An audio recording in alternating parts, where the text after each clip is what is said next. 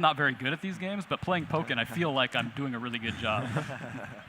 まあちょっと具体的にね、新しいところ、そしてスイッチ版の特性みたいなところはぜひ星野さんの方からお話しいただきたいと思います。So I think we're going to dive into some gameplay, but Mr. Hoshino will really cover some of the differences between the original Poken Tournament and this new Poken Tournament Deluxe version for Nintendo Switch. はい、皆さんこんにちは。バンダイナムコスタジオの星野です。I'm Hoshino from Bandai Namco Studios. はい。そうですね。So I think we're going to dive into some gameplay, but Mr. Hoshino will really cover some of the differences between the original Poken. ポケモンを買いまして全部で21匹のポケモンを使うことができます。So in Poken Tournament Deluxe for the Switch, we actually have some new Pokemon. One of them is brand new called Decidueye, and for a total of 21 playable battles between the original Pokemon. 早く画面を見せよう20分言うと思うので、実際ゲームをプレイしながら皆さんに説明していきたいと思います。So I think everyone's probably eager to see some gameplay, so I think we're going to dive right into it right now. Let's do it, yeah. じゃあ始めましょう。じゃあ、 Alright, let's get started here. と一緒に始めます。I'm going to play against Suzaki here. And one thing I want to mention briefly, really quick, we have different shirts here in the middle, and they all look really great. We got Gengar, Suicune, and Charizard. 皆さんそれぞれゲンガー、スイ君、リザードの T シャツを着てて、すごくかっこいいですね、デザインが。はい、私のフェイバリットポケモンです。I think we're each wearing a favorite Pokemon here. 僕大好きなポケモンです。Yeah, definitely one of my favorite here. はい。Alright, so we're going to jump into some local battles. 画面になります。まずはローカルバトルか。そうですね、ローカルバトルで始めていきたいと So 思い yeah, ま we'll す。 definitely start with the local battle mode. はい、じゃあせっかくですので私ははいジュナイパーを選びましょう。 I'm going to choose the new Pokemon Decidueye. はい、じゃあ私はピカチュウを選びます。And I'll play Pikachu. はい、そしてですねサポートポケモンも新たにニャビーとアシマリこのセットを買いました。 And as you can see on screen here, we've got a new set of support Pokemon in Litten and Popplio here.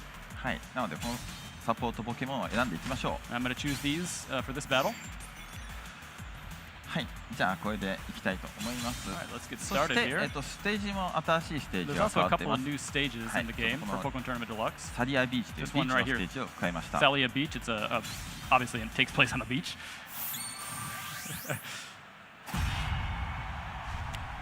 はい、ポッケンというゲームはですね、まずフィールドフェーズとデュエルフェーズという2つのフェーズがあるゲームになっています。 So for people who haven't played before, Poken Tournament actually has two phases in which the fighting takes place. You start out in the field phase, and then there's also another phase called the duel phase. はい、まず最初にですね、自分が一緒に連れていくこのサポートポケモンの選択になりま And す。 at the beginning of the battle, you choose your support Pokemon that'll help you out in battle. はい、今回はですね、スイッチ版なんで押すボタンで決めることもできます。 So you can also choose, press the button to choose these for the switch button. まずフィールドフェーズですが、こうやって自由に動き回ることができま And す。 in the field phase here, you can run around the field, the battlefield, a 360-degree movement. さあ、こうやってある攻撃を当てるとこれでデュエルフェースというモードになりまして、 And by- こうやって左右に動くような従来の格闘ゲームのような画面になります。 And by executing a specific move, you'll leave the field phase and enter what's called the duel phase, which is more of a traditional fighting game, kind of side-by-side view. はい、じゃあジュナイパーならではのこの技ですね。影抜いて技を使うと相手のサポートポケモンを使えなくすることができます。The move I just pulled off there with Decidueye, it actually prevents the opponent. It's kind of a debuff that makes it so they can't use their support Pokemon. また先ほど石原社長からありました通り、ポケモンのこのポッケンというのは簡単にポケモンの技を出すことができます。 And in Poken Tournament, also with Deluxe, it's very easy to execute really cool moves with the simple controls. はい、例えばこのジュナイパーなんですけども、その前とポケモンと A ボタンを押すだけでこんな強力な技を出すことができるんです So ね。 by just pushing the direction forward on the D-pad and also hitting the A button, you're able to execute awesome-looking moves like you just showed on screen. はい、そしてサポートポケモンがゲージが溜まっているので使いましょう。 And then you have a support Pokemon gauge, and once that's filled, you can use the support Pokemon. So I'm going to have Suzaki here use his support はい、 Pokemon to で show は you. 足回りを使います。 I'm going to bring up Popplio. はい、それまで使うとですね、ジャンプ2回できるようになるんですね。 And with Popplio's kind of buff there, you're able to jump twice. We ran out of time, it looks like. タイムがちょっとなかったですね。はい。説明長いんだよ。You're taking too long to explain this. いやでもですね、ちょっとじゃあ本気で戦いたいと言ってみましょう All right, か I ね。think we're going to go into a real match here. No holds bar. 丁寧に行き過ぎたの。はい。 Took too much time to explain it there. 足回りは、2回ジャンプができるようになるので、攻撃のタイミングをずらしたり、着地のタイミングをずらしたり、戦力の幅が広がるようになっています。 So with Popplio's buff that lets you actually double jump, it really changes the strategy because you can kind of adjust your timing when you land on the ground or also when you execute an airborne move. はい、ジュナイパーですね、こうやって空中でこうやってとどまることができるんで、空中からこう攻撃したりとか。And Decidueye, as you can see, it kind of float in the air there to really kind of delay its movement and unleash attacks in the air. さあ、そしてポッケンというゲームですね、このバースト共鳴ゲージが溜まると共鳴バースト状態になることができます。And then as you can see, there's this burst gauge kind of lighting up right here, but there's these there's a synergy system in the Poken tournament game. When it's filled up, you can use a synergy attack. じゃあピカチュウの方で共鳴バーストしてみます。 So I'm going to try doing a synergy burst attack with Pikachu. 一定時間すごいパワーアップすることができます。 And you can really power up Winter in this synergy burst mode. はい、そしてこの最中だけ使える強力なバーストアタックという技がありま You す。 can use this powerful super move called a burst attack. Didn't work out though. なんか防いでいる人がいますけど There's someone blocking here. Not let they show the cool move on screen. はい。足前ですね、足前使って、Populate with the buff attack. はい、こうやってジャンプで相手の攻撃をかわしたりとか、そん Double なこ jump とができた now. りしますね。 Easy to evade the opponent's attacks this way. あ、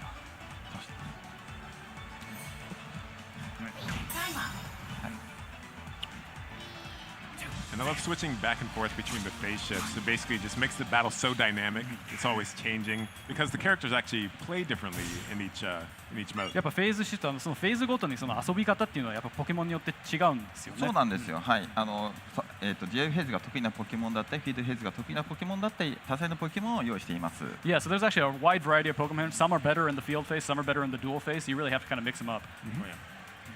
はい。じゃあそうですね。じゃあ第2戦の方に行きますか。 All right, let's move on to the. I guess we'll do a second battle here. あ、私やりましょうか。はいはい。 Actually, for that, じゃあ私と須崎さんで it's going to be a battle between Ishihara and Suzaki. ただですね、今回のスイッチ版はですね、まあここにありますように、一人でこうやって携帯モードでまあプレイすることができる。 For the Switch version, you can play like this. 携帯モード It's です just ね。 the portable mode.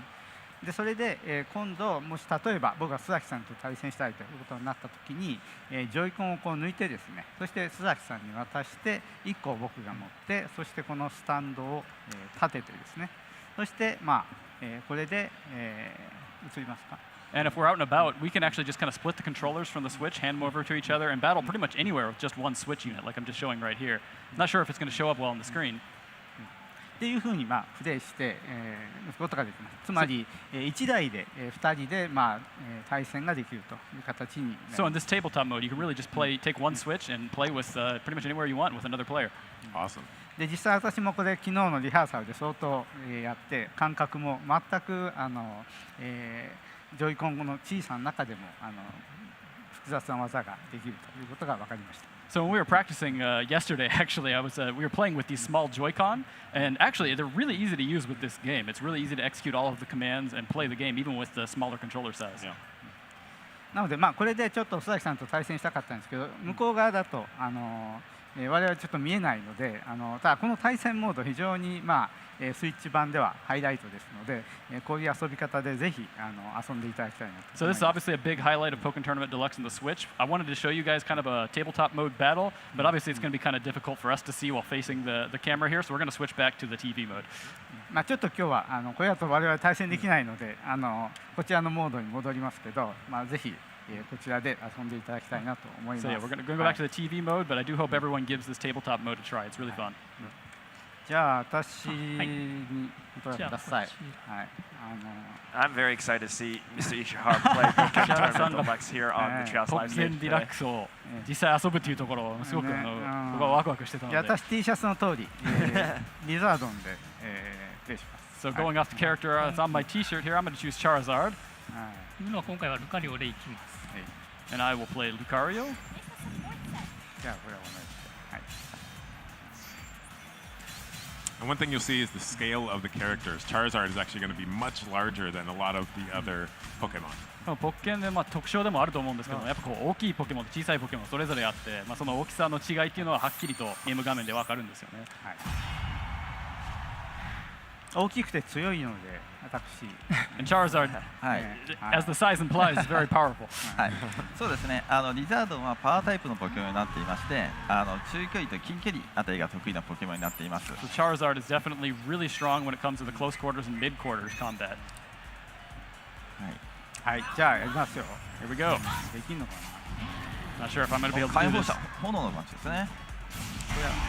Oh, there's fire punch. パンチ。前とポケモン技だけで今の炎パンチ。な。あ、クリアダイブです結ね。構なんかやってる感じがしますね。はい僕地球投げってやってみたいんですけ I'm ど。 trying to execute this seismic 星野さ toss ん、 move. 地球投げってどういうボタンで？上と A ボタンだけですね。上と A。 You はい press up and あ、素晴 A. らしいです There you ね。 go. Oh, good job. 素晴らしい。大ダメージですね。ちょっと That's さっき a の ton も of の damage too. で浮遊しつつ A。がだいぶ Then you can levitate a bit. And press A there. 例えば使うと自分の体力も削ってしまうんで気 You を can つけてくだ execute さい that。flare blitz move, but it also does a little bit damage to the player.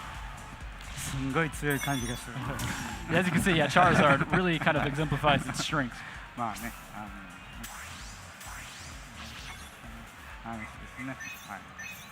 はい、サポートポケモンの選択をして、はい、次のラウンドです Chosen our ね。 support Pokemon going into round 2 here. はい、今回ですね、このスイッチ版なんですけれども、はい、ワイワイバンダイナムコとしてはその60フレームにこだわっています。はい。Yeah, so at Bandai Namco, we're really focused on making it run really smoothly on the Switch version, of course, running at a full 60 frames per second here. はい。 Hello, everyone. Hey, everybody.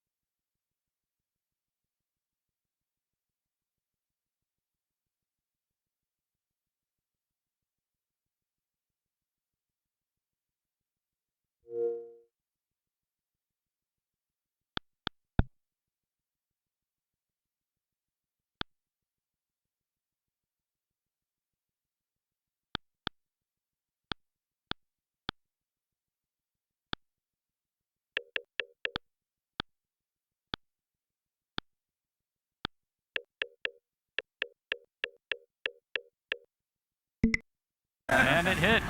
ラストアタック決まるかなこれは。 That might be the end of the match, and there it is.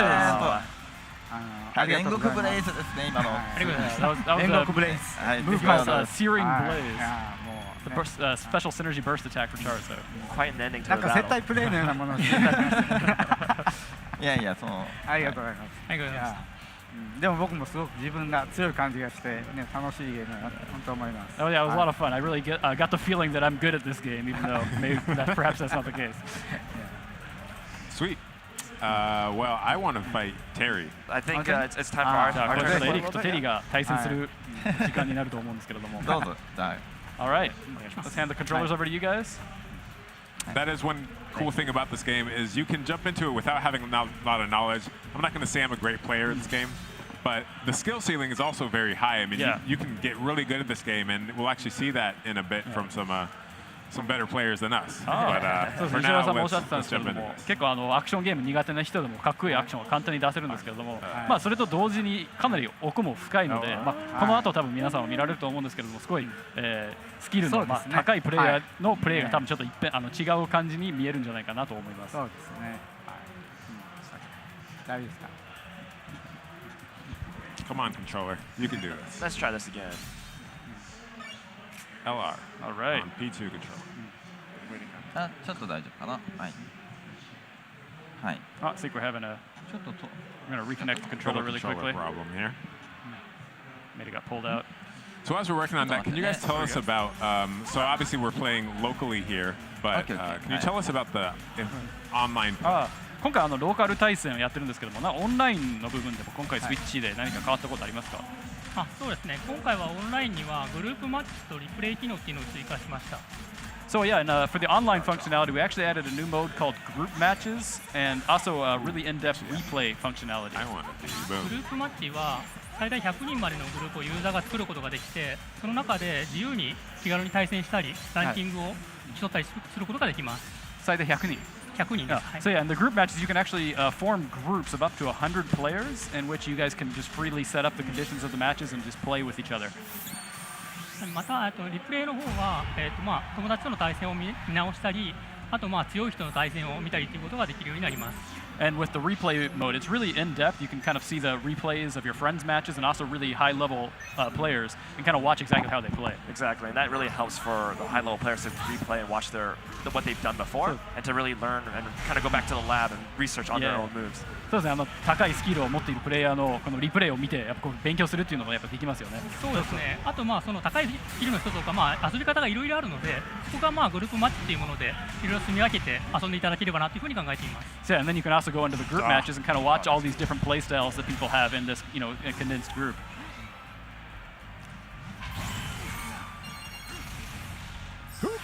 はい。そうですね。スポーツ vs スポーツ。石原さん、このスイッチタイトル、この最初の特権ということについて、どうでしょうかね。So, Mr. Ishihara, I just want to ask you, how do you feel having Poken Tournament Deluxe be the first Pokemon game on the Switch? ポッケンってそもそも言い出しっぺが私だったんですよね。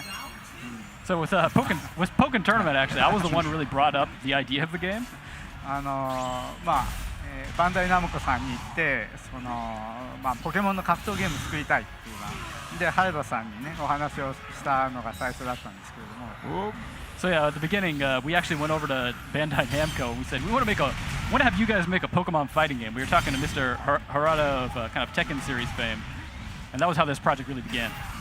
そしたらバンダイナムコの中で最もポケモンに詳しい人間が出てきたんですよ。And then, after we had that discussion, there was a person at Bandai Namco who just knows about Pokemon really better than anyone. それが星野さんです。And that's Mr. Hoshino right here. 星野さんはね、ポケモンのあらゆるゲームに精通してるんですね。And Mr. Hoshino, and it really isn't just for this fighting game, but he knows everything about pretty much all of the Pokemon games. だからカードゲームももちろんそうですし、もちろんビデオゲームもそ So う he です。 plays all the video games, the trading card game. He's very good at all of 何で that. も私より詳しい。So he probably knows more about Pokemon than even I do. ポケモン GO もコイキングもですね。And also, ポケモン GO は今レベルいくつでしたっけ？レベル今34なんですけど。level 34 in Pokemon Go. I have to play Jump Magikarp. Magikarp Jump. マジカープジャンプってね、跳ねろコイキングね。私ランクは52まで行っていて、でみんながすごいすごいって自慢してたんですけど、で星野さんにランク聞いたら今いくつでしたっけ？今120代目ですね。もうね、ちょっとね、あなたバカですかっていうぐらいちょっとやり込んでる。So especially with Magikarp Jump, I mean, I was level 50 and I was kind of bragging about how high I got. But I asked Mr. Hoshino, like, oh, so how are you doing in the game?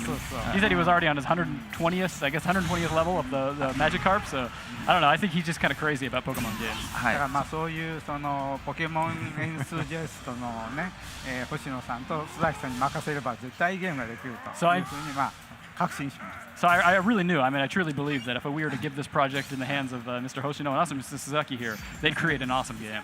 はい、私のポケモン愛はですね、ここにいるディレクターの須崎によって、このゲームに落とし込んでもらった形になります。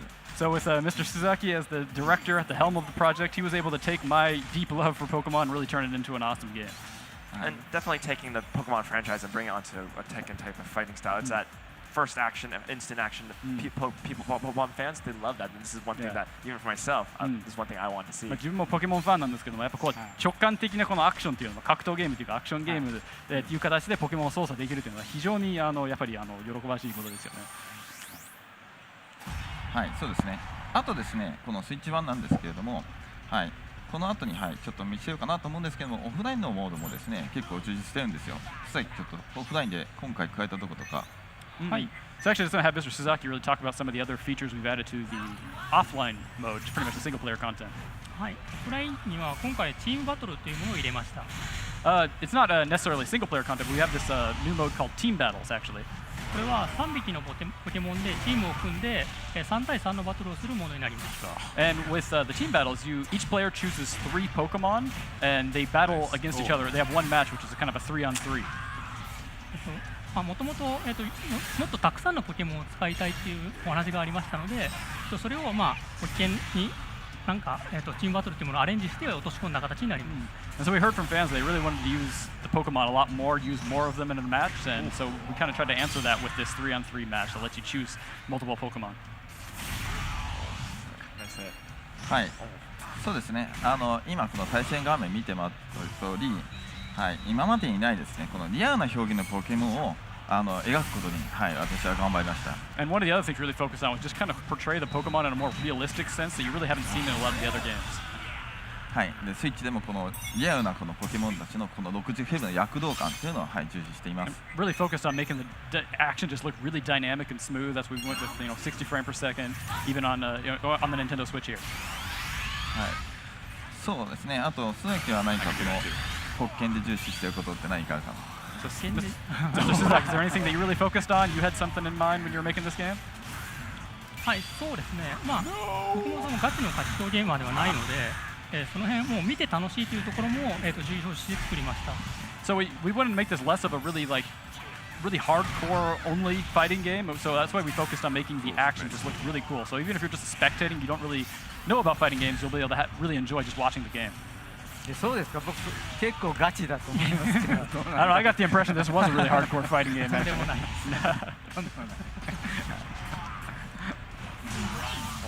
はい、ガブリアスが勝ちましたね。はい、今ここ選んでもらってるステージなんですけれども、はい、ここレジルーインっていうステージになりまして、はい、レジシリーズです。レジギガス、レジアイス。So this actually we're just in a new stage here. It's called the Regi Ruins.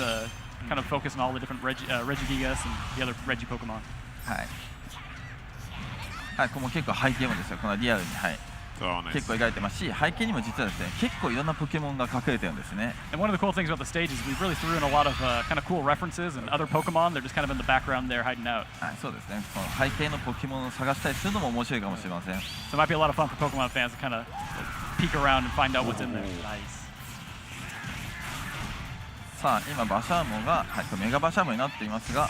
So Blaziken just actually evolved into a Mega Evolution. はい。この2人うまいですね、実は。You guys are good. We're trying our best. 頑張ってます。なんか司会者の役割果たしてないんです。Not really talking too much, even though you're in season this quarter. We're in a heat of battle. もうちょっとバトルに集中してます。はい。お、素晴らしいですね。はい。Terry's win. That was my win. Awesome. はい、じゃあそうですね。今須崎が説明したチームバトルやってみましょうか。We want to give that team battle 3-on-3 mode that Mr. Suzaki just explained a try.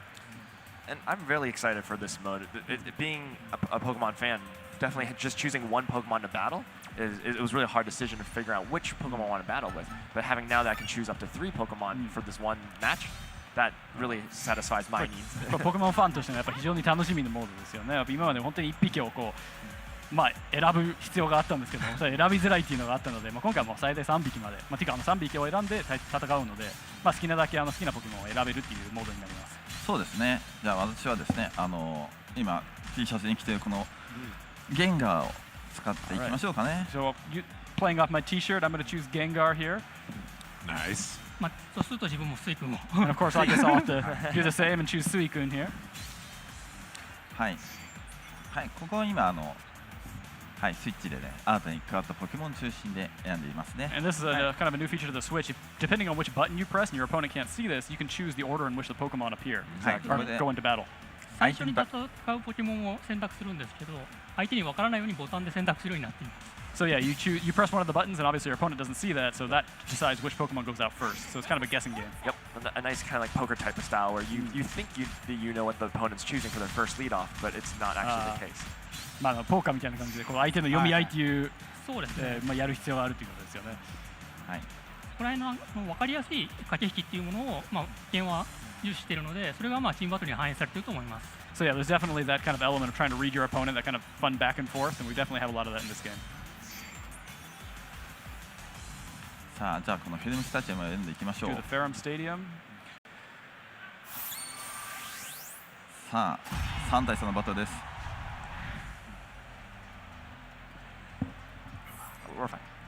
はい、ここで初めてどのポケモンを最初に選んだかが分かります。はい。はい、ゲンガーって言いましたけど、最初先発はですね、ダークライを選びました。Okay, you chose Darkrai as my first here. はい。はい、これはですね、ガチで対戦していきますのでよろしくお願いしますね。All right, so this is actually going to be a real serious battle, so we're going to focus on this. すごい楽しみだね。はい。 Looking forward to it. ダークライですね、いろんな、はい設置をしていく形で分身をこうやって設置していって攻撃していく、そんな感じです。 So as you can see with Darkrai, you can actually kind of split and set one of your kind of shadows in the stage, and then just attack from there. Really unique fighting style. あ、いたたたた。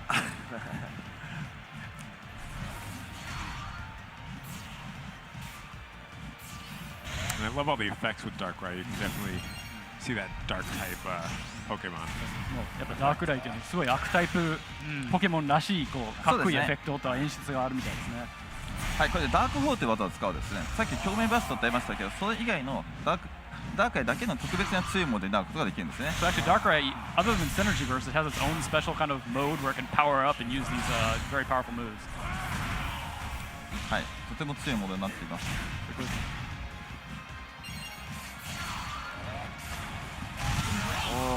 とても強いモードだったんですけど負けてしまいました。Powered up and I was really strong, but I still lost. ガチになってます。そして負けるとですね、自分の次のポケモンを選ぶことができますね。And then once you've lost, you get to again choose the next Pokemon that goes out. はい、じゃあ次は私のフェイバリットポケモンでいこうかな。I'll use my favorite Pokemon here. さあ、ここで応援が発動して、さあ、ラウンド2です。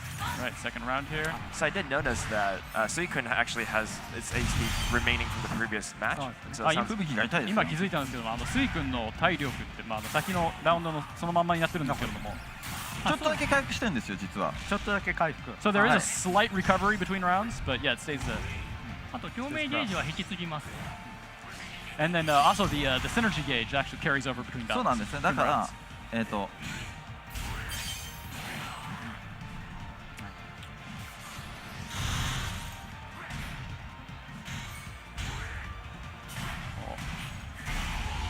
ちょっとこれは厳しい状態になってきました。I'm getting beaten pretty badly here. Let's go Gengar. Let's go Gengar. 頑張れ。ちょっとですね、これゲンガー表面ゲージを、はい、got my synergy gauge up with Gengar here. はい、じゃあ次行きましょうか。All right, now in the next round. はい、どんどん行きましょう。次のポケモンを選ぶのもこのラウンド間でできるというところが、チームバトルとしては新しいのかなと思います。And as you can see, the button prompts there. That's one of the unique traits of the team battle. You're able to choose the next Pokemon that comes out without your opponent knowing. ゲージの状況とか相手のポケモンを選べて、選ぶことができます。So yeah, you kind of just maybe look at what your opponent still has, how much HP they have, what their synergy gauge is like, and then you kind of choose which Pokemon you bring out based on that. Right, because some Pokemon might be more effective against others, so you need to make sure you're choosing tactically. そうですね。ポケモンの相性というかその強い弱いっていうのは多分あると思うので、そういう戦略を考えながらという感じで選んでいくんですよね。そうですね。はい。That's correct. Yeah. All right. So it looks like we got one of the newer Pokemon for Nintendo, the Poken Tournament Switch. 今回新たに加わったポケモンですよね。出てきたのが。はい、グレッグですね。グレグルってサポートポケモンじゃなかったっけ？ Krogan. I thought Krogan was a support Pokemon before. 出世したのかな？ I guess it definitely got promoted from a support Pokemon here. 結構こうやって逃げ回ることができる。Think about Krogan because it can really evade the opponent easily, run around. The Krogan is tiny. すごく小さいのでやっぱこう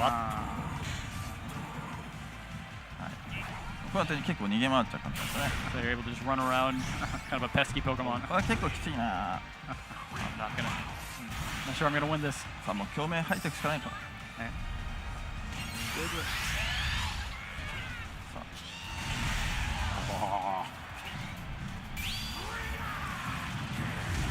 Well, ゲンガーのバーストアタックです。This is Gengar synergy burst attack. Wow. That's awesome. すごくかっこいいですね。さあこれで自分がリードしましたね。Alright, now I'm in the lead here. はい、最後はエンペルトでいき I'm ま going す。 to come out with Empoleon. はい、エンペルトはですね、ポケモン技が、ポケモン技からポケモン技につながる強力なポケモンになっています。はい、何技かですか？ポケモン技からポケモン技につながるっていう感じですね。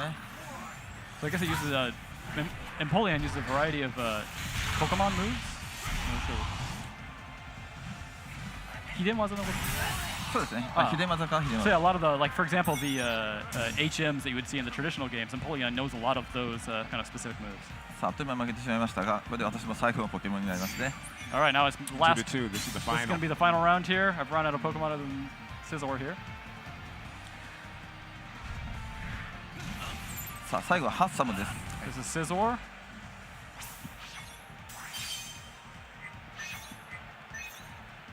ハッサムは追撃の舞という技を使って追撃を溜めていく感じになりますね。 So Scizor can use a move called Sword Dance, where it actually stores up these swords behind it. As you can see that. It's amazing. So many inventive moves and kind of styles of play with each different Pokemon. そうやっぱポケモンごとに本当に遊び方が全然違うという印象がありますね。そうなんですね。 Yeah, that's definitely true. さあ、これで All right. 結構リードした。 Oh, I'm in the lead, but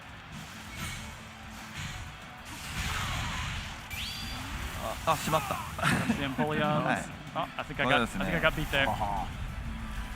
エンペルトの強めバストアタックはですね、掴み攻撃になってるんでガードしてても、あ So the thing about Empoleon's synergy burst attack is that it's actually a grab move, so if you're blocking, it'll land anyway. ちょっと自分まだ溜まってないからな。溜まりましたね Nice。synergy gauges. Oh, no, my synergy gauge is full.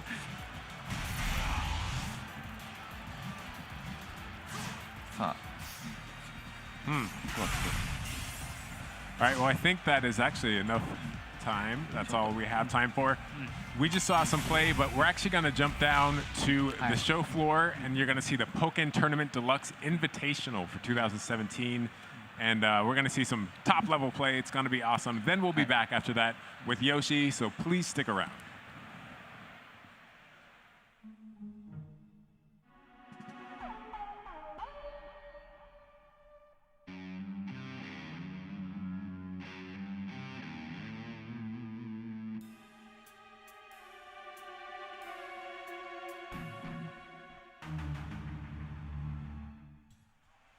So it's always going to be YouTuber versus YouTuber, and All right, we'll say personality Good morning from E3 and welcome to the 2017 Poken Tournament Deluxe Invitational. We've got a packed house here, excited to see 8 YouTube and Twitch personalities battle it out in a 4-team Waseda-style format as we get set to see some of the new features in Poken Tournament Deluxe. Welcome in, I'm Jordan Kent alongside with our 2 analysts, Vicky, Kitty, and D1. And Vicky, as we get set to see these core gameplay mechanics that our Twitch personalities obviously have mastered, but our YouTube personalities might try to grasp, what are they focusing in on? so what you want to focus on are the different phases of the game. For those of you who are starting out for Poken Tournament, please be aware what field phase and duel phase is. As we see our contestants battle out for Poken Tournament Deluxe, you guys will see the different changes and how the battling will continue between field phase and duel phase. And D1, there are some differences in this version, obviously. There's a reason why you call it Deluxe. What are we expected to see from the Poken Tournament edition that we were familiar with on Wii U? What are the differences with this Deluxe edition? True, there are definitely a lot of people thinking, why should I pick up the Switch version of the game if it came out on Wii U? Well, let me tell you something. There's Krogunk, Darkrai, Scizor, and Empoleon. Characters that were available in arcade in Japan are now finally coming stateside. And not only that, we also have the Decidueye. Also, there's split screen mode, which allows people to be able to play locally at home. And not only split screen, but you could also have 2-player on one screen playing. So 1 character in the foreground and 1 in the background duking it out. And the last thing I wanted to mention is that we also have 2 new support Pokemon with Litten and Popplio. Lots of exciting new things in this Poken Tournament Deluxe edition that are 4 teams and 8 competitors will be taking place in. And Vicky, you look at sort of how to understand some of the core mechanics, as we mentioned, and sort of being able to not only master and control your Pokemon, but then read and react to what the other opponent is doing. Right, so how the game normally works with mechanic-wise is a rock, paper, scissors game. You want to always be one step ahead of your opponent and understand what beats what. So, you know, you always have to be one step ahead and understand if you do manage to win that trade, you do manage to get a lot out of it, like a critical that deals extra damage. Let's take a look at our bracket and take you through a tour of some of the action we'll be going on this morning. Match 1, you're going to see, here's how things break down. Best 2 out of 3 rounds, that's going to win you a game. Best 2 out of 3 games, that's going to win you a match, which means you can advance in the bracket. You see the matchups here. We'll have the YouTube personalities battle it out first, then the Twitch personalities. If there is a 3rd game necessary to decide a match, then you will have the winner from the YouTube personalities taking on the winner of the Twitch personalities to see who advances in the match. So it's very exciting. And D1, to see, obviously, these Twitch personalities, very, very seasoned at this game particularly, against these YouTube personalities that they're still trying to grasp maybe some of the fundamentals here. Oh, indeed. And let's not even forget about some of the pros that we have here as well, teaming up with these Twitch and YouTube personalities. It's going to be really interesting seeing how they face off, because some of the pros that we have in-house come from different fighting game communities. So I think we're going to see some really interesting things here today. We're ready for our first match, so please welcome to the stage Matt Pat from Game Theory and his wife Stephanie Patrick as they get set to take center stage in our first matchup of the morning. Please give them a warm round of applause. And now it's interesting because we have the husband-wife duo going up. After they go on, our Twitch personalities, Ken and Alistair, will then battle it out. And as we mentioned, if it's necessary, a 3rd game, you have the winner from the YouTube personalities taking on the winner of the Twitch personalities. As we said, Stephanie Patrick, wife of Matt Pat. Throwing them in the fire right off the bat here, Vicky. I just hope whoever loses gets to compensate and do the dishes later that night, because there are going to be some hands being thrown. In D1, these YouTube personalities, they're going to select their character prior to the match, and so they're obviously going to know who's going with who. But when you look at getting a chance to get familiarized with this, what are some of those core things that people that are first getting introduced to this really need to learn to grasp? When it comes to a Pokken tournament, first and foremost, not only do you have to understand what kind of character you're going into, but the support Pokemon that can help also complement your character. Depending on which support Pokemon you're using, you can actually have the upper hand in a match that maybe wasn't in your favor at first. When you talk about the support Pokemon, there's offensive and defensive types of support Pokemon. How interesting is it that a lot of these fighters will try to find that support Pokemon that either contrasts their playstyle or supports it? Oh, indeed. There's some Pokemon that actually allow players that are really into rushdown find a way to get through projectile zoners, while other Pokemon can actually just clear a path for those people that maybe get pressured way too much. And here we already have it. Scizor, one of my favorite Pokemon, taking the stage. 2 of the new Pokemon you can catch in Pokken Tournament Deluxe on Switch as that comes out. Matt Pat versus Stephanie Pat. Scizor versus Empoleon. Let's get this started off in field phase right now. Scizor gonna unleash a couple projectiles right here, get some damage on Empoleon. Meanwhile, Empoleon doing a fine job of blocking Vicky, and being able to master that block is critical. It is very critical, and as we saw right there already, a phase change. This is where you're gonna see the most damage being done. This is dual phase. You wanna rack up as much damage as possible, and immediately with another phase shift right there, Matt Pat as Empoleon putting some pressure on Stephanie Pat, who is going to be Scizor.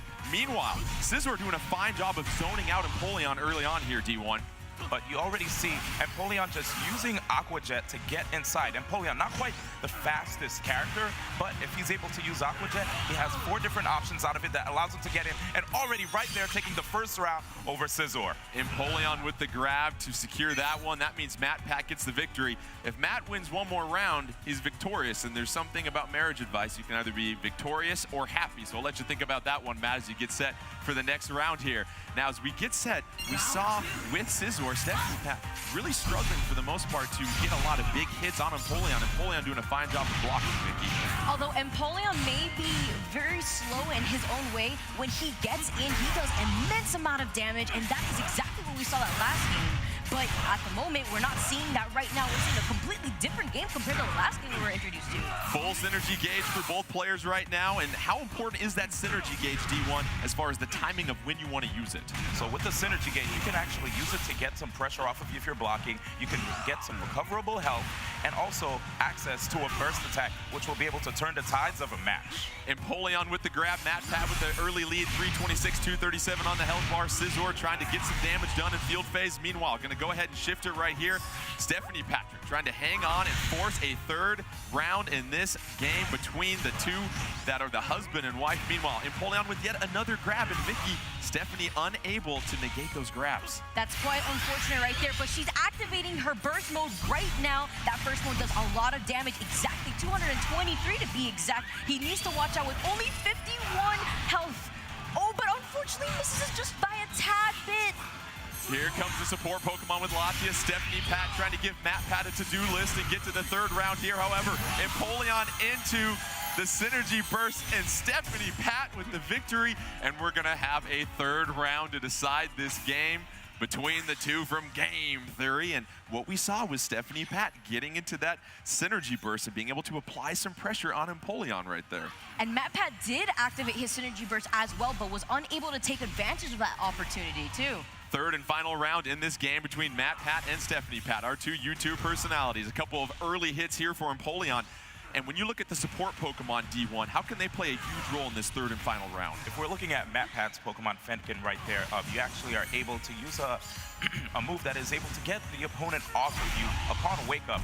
And now looking at Stephanie Patrick with the Latias, if I'm not mistaken, you're able to close in the Pokemon, making it really difficult for them to move around. So here it is, Scizor already having a tough time trying to zone. As you can see, Empoleon is always getting inside, using Scizor using the Swords Dance, which is great for actually making it difficult for your opponents to get inside. But as you can see, it covers the sides better than the front. Huge advantage right now for MatPat as Empoleon enters synergy gauge. This could be enough to close the match here. However, Scizor not ready to give it up. Gets it knocked back into that support Pokemon right there. And now it's close. Stephanie Pat with the light advantage, but no! MatPat gonna go ahead and get the victory over Stephanie Pat. Impressive performance by Empoleon, and we saw Scizor, Stephanie Pat, try to get some damage late in that one, try to turn things around, but what we saw from Empoleon and MatPat the entire time, able to sort of stay in that mid-zone area and keep Scizor nice and uncomfortable. That is where Empoleon does the most damage, actually. We did mention that earlier, and what we also saw right at the end there, how the support Pokemon was able to help Stephanie follow up with more attacks and keep that distance, but unfortunately, it just was not enough. And you look at two Pokemon in Scizor and Empoleon here, D1, two Pokemon that typically specialize in that rush down type of play, where you really want to get up in the opponent's face and apply some pressure, but we saw Empoleon able to keep Scizor at bay, and that's what made it difficult.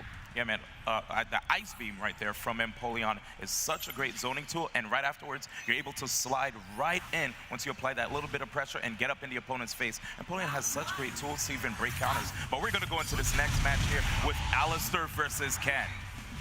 Alistair going with Mewtwo, Ken going with Scizor early in this one. Scizor getting the attack here on Mewtwo, applying some early pressure. Mewtwo, however, able to knock back Scizor. An early advantage right now for Alistair. The nice combo up against the wall, going to knock Scizor back. And you look at the type of player Mewtwo is. Mewtwo, once again, kind of one of those all-around players, D1. Yeah, Mewtwo definitely one of the strongest characters in the game. Has great zoning tool, and that Hyper Beam dishes out a lot of damage. And another thing to look at is both of these players have the same assist support Pokemon right there with Litten. Litten, if your HP is rather low, you're actually able to dish out more damage. It is a projectile. And right there, first game going to Alistair getting the victory right there with Mewtwo. Very impressive. And listen, if you don't have a Master Ball against Mewtwo, it's going to be really tough sometimes. So very impressive performance right there.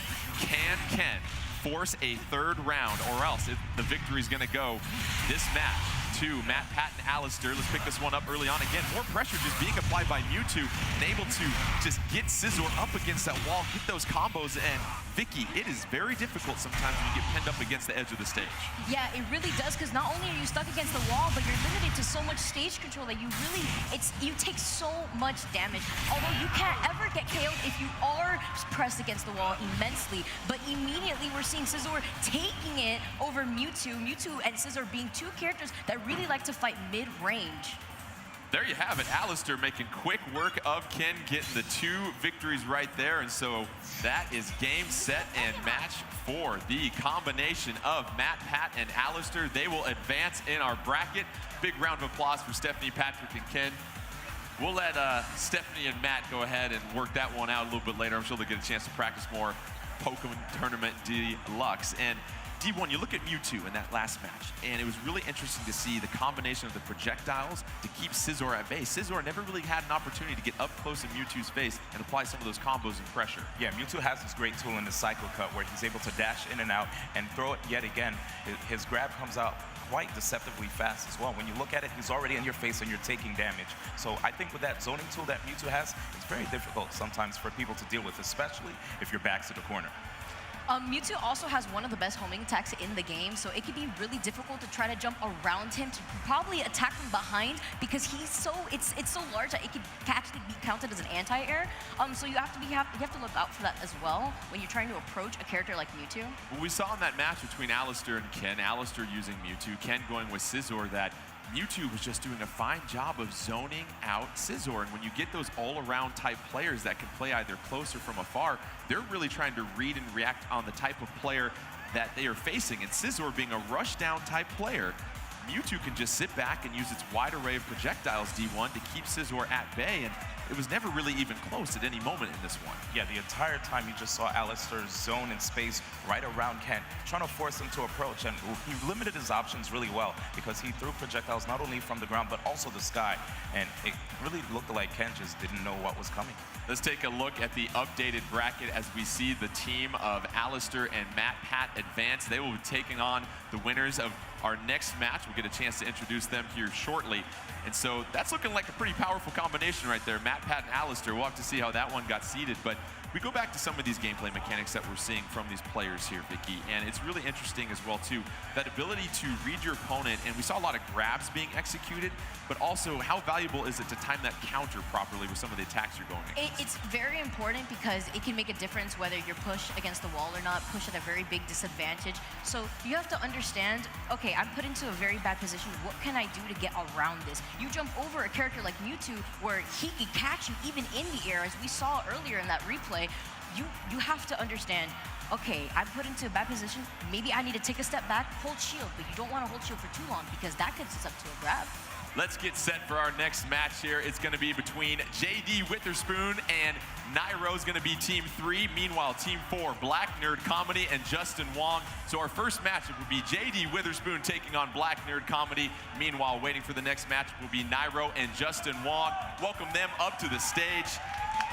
And this is going to be exciting here, D1. We've got, obviously, some very seasoned fighting players here that have done a fantastic job here. They have got some very good proficiency with Poken Tournament Deluxe. However, our YouTube personalities, we saw in the situation of Matt, Pat, and Stephanie, Patrick, as each round was advancing, they were almost picking up more of the mechanics of this game. Oh, indeed. You can tell that when it comes to Poken Tournament, it is easy to pick up, but as far as mastering it, that's the hard part. Certainly is, and there's a lot of mechanics, and I had a chance to chat with Alistair prior to this, and he was talking about the importance of being able to do that counter attack dash cancel. A lot of times when you get a Pokemon like Scizor that's getting zoned out by Mewtwo, how do you use that counter attack dash cancel to sometimes bait your opponent into getting them into a position where you can take advantage of them? So as long as you know your opponent isn't using a move that is able to pierce the counter attack, you're able to build synergy, which is your meter that allows you to gain burst, and also you get an opportunity. You don't take any damage when you go into the counter attack, and if you go for the dash cancel, you have quick access to any of your options in neutral after making sure to basically absorb the attack. You also close in a lot of space when you counterattack dash cancel, so you're applying a lot more pressure and taking more stage control against the opponent as well. We're seeing a lot of these new Pokemon that you will get introduced to in Poken Tournament Deluxe being used right now. Right now we're going to have a matchup of Darkrai and Krogunk, and Darkrai, one of those Pokemon, D1, that's going to be a zoner. Meanwhile, Krogunk, more so all around, so this is going to be interesting to see the playstyle that Krogunk's going to do, because you know Darkrai's going to want to keep Krogunk at bay.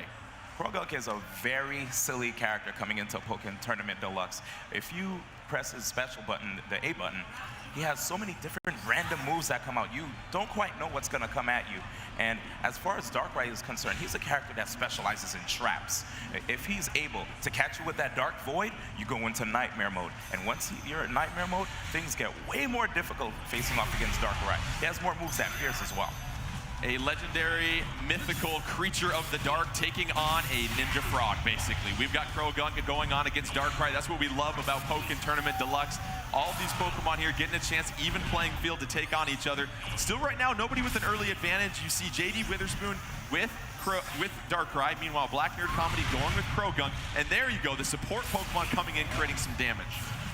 Krogunk actually trying to find his way in. As D1 did mention earlier, this character is a very RNG. If you hold his A button, he could get positive stats or negative stats. That would be terrible for him to get that negative stat around the end when it would really make a difference within the match. Oh, we see JD Witherspoon, though, getting knocked back by Black Nerd Comedy and Krogunk, however, able to respond right there. Has that full synergy gauge. It's getting filled right there. However, has the support of Reshiram ready to go whenever he wants, D1. Oh, absolutely. Reshiram dishes out a decent amount of damage. And right there, you already see Darkrai just having a tough time dealing with this Krogunk. You know, the Krogunk already activating burst mode. What's going to happen here?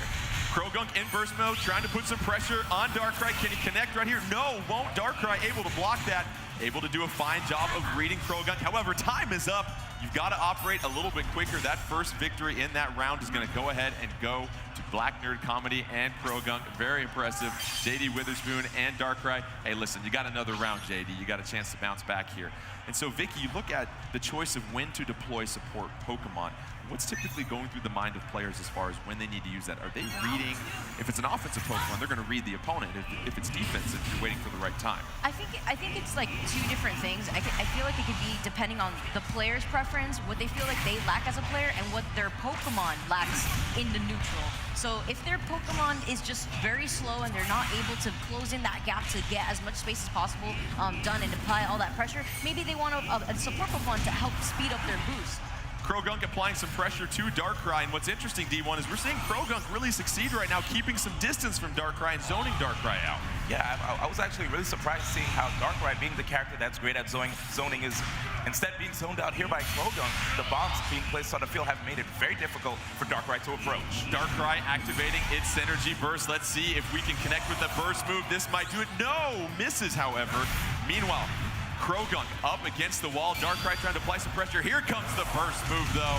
And this is going to be fantastic. What do we have here? We have the Infinite Eclipse dishing out 198 damage. This should possibly be the end. You can sit back and watch the credits roll right there as JD Witherspoon and Darkrai bounce back to take the next round and force a third round between our two YouTube personalities, D1. Oh, and right now we actually have Black Nerd Comedy and JD Witherspoon talking smack, pointing heads behind the monitor. Wow. Wow. I like it. No love lost between these two as we get to our third and final round. Let's pick things up early on here. Krogunk getting some pressure on Darkrai, trying to zone Darkrai out, getting up close in the face of Darkrai now. And you see getting knocked back right there. You can't hold that shield and that block forever.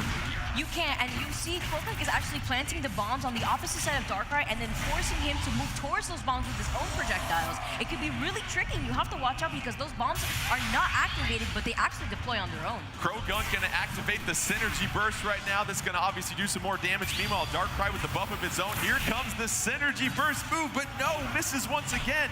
And that is huge for Darkrai because Darkrai having a chance to build a Synergy Burst and also has that Cresselia as the support Pokemon ready to go and going to deploy it right now, D1. Already getting that recoverable health back. Look at that, 408, looking quite healthy.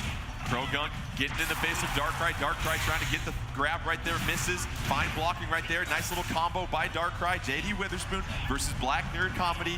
The best of three right here comes down to this. Meanwhile, Krogunk getting a major hit, doing some nice damage on Darkrai right there, Vicky.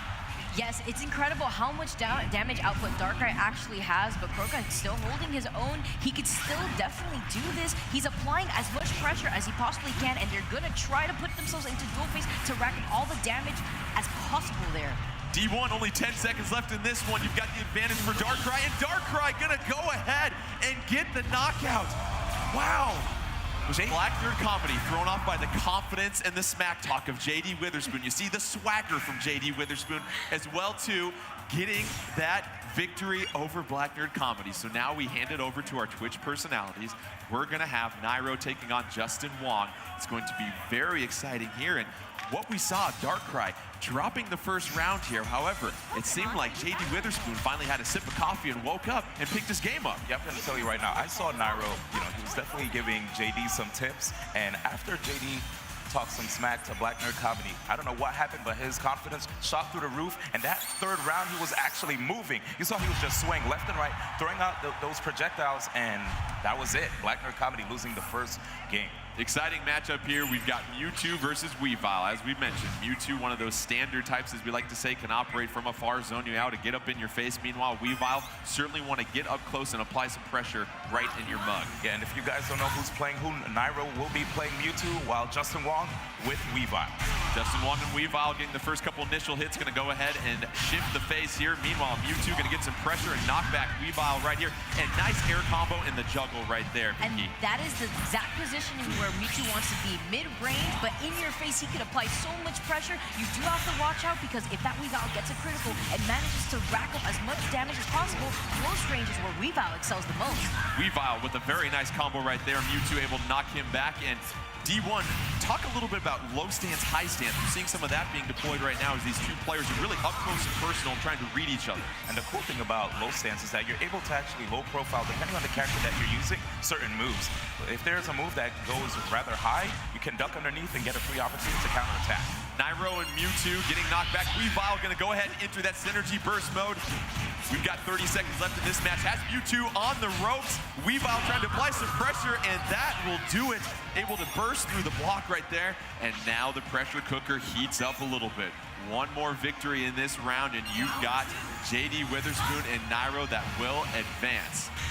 And something to keep into consideration at the very end there, when Weavile was using their burst mode, burst for Weavile was actually a short-range counter, so if Mewtwo would have thrown an attack, that burst could have immediately activated and gone through that counter, just like he does for every other burst. Absolutely right. Right now, both fighters in each other's face, applying some pressure. Mewtwo with a nice grab, going to do some damage right there. Early advantage Mewtwo, 57 seconds left, plenty of time. Still going to go ahead and try to push Weavile up against the edge of the stage here and just doing a fine job of pinning Weavile back. And look at all that damage Nairo was able to apply, D1. And not only all that amazing damage that Nairo could apply, but you have to be afraid, because right now, going into the third round, we have Justin Wong with full burst. Justin Wong with full burst. Nairo, meanwhile, with Mewtwo, able to get the victory on Weavile. So let's go to our third and final round to decide this game. Very exciting right here. Meanwhile, Mewtwo going to go ahead, try to get the aerial on Weavile. Misses right there, but how about the juggle right here, D1? Nairo is actually on a tear, opening up with that Hyper Beam and also getting a combo into the Fire Punch, Ice Punch, and Thunder Punch. How is Justin Wong going to be able to bring it back? Nairo, Justin Wong coming down to the end here in this round, a third and final one, victory for each one of them. Mewtwo once again applying the pressure on Weavile. This side strike, okay, Justin Wong, 71 health left. This is impressive play right here from Nairo. And Nairo using Cresselia to get some of that health back. Meanwhile, burst mode activated for Weavile and Justin Wong. You've got to lay it all out on the line at this point, getting some pressure and some support from the support Pokemon. Here comes the burst move, but no, gonna be blocked by Nairo. Nairo counters with that juggle up against the wall here, Vic. And all that pressure against the wall, will Nairo take it right here? Only 0 health, and Nairo takes it over Justin Wong. From the brink. Very impressive.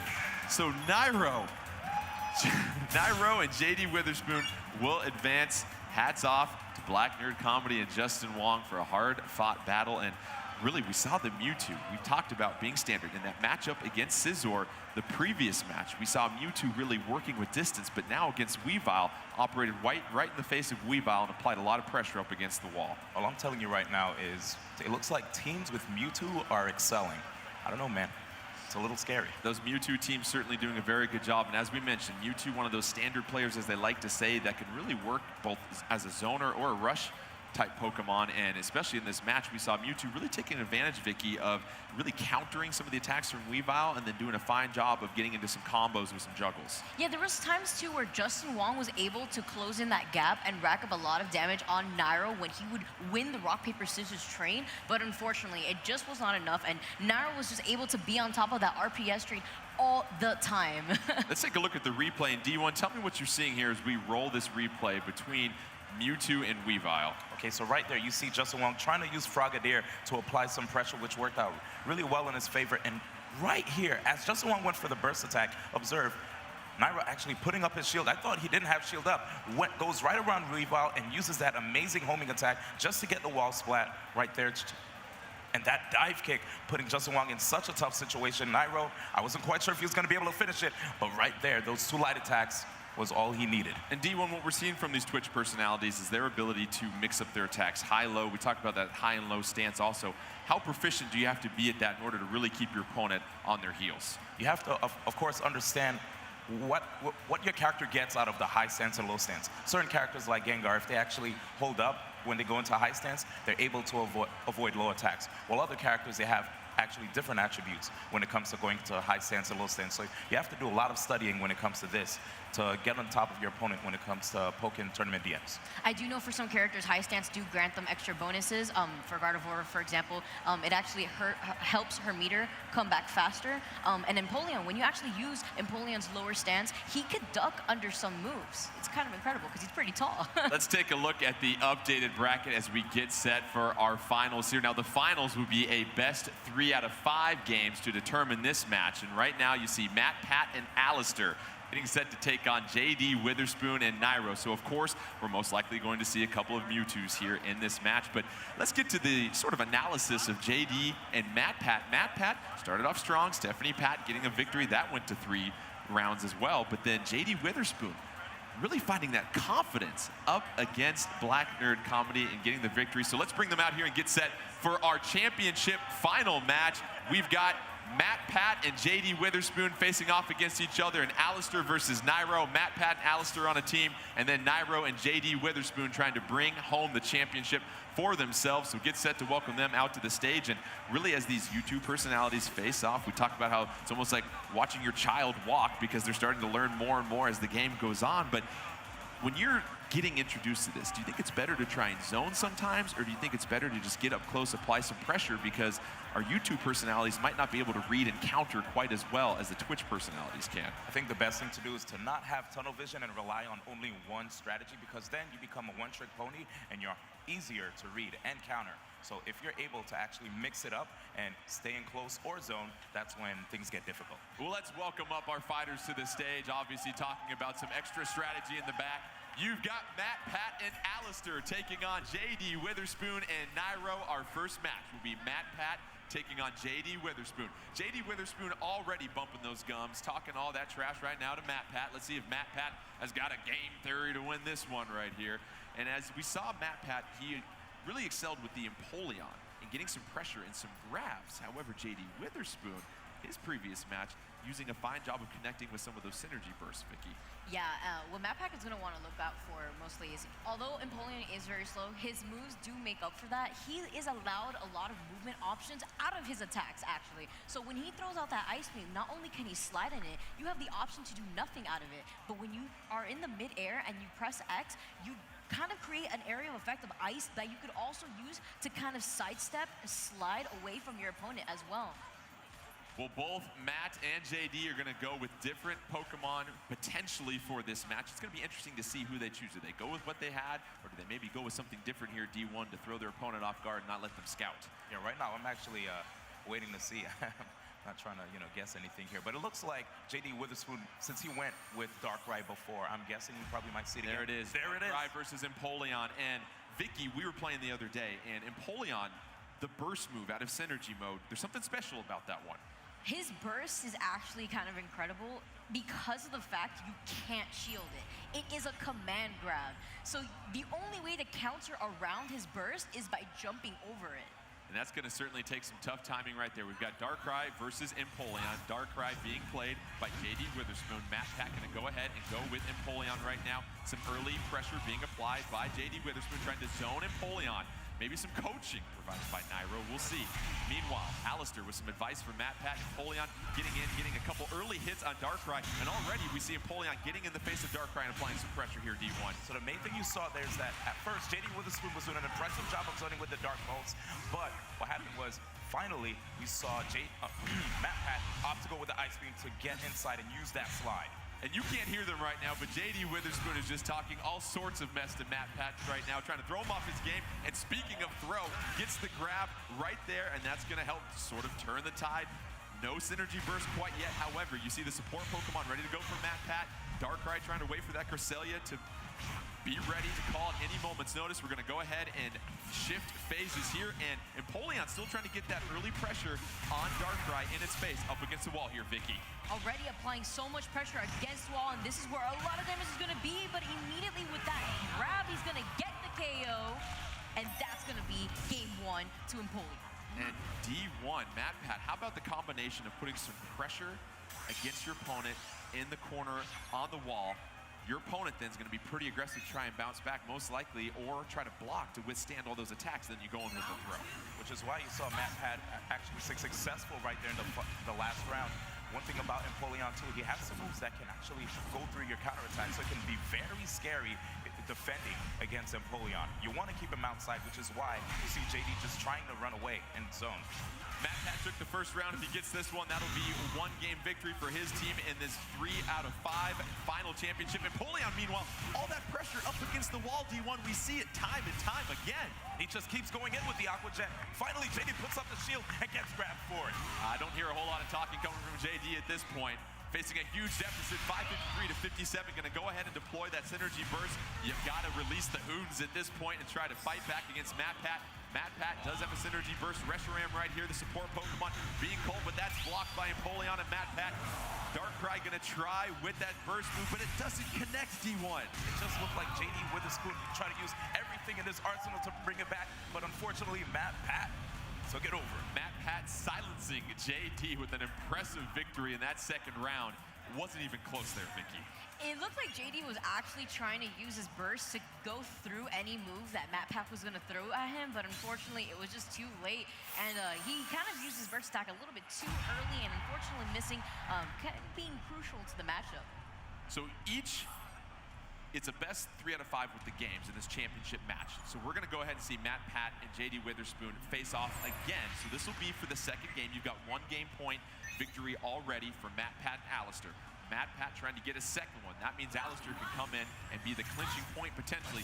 Let's see if JD Witherspoon learned anything from that last matchup. We saw Empoleon D1 really apply a lot of pressure in the face of Darkrai, not where Darkrai really wants to operate, and found himself pinned up against that wall for most of the match. Yep, again, we see JD Witherspoon trying his best zone, but once Empoleon gets inside, it looks like all that little chip damage that he was able to get doesn't quite matter, so he's going to have to do a better job of keeping that wall up. And that grab was negated by Empoleon, and once again, just going to work the combo and the pressure up against the wall. However, Darkrai able to counter that right there, and finally getting some relief here, D1. I actually like the fact that he was attacking more instead of trying to throw the projectile, but here it is, Empoleon striking back with that Ice Beam.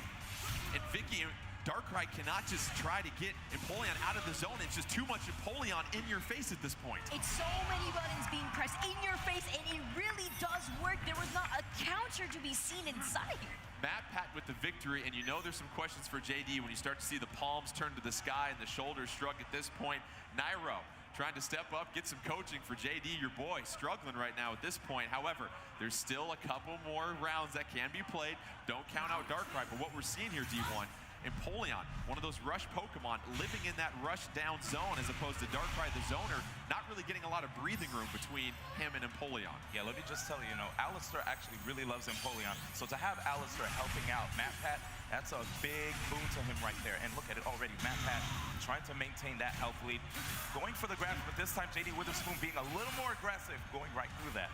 That was really smart of JD, actually, recognizing that he wanted to go for the grab when he held shield just slightly longer than he should have, and he immediately threw an attack to counter that.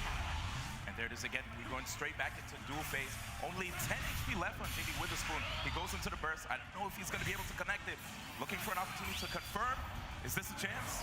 Darkrai with that burst move in. Yes, going to grab Empoleon. This is going to do a lot of damage here, D1. Yes, 198 to be exact. And here is the infinite Eclipse. However, MatPat and Empoleon still with a sizable lead, 254 to 42.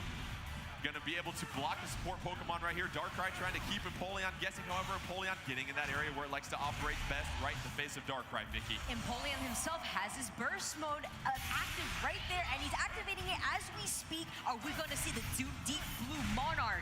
That does a lot of damage, and right now with such a close game, it may be... Oh, JD Witherspoon and Darkrai! Don't say goodnight yet! And here comes the talking once again, turning off the mute button once he finally wins another round here.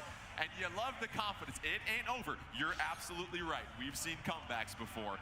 Meanwhile, MatPat still pretty confident. That was one that, you had such a sizable lead right there, D1. Do you think MatPat got maybe a little too defensive and didn't try to go on the offensive to close this one out? He got a little bit too comfortable there. He said, you know what, I'm going to probably sit on my win, right, and just wait for my opponent to basically defeat himself.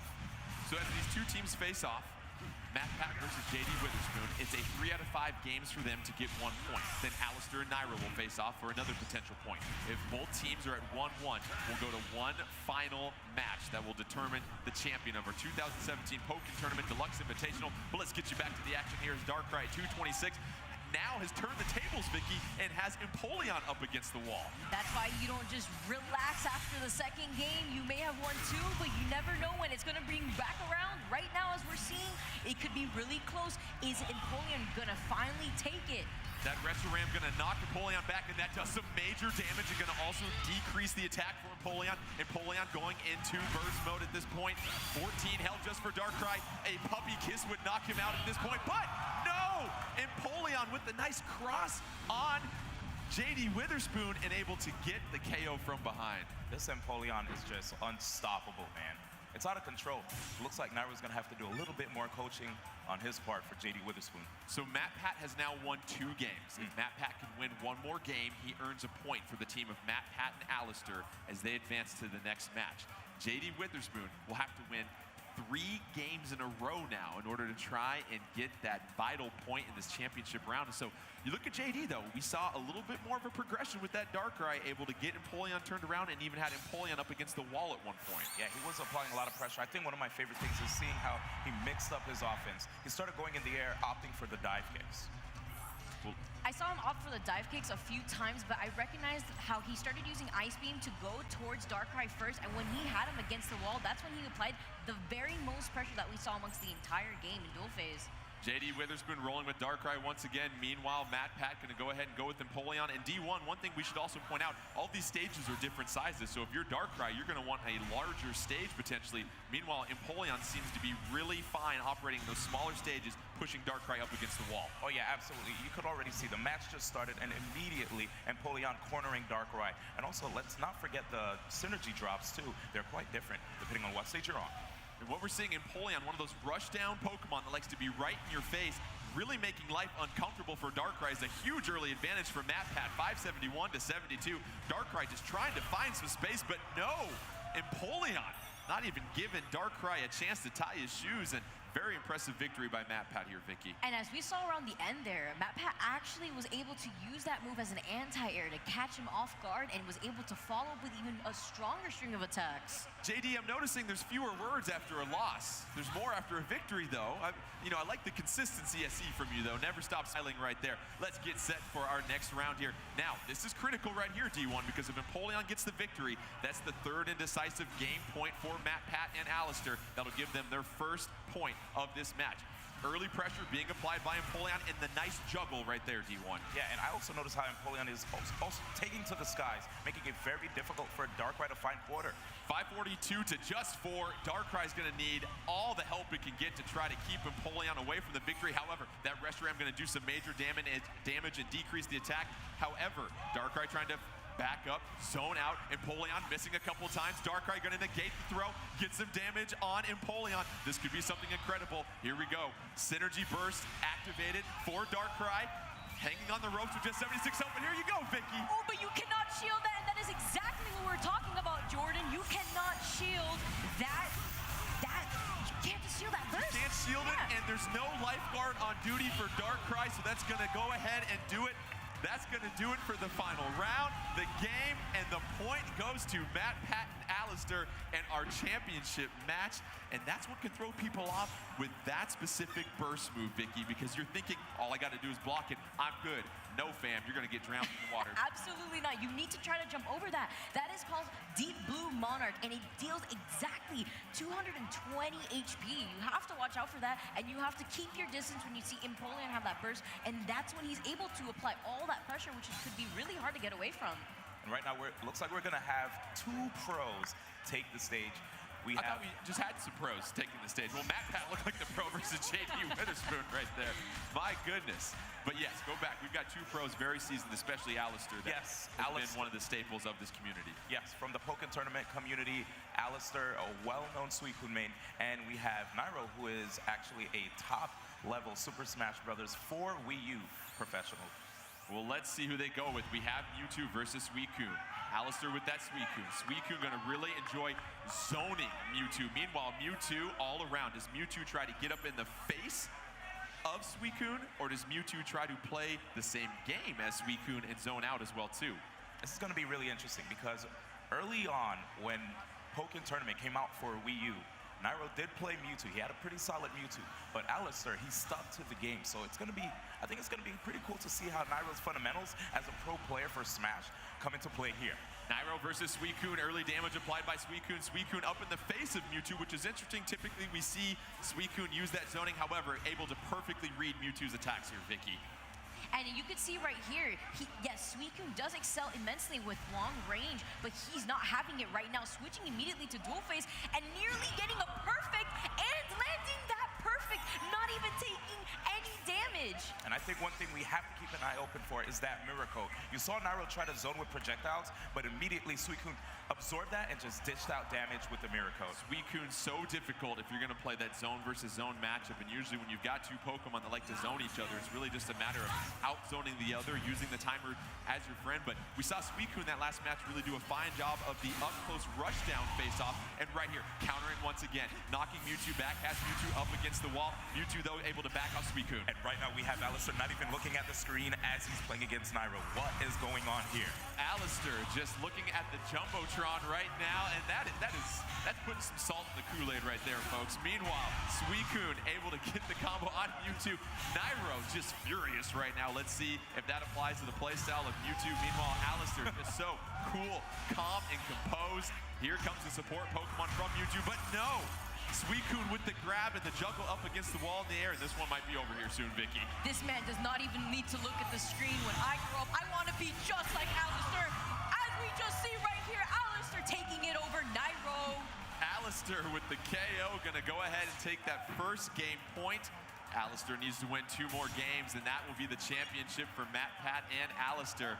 Alistair, my goodness, if you didn't believe before that Alistair was sitting on top of the throne of this community, I think that was proof right there, D1. Yeah, this guy coming out of NorCal, super strong player, very well established in the Poken tournament community, and his Suicune is nothing to mess with. Alistair and that Suicune had no issues whatsoever with Mewtwo in that previous game. Let's see if Mewtwo can try to find some type of adjustment. It seemed like Mewtwo, when it tried to get up close to Suicune, couldn't really do anything. Suicune did such a good job of just reading the attacks from Mewtwo and applying that pressure. Yeah, you know, Mewtwo, one of his best tools in field phase is that homing attack, but it looked like Alistair already had an answer for that. And here it is, Nairo trying to see if he can use the counter attack. He manages to get the Pierce with that Hyper Beam. Nairo and the Pierce with the Hyper Beam going for the grab. That gets negated. However, Suicune misses on the attack. A nice cross and reversal from Nairo. However, Suicune able to counter that again, Vicky. And all that patience that we're seeing from Alistair, not rewarded though, as Nairo answers back, switching the phase once again. He's trying to get up, but wow, fantastic counter, but it's not going to be doing anything. Nairo showing some signs of life in this second game. However, Suicune knocking back Mewtwo. Suicune hasn't really operated in that zoning mode yet, but that'll do some major damage there. 420 to 115 advantage for Suicune. Gonna knock back Mewtwo, go back into that support Pokemon. Synergy Burst is there for Alistair if he wants to use it. Synergy Burst is there, and when Suicune uses Synergy Burst, it is a long-range counter. That's something you have to keep into consideration when he's activated in Synergy Burst. And D1, how about the chip damage that was applied by Suicune with that synergy burst, that's going to do some major damage, even if you're Mewtwo trying to block it. And the projectile was just so hard to even jump over. As you see, it got bigger in burst mode. First round goes to Alistair and the Suicune. Another victory in this round. That'll be the second game point for Alistair. Meanwhile, Suicune, Mewtwo getting a feel for each other at this point. The nice grab by Suicune. Let's go ahead and shift phases right here. Both players have their support Pokemon ready to go. Meanwhile, now here's Suicune D1 operating in that zone. Just staying right outside and actually countering that projectile from the top. And there it is. Grab opportunity. Should be getting the shift. And this is going to be quite difficult dealing with Suicune here in field phase. And Alistair is applying so much pressure, understanding that he's getting away with all these grabs because of all the pressure that he has applied to Nairo. Alistair misses with the support Pokemon, however, some pressure, but no, Mewtwo able to get that ground attack knockback Suicune, but Suicune with a nice little juggle and a combo, and that'll do it right there. But no, 3 health left for Mewtwo, but facing 458 with Suicune, that's going to be a tough hill to climb here, D1. It just looks like right now Alistair is content to stay back, fire an Aurora Beam, waiting for the opportunity to just take off that last little bit of HP. And what's interesting is when you try to do that chip damage to end the round, you will stay alive at this point. Mewtwo with the grab and the throw up against the wall, though. Suicune just trying to find that last little hit. Mewtwo regenerating a little bit of health right there, but not enough as Suicune gets the hit on Mewtwo. That'll be the second game point for Alistair. One more game point, and they will claim this 2017 Poken Tournament Deluxe Invitational Championship. As you saw around the end there, he was actually canceling his counter, which is why he kept drifting back, trying to space himself properly so that way if Nairo ever committed to an action, he was always right there to commit after that. And if you notice right there, Nairo fought his hardest to be able to get inside of the zoning from Alistair, but the moment Alistair was able to find just one slight opening, he dashed right underneath and went to the other side. He's quite content with his zoning. And D1, what do you make about the support Pokemon choice here for Nairo and Mewtwo? Meanwhile, we've seen Suicune go with the Litten each time. You know, going with the Frogadier, this is a character that shoots out the water gun, right? And it allows people to apply some pressure. It fires off once, there's a slight gap, and it fires again, allowing you to possibly sneak in the grab sometimes. Mewtwo and Nairo, though, getting some major damage in those combos and juggles up against the wall. Suicune facing an early deficit in this one, 504 to 257. Suicune, how about those crosses, D1? Jumping over Mewtwo and then coming down with that attack on the backside. It is just really difficult for Nairo to deal with, and here he is on the defensive, but gets the dive kick right there and some wake-up pressure. Mewtwo trying to give Suicune a taste of its own medicine, and Litten getting the party started at that point. And the reason you saw so much damage right there was because Alistair had low HP. Right now, both fighters just a couple of hits away from a knockout at this point.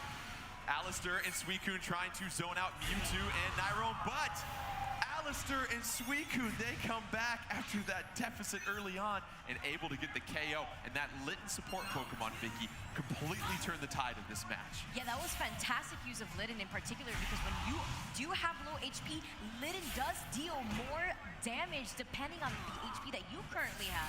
How about the confidence of Alistair there, D1, to wait until his health was down low enough to know that Litten was going to connect and do some major damage. Yeah, that was really smart stuff right there by Alistair. But he finds himself in the corner, and Nairo drops the combo, actually.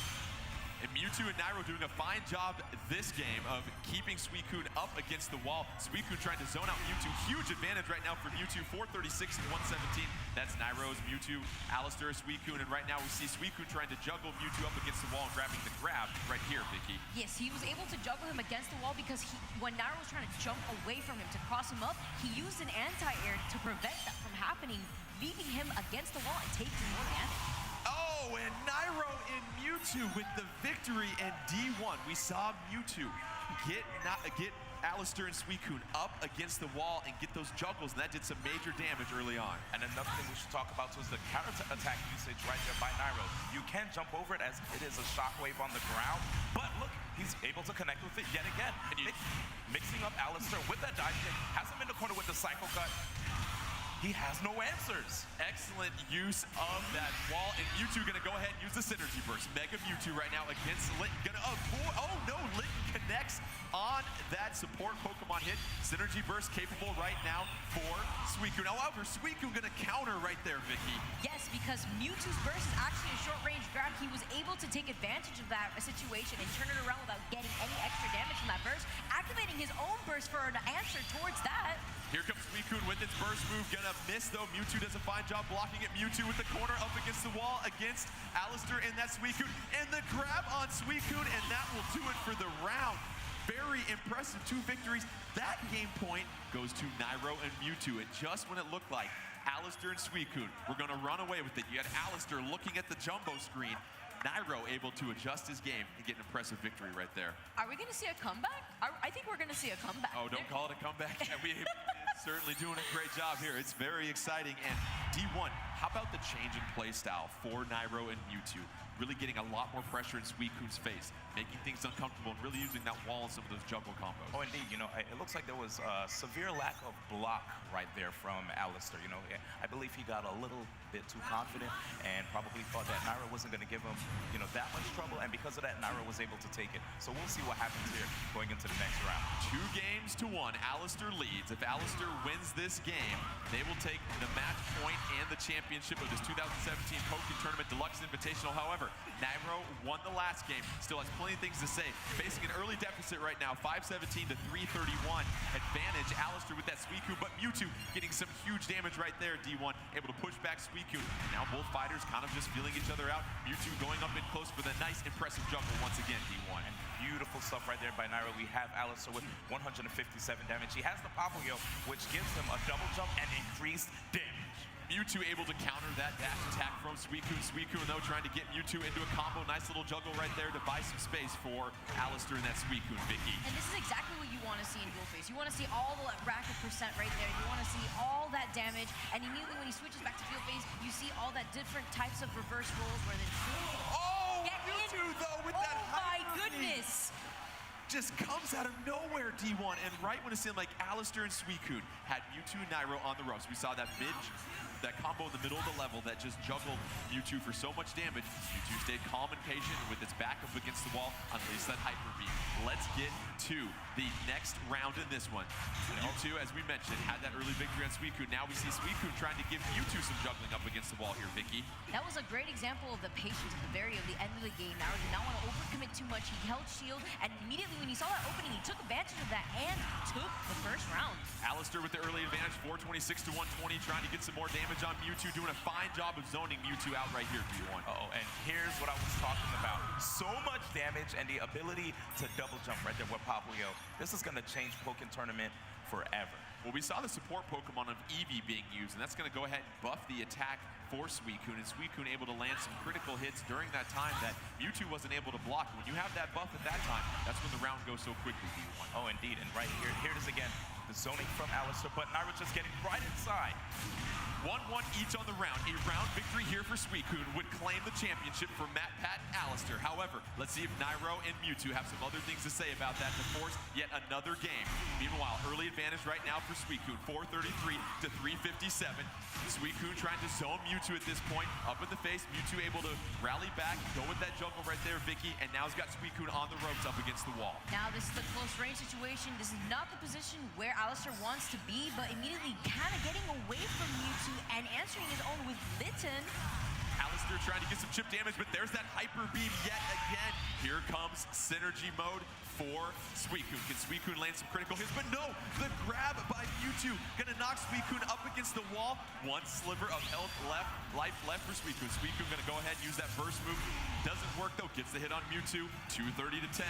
Let's see if Suicune can create something unbelievable here. Oh, he's got Mewtwo up against the wall. This is for the championship if Suicune can counter back. But no! Not enough! Mewtwo and Nairo. Just enough with that chip damage. With their tournament lives on the line and just 40 health, D1, Mewtwo and Nairo able to stay calm and composed, a few breaths, and able to force yet another game.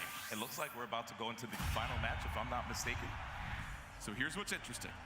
If Nairo takes the victory, yes, Nairo will get the game point, Nairo versus MatPat in the third match, which could be very interesting. Nothing against MatPat, but he might not be the caliber of player that Alistair is. So, is this essentially the tournament right here for Alistair and MatPat? Well, it looks like we already have countering the homing attack with that counter attack from Suicune. He goes forward, and just like I told you before, you can jump over Mewtwo's counter attack.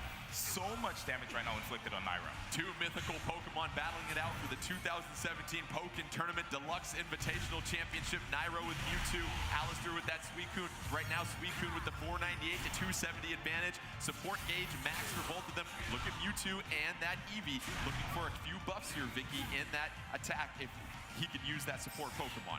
Nairo finally able to rack up some damage on Alistair for some time there. I was starting to get a little worried, but it seems like Nairo's holding on to his own right now, pressuring Alistair so hard, switching it back to field phase. Nairo able to get some pressure up against the wall, but Suicune going to keep Mewtwo at bay, and that is one round victory right here in this decisive game, either forcing a third match in this championship round, or Alistair and MatPat can go ahead and take the victory right now. MatPat getting that 3-0 sweep on JD Witherspoon. Yes, JD, we couldn't let you forget about the sweep. My apologies here. They've got the brooms out. Here we go. 630 to 512. Early advantage right now for Suicune over Mewtwo. Suicune going to miss right there. Mewtwo able to reverse, get a couple attacks behind. Here comes that wall juggle, D1. And there it is with the wall spell as well, doing an extra 30 HP. And you see right now, Nairo just trying to lock down Alistair, but just moving around and shows no fear when it comes to this homing attack. A victory here for Alistair will seal the deal in the championship for MatPat and Alistair. Meanwhile, Nairo, Mewtwo trying to force a third round, and if they can, force a third game in the match. As you saw right there, he was actually able to use low stance to crouch right under that beam. Alistair and the Suicune trying to get some more attacks on Mewtwo. That's going to be critical right there. 85 health for Mewtwo. Here comes the synergy burst from Suicune. Suicune going to try and time up that synergy move. Is this it? No! Mewtwo able to block, but no! Suicune able to counter the dash attack. And that is your championship. Alistair, MatPat, your champions of the 2017 Poken Tournament Deluxe Invitational. Your thoughts on just the way that Suicune was able to close that out? Well, overall, the zoning was just impeccable right there by Alistair, and his counters to Nairo's zoning with, first off, crouching underneath the Hyper Beam, using the Mirror Coat to also send ranged attacks in field phase right back at Nairo, made it very difficult for Nairo in the long range. Very, very impressive. So as the champions hug it out with our runner-ups, sorry, no participation medals given out here for our runner-ups. There's only one champion here in this tournament.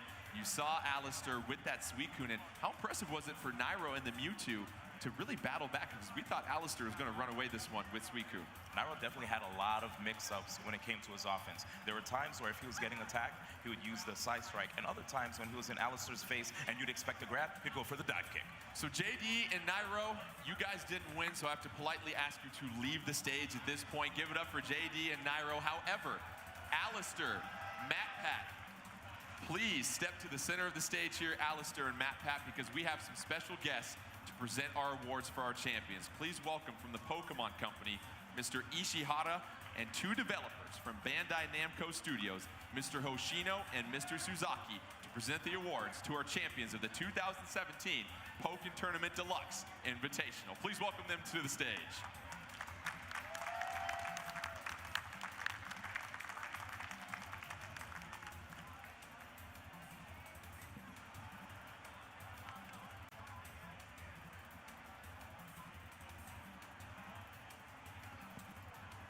いいですか。はい。じゃあポッケントーナメントデラックスインビテーショナル優勝おめでとうございます。Congratulations on your victory here at the Poken Tournament Deluxe Invitational. 我々からのプライズをお受け取りください。We do have a prize to present to you, gentlemen.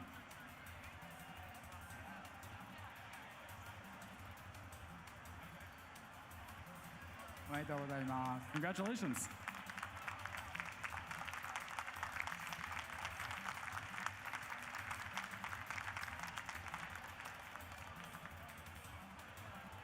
Thank you once again. Now the fun doesn't stop here though. We have one more exhibition match. We have the developers from Bandai Namco Studios, Mr. Hoshino and Mr. Suzaki. They're gonna take on MatPat and Alistair in one exhibition round. So please, Mr. Hoshino, Mr. Suzaki, please step up to the stand here. MatPat, Alistair, please take your side of the screen. Mr. Hoshino, Mr. Suzaki, please come this way. Mr. Hoshino first. And so we Okay. Yo, hello people, how are you doing? After this I go on live with my face cam, so right for reaction. But this is the final, it's crazy man. Playing against the people who made the game. Definitely going to be a really interesting situation, seeing how MatPat and Alistair are going up against Hoshino-san and Suzaki-san. Like, seriously, this is crazy. These are the gentlemen who created Poken Tournament. Yes, but that doesn't mean that they have to be the best. They create the game, but they can lose. I mean, you know, they still have a pro in Alistair who's on MatPat's side, right? But, I mean, who knows? Like, these guys right now, they don't even look phased that they're going up against Alistair and MatPat. They're like, this is just another day. Let's see what they're going to do. Way before it's even been released to the masses. So they probably have a couple tricks up their sleeve. First, taking on MatPat and that Empoleon. So we saw Empoleon, Vicky, with a lot of success getting in the face of its opponents. However, Krogunk has no problem playing that rush style play. He's going to want to make sure that he can read and counter very well. So MatPat, this will be exciting, taking on one of the developers here, D1. And if you look at Krogunk right now doing a fine job of sort of zoning out Empoleon, getting a feel for its attacks, doing a great job blocking as well too. Yeah, we're going to see the rush down right now from Empoleon. Actually, getting countered. The Krogunk jumping into the skies, making it very difficult. Mr. Suzaki, look at his Krogunk go. A character who has a lot of RNG when it comes to his special attacks. I wonder if he even knows what's going to happen next. Mr. Suzaki keeping Empoleon out of range and doing a great job with Krogunk. Krogunk, as we mentioned, can kind of play that all-around style as well too, and making sure to just keep Empoleon far away and then using those dash attacks. But nice counter there, Vicky, from Empoleon, and the grab from Empoleon also. Immediately changing the phase, and you know, Krogunk actually does excel immensely when it comes to speed. He's incredibly fast, but unfortunately, with that RNG style like he has, he can honestly just deframe himself when it comes to this burst. Oh my goodness, but with another phase shift, he's applying so much pressure right now. Immediately using Litten with his low HP, dealing all the damage as you just saw right there on MatPat. Mr. Suzaki's a bad you won. Right there, get the victory over Empoleon. He won. Turning it around, that's a little bit of a rope-a-dope right there, D1. Sort of make MatPat feel good about himself, let him know, yeah, kid, I understand you're playing this game, but I developed this thing. My hands are in my face right now, dude. I can't. I just can't. Let's get set for the next round here between Empoleon, selected by MatPat, and Krogunk being used by Mr. Suzaki. Mr. Suzaki from Bandai Namco Studios knows everything you need to know about this game right here, able to jump over the top of Empoleon, and what we're seeing from Krogunk, D1, is a fine job of zoning out Empoleon. Empoleon not having a lot of chances to get in the face of Krogunk and apply some pressure. Yeah, interestingly enough, while he's using that poison stick, he can't kill the opponent. Oh my gosh! Did you see that movement? He's just, and you saw him just chilling on the floor as well. Look at him posing. Krogunk flex on him, why don't you? 419 to 268 advantage at this point. Krogunk just playing around with Empoleon. Here comes Empoleon using that synergy burst. Here comes the burst move, but I think Krogunk's going to be in the air and avoids it there, Vicky. That's exactly what we were talking about earlier, and that's the best way to avoid Empoleon's burst. Empoleon with the grab against Krogunk, up in the air, going to knock Mr. Suzaki back though. Mr. Suzaki down 114 to 275. Empoleon with some more pressure right there. Oh, 2 health left for Mr. Suzaki. 1 health over. Nice little crossover. Here comes Krogunk trying to turn the tables here, D1. Oh my goodness, mixing up his... Okay, 1-1. 1-1. Taking it over Mr. Suzaki. The constant, consistent pressure by MatPat towards the second half. He's still calm and cool. Go to a third round to decide this game here. And did you see around the end how Krogunk extended his pouches on his cheeks to be able to float over the opponent to try to mix up his landing and confuse the opponent? And here it is right now, chilling out in field phase is Mr. Suzaki, but gets caught right there by MatPat. Let's see MatPat's rush down that he was able to do to JD earlier today. Mr. Suzaki and Krogunk able to counter right there. 424 deficit though for Mr. Suzaki. However, going to drop down, get some damage, and look at the debuff that just applied to Empoleon here, D1. Yes, right there, the defense is lowered, which means that you're going to see some more damage off of MatPat whenever Mr. Suzaki strikes. Meanwhile, Krogunk and that Litten gonna miss with that support Pokemon tag, but here comes the synergy burst from Krogunk. Gonna try and get some massive damage here. Big hit, is this gonna be enough? No, misses with the burst move. However, But he's going to win. out Empoleon, 341, 113 advantage. Winner of this round wins the game. Empoleon and MatPat trying to fight back. He can win this. Gonna break through the grab. Flexes on him. They're going to win this. Empoleon gonna miss with the swipe. Krogunk going to the air this time. He won. Ha ha ha ha, low. Stone cold killer. Falling to Mr. Suzaki. Very impressive performance by Krogunk and Mr. Suzaki. And D1, how about Krogunk? Operated by Mr. Suzaki, able to leap into the air, crossover Empoleon at the end of that. Literally one Low. Mr. Suzaki going up against him right there on stage says, you're only going to get one chance to beat me, and unfortunately you lost. You'll never get to face me again. Alistair's going to back clean up for MatPat and Alistair. Going to be interesting to see if Alistair goes with that Suicune. Meanwhile, we have Mr. Hoshino. Who will Mr. Hoshino go with here? As you have Alistair, as you talked about before, D1, at the top of this community, and we've seen him play so well with the Mewtwo and a Suicune, but now you're facing off, I guess, one of the developers of this game. Yeah, Hoshino-san definitely might have some tricks up his sleeve as well. We actually have Alistair Pikachu. going with Charizard. Suicune. Interesting selection by Alistair. You got to figure he's well-rounded in every single character. But we're going to go back to Gen 1 here for a classic throwdown on the schoolyard of Charizard against Pikachu at this point. Charizard. Litten going to be chosen for that support Pokemon here, Vicky. And right now, in the foreground, you're going to have Charizard, controlled by Mr. Hoshino. Meanwhile, Alistair going with Pikachu. And Pikachu, one of those players that's a little bit more well-rounded. Meanwhile, our first sort of power player in Charizard here, Vicky. Charizard really likes to play mid-range, but you also have to take into consideration that he does fly as well, so that could be a way for him to mix up Pikachu, as we saw in the last game. Krogunk doing the same thing. Pikachu with a nice juggle right there, going to back off Charizard. Let's go ahead and shift phases at this point, connecting with a couple of projectiles here, and really what we've seen from Alistair, D1, is a fine job of taking advantage of that field phase. Yeah, you're going to win from those guys. Straight up the Fire Punch, which is an option that Charizard does have here. You make the game, but you lose. Alistair taking that first round over Hoshino-san. Pikachu and Alistair taking that round. If they can get this round, they'll go ahead and take that game here, Vicky. And we saw all that pressure from Alistair because Pikachu in particular plays very close range and is incredibly fast. And when he's in mid-range, it's a little bit difficult for him to rack up all that extra damage. But we're not really seeing that too much right now. He's going to have to try to bring this back.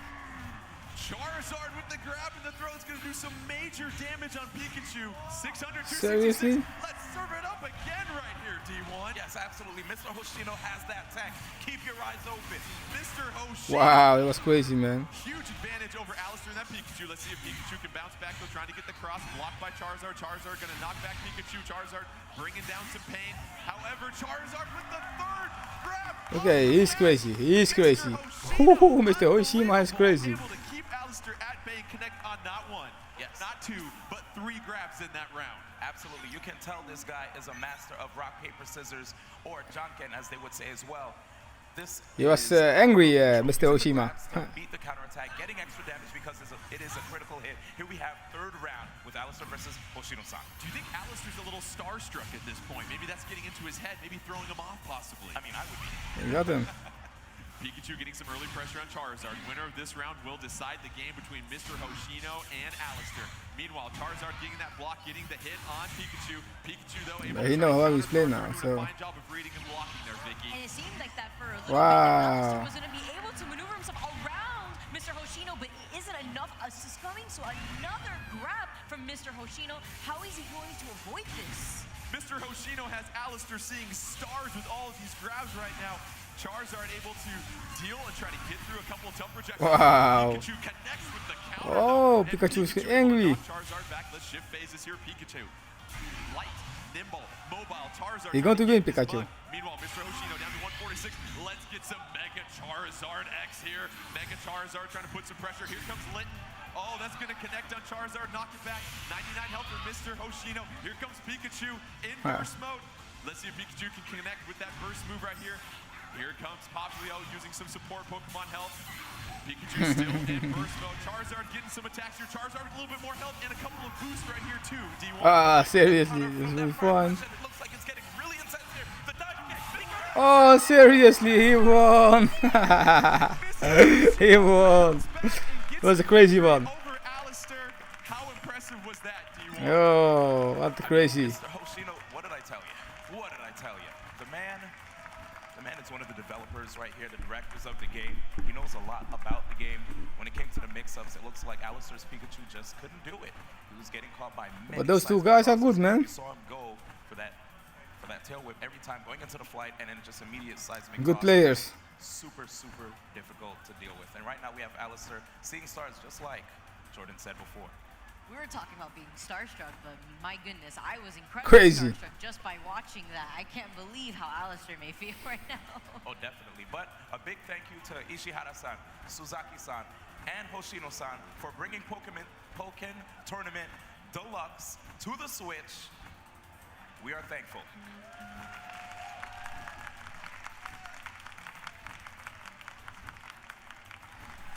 Very impressive right there.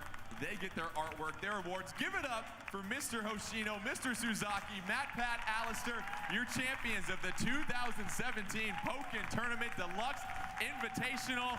Stick around, we got the Arms Open Invitational coming later today. Give it up one more time for them.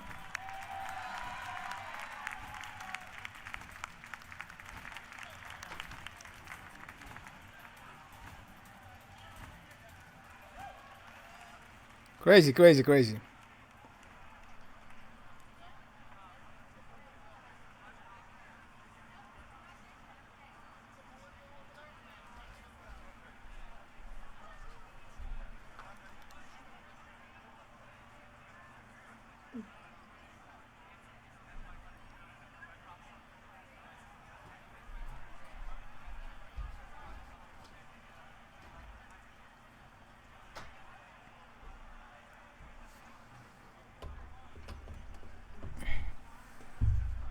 Wow, that was crazy. Crazy final. The final was crazy, and playing against the people who made the game was a nice one.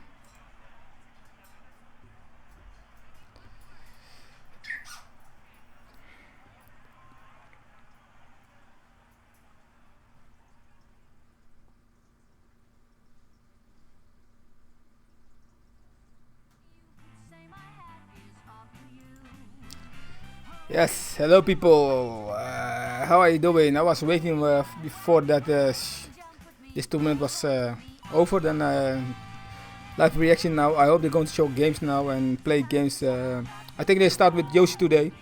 That's what they say yesterday, at least. So let's see what the Treehouse will start with.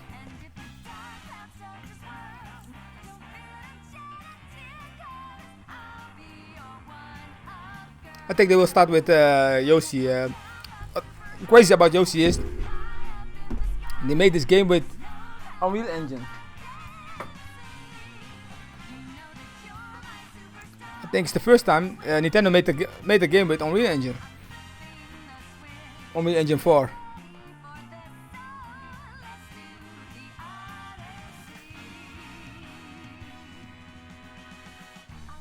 And that's of course crazy, man. Nintendo made a game with Unreal Engine 4. I must say the game looks really crazy. It looks really good. The new Yoshi game. So hopeful they make the Metroid game with Unreal Engine 4 too. It doesn't need Unreal Engine 4, a Metroid game, the new one for the Switch, but it can be cool to use Unreal Engine 4. I mean, normally every Metroid game looks good. The engine they use for Metroid are already nice and beautiful, but I think Unreal Engine can look more beautiful than that, a little more beautiful than that. So that's why I think, why I hope that they use Unreal Engine 4 with the new Metroid game. It's a new team who's working on the new Metroid game, not Radio Studios.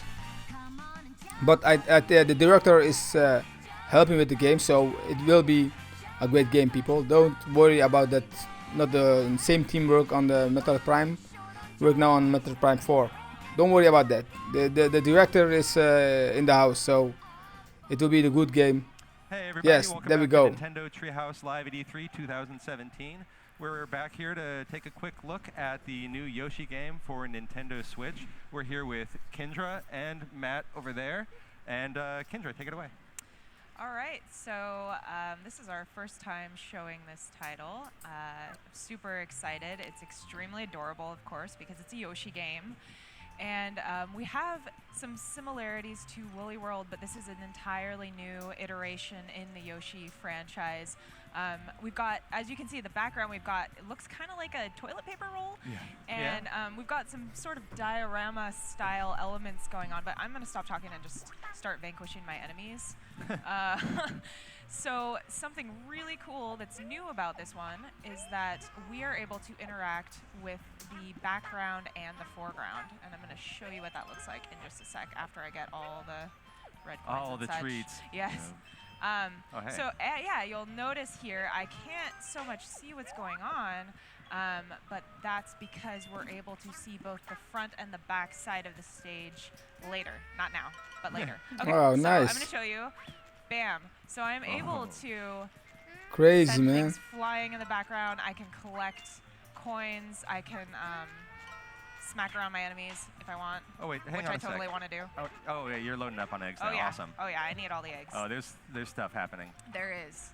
So yeah, I'm Wait, just gonna take out what? that. Yeah, take that out bush. that shrub with the flowers right there. Okay. 'Cause All right.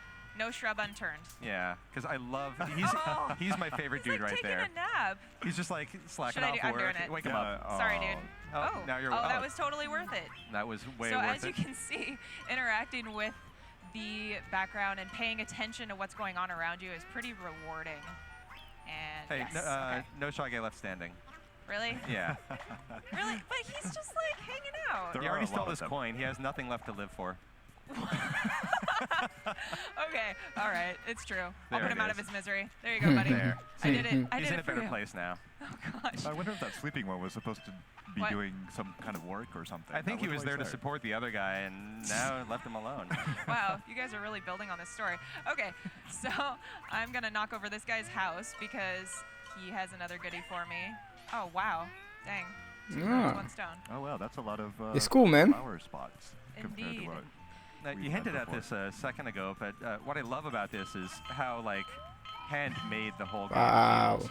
Like it feels kind of like a diorama project. You know, you can see the corrugated cardboard. You can see like the little cows in the background look like they're made out of construction paper. Mm-hmm.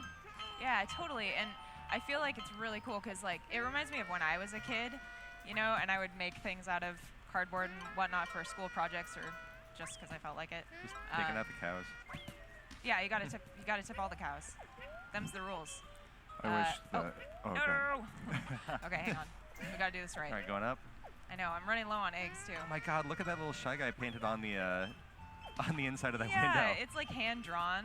So cute. Yeah, The very developers cute. have really put a lot of just work into the detail in this game, and it's just as charming as ever. I just love it. I don't know, like the music and everything makes me feel super happy. It's like the little flute. And you can see a lot of depth to the level design here too. You've been going The game looks through really doors fun, man. and behind locations, and kind of exploring around behind the scenes. As you mentioned earlier, and for anyone who's seen the trailer, you would have seen some of this as well. All stages have two sides to them. You've got the front side and the back side. There might be some areas that you wouldn't even think to explore, except that once you've played it through one way, on the back side of your playthrough on the other side of the level, you might notice that there's a way that you could go that you couldn't go before. Totally. And these moving platforms, I want everybody to watch in to pay attention to those because I'm gonna show you something really cute about that later. Yeah, so But just for remember now, that I need those to are there. destroy more houses. Okay. Nice, that. dude. Give me Finding that. a few Look at collectibles along this the little way. dude's like just stepping out to take a stretch. Little does he know. Aw. Come back here, buddy. Come Is he on, your, gonna come your out time again? is No, nigh. you Your took time his is nigh. you took his flower and now he's sad. All right. Bam. And I love the way that the grass is kind of rippling as you throw things past it and kind of waving in the breeze. Oh yeah, there just so many things interact, and it's really rewarding to. Ooh. Neat. I wonder See? whose It's jeans very those rewarding. were. Those jeans Punch were your way really through big. that door. Do you see here over here on the left? The clothesline? Yeah. Oh, totally. Yeah, they're like little paper clothes blowing in the breeze. I gotta watch out for this train. It's a good thing none of those Shy Guys are on the tracks. All clear. I feel like that would end in Tragedy. yeah, in tears. they're already having a pretty rough road of things with you running through their town. Yeah, and look, if you look in the very far background, those look like plates with little smiley faces on them. Oh my gosh, that's super cute. This is weird. For all the times I've played this, I'd never noticed the smiley faces on the plates. I actually didn't either until right now. Boop, boop, boop. Here's another important thing to remember. Yeah, everybody watching back at home. Yeah, just make a little note, get a piece of paper, write down that there was a thing here that we're going to come back to when we're playing on the flip side of this level. That's right. But I need to eat more. Forget at your peril. Turn them into eggs. Okay, good. Ooh, we got goodies back there. I'm just like going for the gold here. So, bro, everything all right, man? How are you doing? There we go. Long time no see, long time no speak, man. There you go. The only way you get all the flowers. Yeah, did you see that? All the flowers, like. Ooh, wow, dang. Nice. And you got clearly one of the my red last coins. shot wasn't perfect enough to get This all game those look coins. good, man. So in Unreal Engine 4, they made this game with Unreal Engine 4. Crazy. Secrets and things to discover. I hope and that Metroid is made with Unreal Engine 4, man. So look how crazy, man. Playing through all the areas and being curious. Get him. Dude, I'm gonna get him. Get him. He can't escape Get his him. fate. Get him. I know. He's gotta keep dropping those. Bam. He was there. I ate him. It's all over. Okay, you know, Everything's okay. behind the wall so that we couldn't see what happened to that shy guy. Look at the little cardboard door. So cute. Okay. Doop doop. So I'm not gonna go there because that's an exit and I can't get in. One-way door. But I'm gonna show you. Yeah. Hey, there was something really neat that you did a second ago, and I want to draw some people's attention to that. Just throughout this level, you threw an egg at a little rubber band, it snapped it, and like the bridge unfolded in front of you. Everything that you see in this game, you could probably make out of household objects. You know, you could make a little rubber band, like collapsible bridge thing that, you know, you snap the rubber band and the bridge unfolds. Everything, not only does it look handcrafted, you could probably figure out how to make these things on your own time. Seriously. Oh, totally. I feel like it's the kind of thing that I would have tried to make when I was a kid, and I probably would have failed, but you know. I just find that. But I would have tried. I would have tried. Dang it. Yes, man. It's there are more games from Nintendo who's made with Unreal Engine 4. The only thing is we don't know which game yet. Oh my gosh. He's proving to be a tricky. A couple months ago, Miyamoto said that there are a couple games made with Unreal Engine 4 from Nintendo. So Yoshi's the first one they show us. Oh my God. Hopefully we see soon which game they make with the Unreal Engine 4 Nintendo games. We passed the stars. That's why I say I hope Metroid is also one. I'm sorry. Imagine a Metroid game with Unreal Engine 4 can be will be crazy, man. They are precious. They bring me joy. Thank you for showing me the stars. You're welcome. But did they say who the developers who make this game? Do you think it's a good feeling? There we go. I'm good feel? Studio? That was profitable. Did they confirm that? Normally they make a Yoshi game, but I love how much. Wow, look this, man. Oh, you no! Just take it. Steal it I from don't them. know. I'm scared. Oh, you got him. Nice. They may get away, but not with the money. All right, you know They're what? not going to wait around. That's fine. They can go. They can have their freedom for now. I love the kind of the way that the game adjusts the focus for you. Like, Are you so ready you got for the, this, oh, I'm though? ready. All right, let's do the Sorry, thing, and then I we'll don't talk want to about interrupt focus. you, but I Now just go. want everybody. Wow, seriously? They know that the wrath is coming. This one's crazy, man. It cometh. Okay. Wow. Nice. Well done, crazy, man. So there we had the front side of the stage, and now we're going to switch to the course select screen, and I'm going to Skateboard Turtle, you will be a moderator. I don't know you, man. Say more stars for you, though, Rich. You're so cute. Yeah, they are. They're I know. amazing. I like how they totally look like hand cut, handcrafted.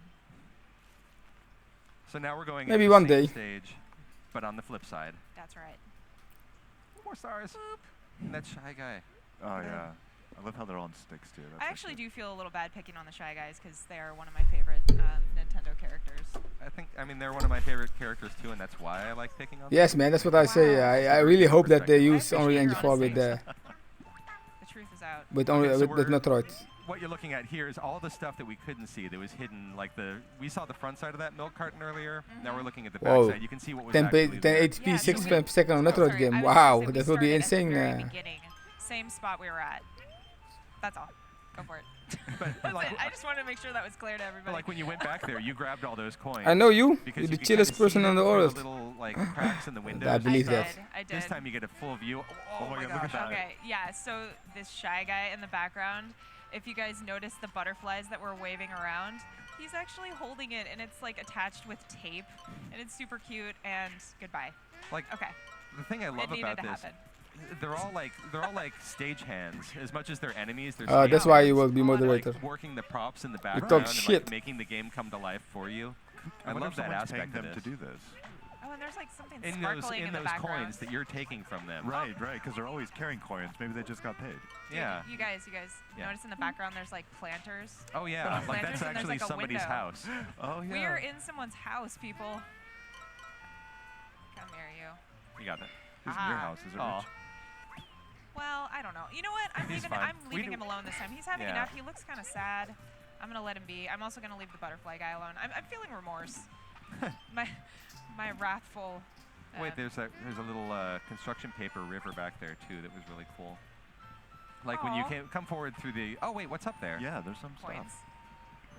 Dude, look up at the. top Sorry, of the house. dude. No bullshit on my channel. Jump, jump. Bye bye. Ah. Yes, man. Tony. Oh, there's got to be a way to get up 1080p, 6 frames per second, Can you throw Metroid an egg game. at it? With Unreal Engine From the other 4. side. It looks because it's got those It little will be insane. corrugated cardboard Metroid things, always like looks little good. supports.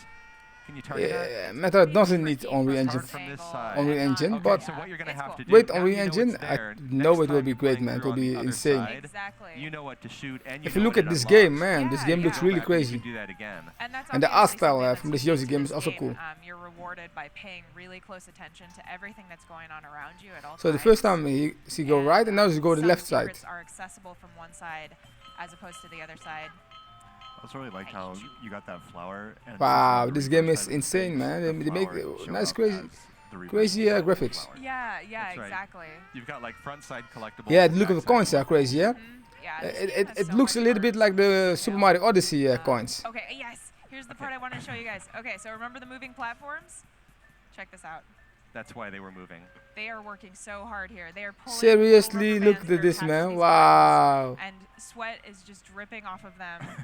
And I'm just gonna eat them and put them out of their misery because I care. And now because I care. Now that you've done that, those things are permanently extended. So all of those are So now like that's why the permanent platforms. platform are moving because of those guys. Like written on like Crazy, on man. the backside of this is a little like like because an they're trying to show you a little explanation. bit of how this works. It's like a little cartoony drawing of Yoshi chowing down on a Shy Guy. What do you think about Mario Odyssey, Tony? Okay, I think I'm full up. Yep, I'm full up. Yeah, you're full. But I'm still gonna eat this guy. I'm hungry. Here's a couple I am more of hungry, the Yoshi. stage hands doing their work. Those sound delicious. Let me in. Let me in. Now, Nope. do you remember how to get in here? Oh, I do. Oh, bring it back just in time. Yes. Okay. And There now you I go. will wreak havoc. And now you know the your day rest of job's the story. ended, buddy. You're done. And he was napping. I know. There's and a lot now of he's napping in my, Shy Guys. He's in one of the eggs now.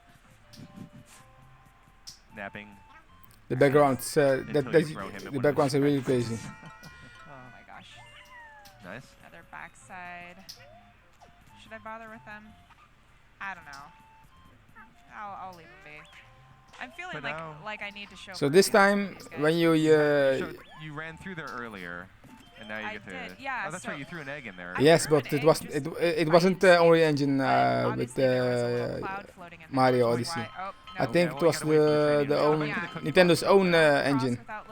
It looks impressive I indeed. want to look at the cookie box real quick because you can see like when they made. But the Mario background, always like, look they good only put construction paper when and they paint on, if like, they want, if they use front the side, but the back side you can still see like the what it was. the real 3D Mario games always looks good. Right.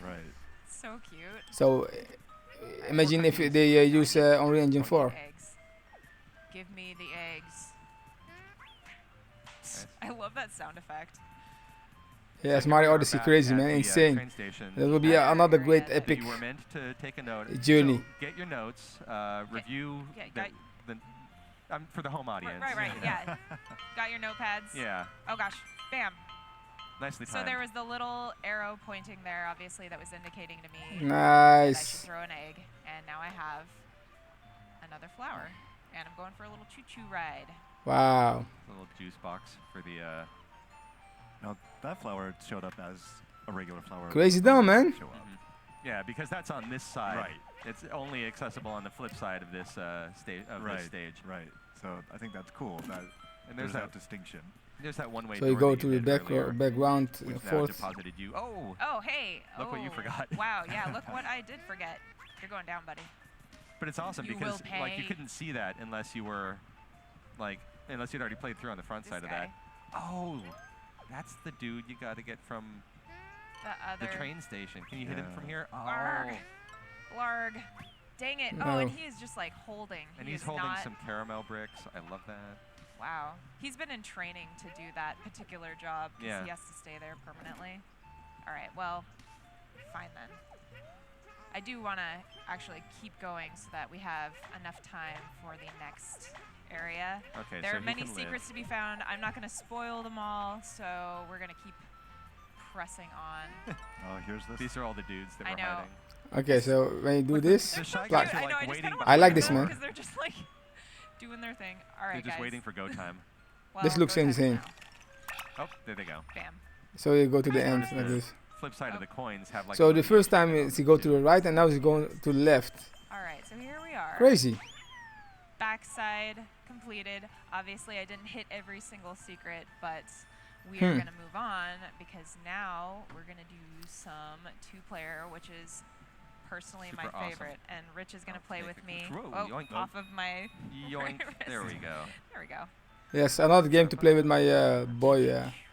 I'm going to finish this game with my boy. I'm just going to switch back to the course select. I'll let the Oh, wait, boy. I've got the other half of your controller, so you'll need me to push some buttons. Yeah. Oop, there we go. I'll push that button. You did it. It's already super cooperative. It is. So It's teamwork. This time we're going to be looking at a different course, right? Yes, we're going to be looking at a different course. We are playing two-player.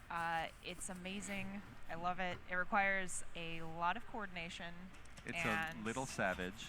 It is. It can be a little okay. savage. All right, get your Boink. bearings first. Get Okay. your bearings. I'm here. I'm ready. Here we are. Okay, so I'm green. Rich is red. Wow, this looks crazy, man. Dude, All right, just I dancing. don't know if I We're trust just you. dancing.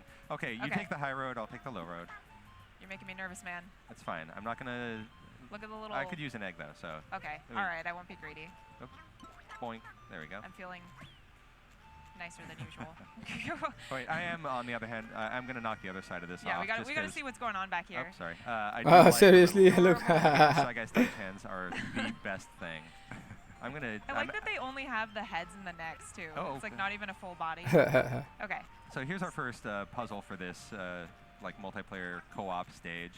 You have just grabbed a magnet and latched it on to a couple of cans. Shoot.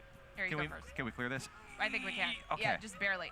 Yeah. Wow, this look There we this, go, there we go. this really insane. You're gonna The see art that style pop in this up game, a few times it's crazy. in this stage. Can eat. Yum. And then why don't you hop on and I'll yes, give, I'm going give for a you ride. push. Going for a ride. A little giraffe. Burp. Burp, burp, burp, burp, burp. Wait, oh, wait. Oh, whoa, wait. Oh, okay, Wait, okay, oh, okay, no. okay. Well, now you're up there. Wait, come back. I'll push it back. All right, we'll It's bring fine. it back. We'll bring it back. Oh, I but got first, carried away. no, but first we have to solve this little thing, obviously. So as you can see, Wait, the coins hang are on a telling sec. us what to do. There's two little shy guys holding yes, this it's up. it looks insane, man. Nope, their time is over. But you know what the problem is with people? Not problem. People don't know that this Nintendo Switch is more powerful than they. This Nintendo Switch is power, have power. I mean, the latest update from Unreal Engine 4. And I'm gonna clear the way. It support the latest Unreal Engine 4 engine, so that means enough for me. And if you look at this, man, looks crazy. Yeah, if only because. Mario Odyssey also, man, what an insane game. The power ups and what you can do with the head. Wow, man. Another insane game. Game of the year? Believe me, Mario Odyssey or Zelda will be Game of the Year. So we've come to a stop And here. Zelda Something's obstructing us. is We made, can't really see what. is a port from the Wii U, so imagine if Zelda was made from the Showcase a new mechanic. start for the We're Nintendo just Switch, gonna jump from the ground up, and- off. Oh, Wow. there we go. Ground What? pound to flip the stage. Yeah, so we did a simultaneous ground pound, and we were able to flip the stage. Now we can see the back side of Seriously? it, which is obviously unique to the This is two-player insane, man. This is functionality. insane. Now, there was one of those magnets in our way, and also there's a metal can right here that. This is really insane, man. This artwork. That's crazy. This is really crazy. You got it. Oh, it's Moo Moo Meadows. Wait, check it out. Yeah. Oh my From gosh. Mario Kart. Yeah, that's totally. awesome. Wow. Hey, buddy. I love it. There are so many What you doing? details to notice. And Yeah, take in. details, It's like man. every This time game I is play, I details. notice something new. So we're now I think we should. kind of off the beaten path, Yeah. but we're just gonna. Are we? Oh, Sort of. okay, we are. Yeah, now we're down here. Okay. Which is fine. I'm on you. And we landed on this platform. Let's flip it around again so we can take a look at where Okay, we're you're going going. to flip. Let's see. Oh. Oops. Wait. Okay. 1, 2, jump and pound. Sorry about Wow! Wow! Holy cow! Indeed, man. This is insane, man. Gotta get stuff. This is insane. I fell. Oh. The first time I saw this game, I was thinking, new Yoshi game again? But now, wow, this is insane, man. You get the ones up there. I'll get the This ones is down here, insane. and I'll eat up. Look at that. The I'm gonna flip back up there. page, So, wow, now that we've man. gotten rid of that obstacle on our way, I'm just gonna push this a little Rescue further. our little giraffe. And we can get Leave back no giraffe our little behind. tiny Leave giraffe. no giraffe behind. Okay. Because check it out, now we're on another giraffe. This whole This thing game is insane. What's very, this? has like a really cool sort of jungle theme going on. Oh, I thought you were gonna say giraffe themed. And giraffe theme too. Hmm? Oh, you're on my head. Sorry. I know I keep doing that. Okay. Now this is the legitimately terrifying part. So Silver I'm problem. gonna go. Wait, no spoilers. No spoilers. I'm gonna go. I have this- refrained from eating you thus far. I but know it's really. it's- I do respect Oh gosh, that. there Okay. it is. Now let's There just, it I gotta eat you is. before. Oh, No. no. Dude. Run away! go. Run away! Run away! Run away! Run away! Oh gosh! No! Get out of there! I'm trying, It's man. terrible. I'm trying. Oh no! He's the worst, and he's angry at you. It sees me. He's It confused. doesn't know what to do. Who does he Oh hate more? no! Okay. It hates me more. Okay, Oh, you get God. up here. Okay. Lure his ire, Uh, because now he's cleared a path Oh, for us. no. But we still have to okay, get wait. past him. So I'm gonna Okay, tempt take him the high over road. this way, and you. Oh my gosh, my heart is All racing. right, run, Okay, run now. No, I'm scared. I'm scared. Okay, I'm going. This is your only Okay, chance. Go. He is not going to let us go. I'm Oh my gosh, he's so ignoring. fast. He's faster. He's so Jump, jump. Oh, you got it. Okay. I don't Insane, know. man. Crazy. Wait. No, because. Oh wait, when you pop those Run. balloons, we dropped a bridge back there. Let's Go, go check that man, out go. and get away from that guy. Okay. Yoink. Okay. Wow. That Oh, was I am seriously loaded. intense. I know. I am loaded for eggs, so I'm just gonna see what's back. Yeah, we gotta start. Take a we look gotta around. start. You got. Oh, okay. You found something. I did. They're just hanging out. They're fine. Are we gonna leave them be? Yeah. All right, we'll yeah. leave them be. They seem like For pals. now. They seem like super pals. All right. I'm just scared of jumping over these guys. I'm just gonna Oh my flutter my gosh. way over. And here we are back over here. Okay. Now let's do some. Oh my god, man. This game. Okay. Seriously. What we're gonna do. Don't you want to ride? No, I'm Wait, fine. I want to get on. Oh, Wait, I want to get on. I want to get on top. Here, I just you No, you yeah. do your thing. Except I'm just I gonna can't. No. gonna kill a few. Like, just, all right. You ready? Do you feel better now? I do. Good. How you flip it Got all my page is really aggression crazy. on some Stage 10 Shy Guys. Oh my So now gosh. we can push this across this bridge and just take a quick opportunity to grab some more. Sorry, man. I know. I keep doing that. Oh, okay. Here, I'll push it back a little. There's a door here anyway. We're not going to be able to push all the way through that. Oh, this guy's just like. All Got the it? Shy Guys feel very peaceful. I mean, minus the ones with like the giant The cannons. bazookas? Yeah. Okay, there's. Oh, I I remember. think we can quite make Remember? that jump yet, so we're gonna have to find a little. I'm gonna make it sound like that was totally intentional. Oh, okay. It was totally intentional. So we can't quite get up as high as we want to yet. Oh, and that rhinoceros is still there. Oh my gosh, he's waiting in the I lured him wings. away. I lured him away. Oh He's man, coming. he- Oh, he he's is. coming for blood. Oh no. Man, It that smells my Shy Guy fear. is Okay. really It strong. smells Run my away. fear. Run away. Run away. Run away. Run away. Oh my gosh. Is he coming? Is he still here? I'm afraid. Does he oh know my he's here? gosh. No. Wait. I'll try to get him down here. I think, yeah, he wants you now. He wants you. He keeps being really Okay. indecisive about which Oh my one of us gosh. he wants to eat. All right, I'm gonna lure. Gonna flood. Run away. Okay, he's gonna Is he- kill me. No, wait, where'd he's he angry go? at you. Come this way. Oh, he's angry at me. Okay. Yeah. Okay, so we're going to lure him this way. Because there's a couple balloons here that I don't want to go down there. I do. Oh, all right, well, go for it. Face your fears, Nope. Rich. Face them. I have 2 hearts left. That's not fear-facing. That's not a fear-facing Okay. number. I am a little scared All right, too. I'm, Oh, he's I'm right just there. Gonna, it's Okay. Flip, no, just flip. go. Just no, go. I'm fine. Wait. All right, now we're- we don't know where he is. A balloon. All right, I'm gonna lure him Oh out as my best I gosh. can. Come to Okay. me, my friend. I'm running. I don't know where he is. He's right, so coming for us, we're gonna though. That's start all I know. Clean slate. So. Oh gosh. Nice. All right. Okay. Sorry. All right, so we'll go for. Oh, Here. you're. No, you're what? safe. Hey, You're safe hey now. man, you This don't is eat your better. friends. You Get do out of not here. eat your friends. Wow. All right, I'm just gonna spit you out over there. Sorry. Dude. There. Oh, hey. I took your eggs. That worked out. Now I'm leaving. Let's leave. That coin doesn't matter. Nothing matters anymore. Just run. Ow. Oh no. All right. So now that I'm a fluttery egg, I'm gonna need you to save me. Dude, all right. So can you come free me from my eggy prison? Yeah. Well, I'll try. All right. I'll be back in a few minutes. It's incumbent upon you. Oh gosh. Okay, I gotta focus here because things are getting Free crazy. me. Dude, Save me. Save me. Now's your chance. Now's my chance. I know. You're too high up. I know. Now jump. Oh, I'm in the No, foreground. you are. So yeah. So clearly we've got a new element here where you're able to float in the foreground, in the background. You grab that and go Dude, do important things with it. I'll be along when I'm along, okay? You have a very important job right now. All right. Free me. Now, And jump, Tony. Jump. Yeah. The Metroid for the Nintendo 3DS looks also crazy, man. My eye is watering. Okay. Well, so we have some things going on down below us here, and we can't quite see what it is. There we go. But Should we? Should we? I think we should. Okay. Ready? Oops, I wasn't ready. Beautiful. There we go. I don't want to go down Oh my gosh. there. There's a baby one. What? Wow, looks paper Yossi. There's actually. You don't want to go down there? We are gonna have to go down. Ow! I just got shot. Sure, got him. All right. Wait. Oh, sorry, man. Oh no, I'm out of eggs. I want to show. Did you get that? It's I want to show tempting a thing me. off. All right. I'll just. Because it's there. Shy guys and. I know. It's intense. Got it. It's intense. Boink. All right. Money. Bling, bling, bling. Okay. Now, the reason we need all of these little magnets is because we have to open this door right here, which is attached yes, to indeed, that weighted, indeed. Can. But it's not quite weighted enough.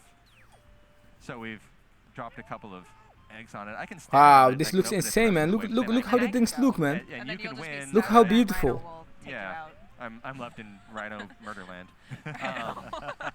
So now we're going to have to find another magnet. Nintendo down.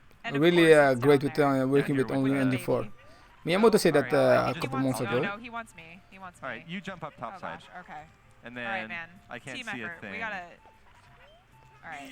I think don't die. because they did not show us Smash Bros. I think that they add more on Smash in 2018. But if you look at 2018 now, 2018 looks good already. I don't know if the Metroid Prime 4 game will be released in 2018. I think. It's like so intense, and then the music. I don't know because the Pokemon game will release in 2018.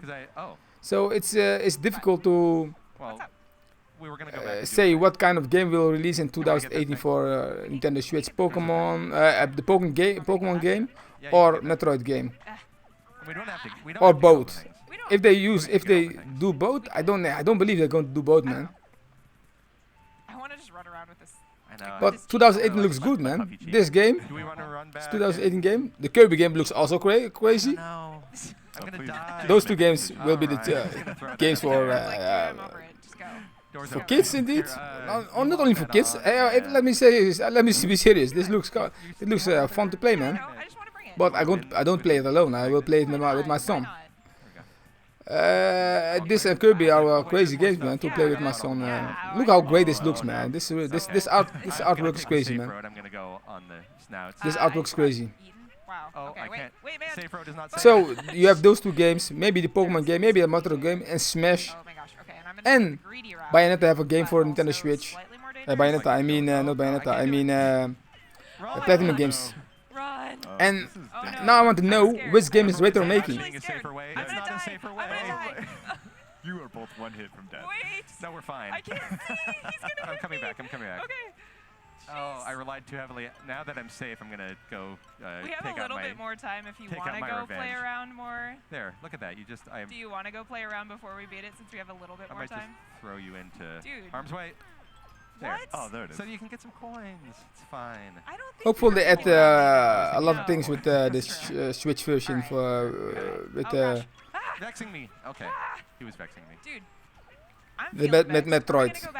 Looks how cool this looks, man. I don't know. Let's just kill some people and. Dude, there's no people here. I know. That's true. Well, there's stagehands back there. I'm going. Okay. And I'm taking you with me.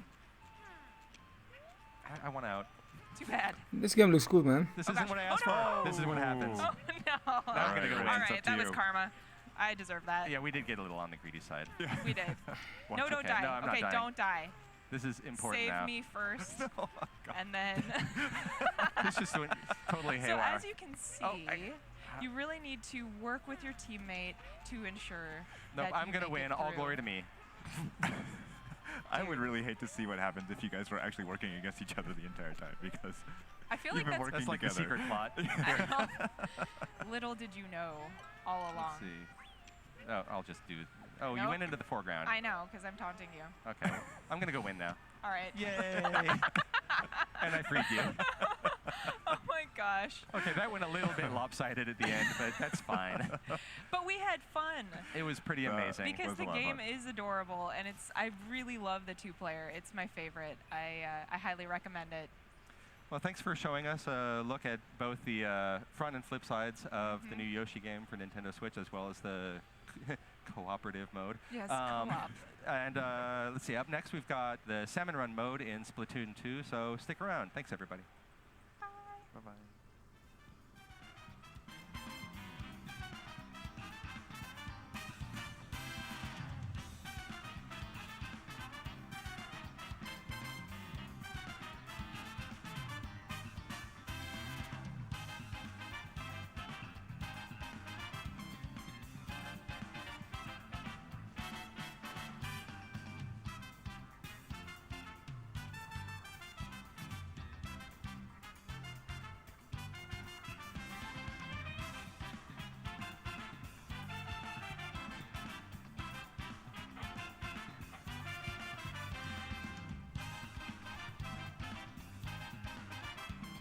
Yes, man, this game is insane. I like this game, man.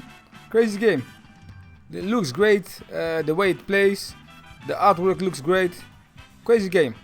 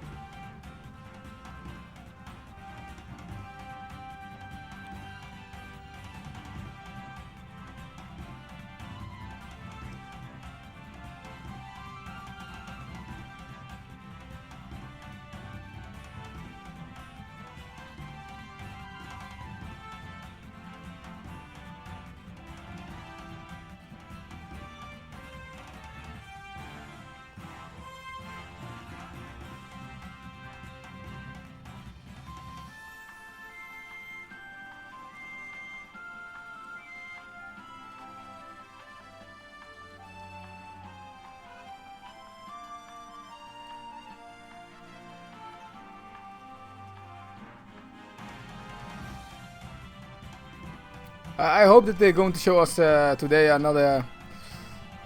They give us today another surprise. You know what will be a great surprise? If they show Metroid Prime 4.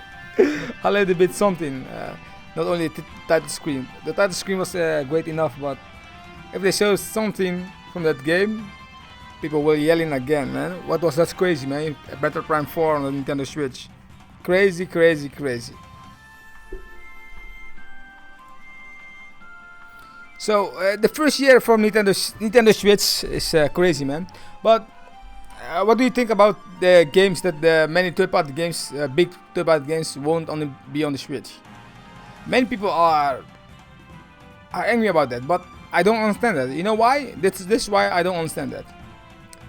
Those games, those big AAA games, were in the maybe 2 or 3 years before those developers get the dev kits. So why the hell do you think you're going to get this game on the Nintendo Switch?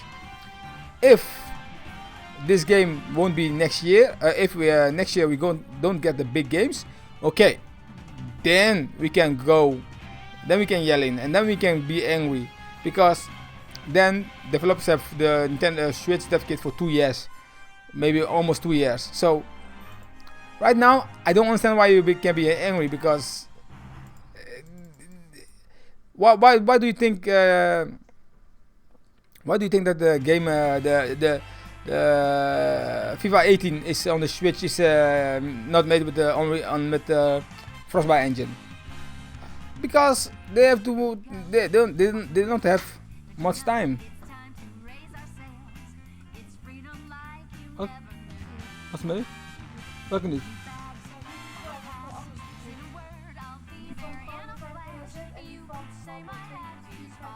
Ik weet niet wat het is, man. Ik moet even kijken. Maar werkt hij wel.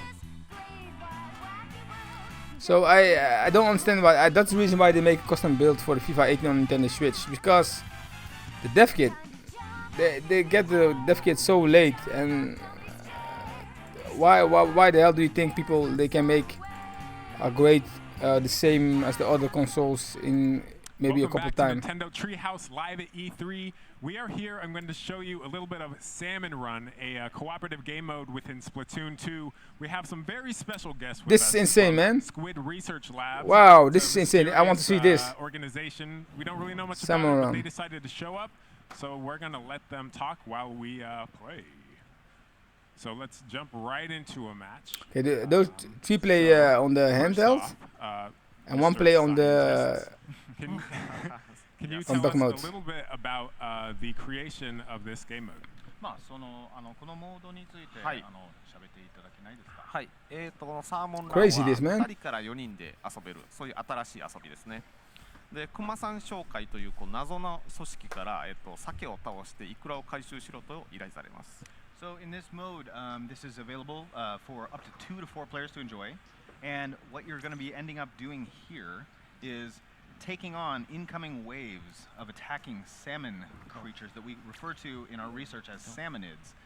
You're being hired by the Grisco Industries company to fight back against the attacking salmonid creatures. で、時々現れる大物鮭と呼ばれる大きな鮭を倒すと、金のイクラを落とすんですけど、この金のイクラを、制限時間内に、指定された数集めるというのが真の目的になります。Now, part of your work is going to be collecting golden eggs that are going to drop from these larger scale salmonid creatures that you're going to see soon here, called boss salmonids. You have to collect. Wow, I like this, man. Wave 1. Time in order to complete your objective. 制限時間内に全てのイクラを指定されたイクラを集められなかったり、あるいは全部のプレイヤーが倒されてしまうとゲームオーバー。Play this online will be insane fun, man. Game over if you aren't able to collect the allotted the allotted golden eggs within that time period, or if all 4 members are taken down by the こいつが大 salmon. 物鮭ですね。 That was a look at a boss 今 salmon. 金のイクラを落としたので、あそこのコンテナに。 And that was a golden egg. We can see one of our players has taking it back to the egg basket to fulfill that quota. Looks like they have 3 out of 4 now. 全部で3つのウェーブを勝ち抜かなければなりません。 And you must survive against 3 different waves of salmonid attacks, and we're in wave 1 right now. はい、味方と協力してそのミッションをクリアしてください。And cooperation between teammates is very important in this mode, so everybody please get along. で、サーモンランには大きくオンラインのオフラインの遊びとオンラインの遊びがあります。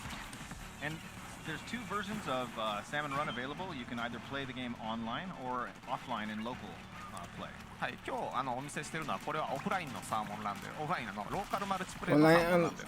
Okay, so online and local. Crazy. We've got 4 players together and they're playing the local offline version of Salmon Run.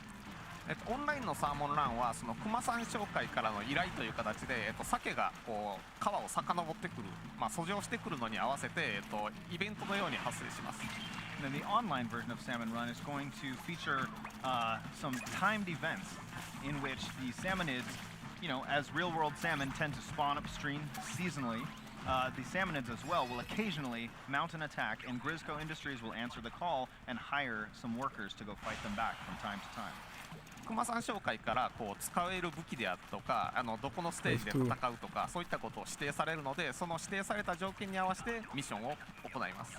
And as your employer, Grisco Industries will assign you weapons for those part-time jobs that you sign up for, and you'll have to deal with the weapons you've been assigned by your boss and go after the salmonid threat.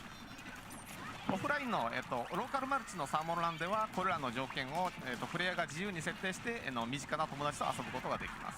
But in the offline mode, which you can play anytime, you're free to select the weapons that you like and discuss freely among the players with you to take on salmon. あれは大物鮭ですね。あの鮭は Crazy, man. This crazy. あれが投げられるまでにI really like this. 頭の爆弾を破壊しなければ倒すことができません。 So we can see the players dealing with a boss salmonid known as Steelhead, who will inflate a bomb on his head and then toss it out at you. 射程の長い武器で戦うと有利なので、そうですね。おっと危ない。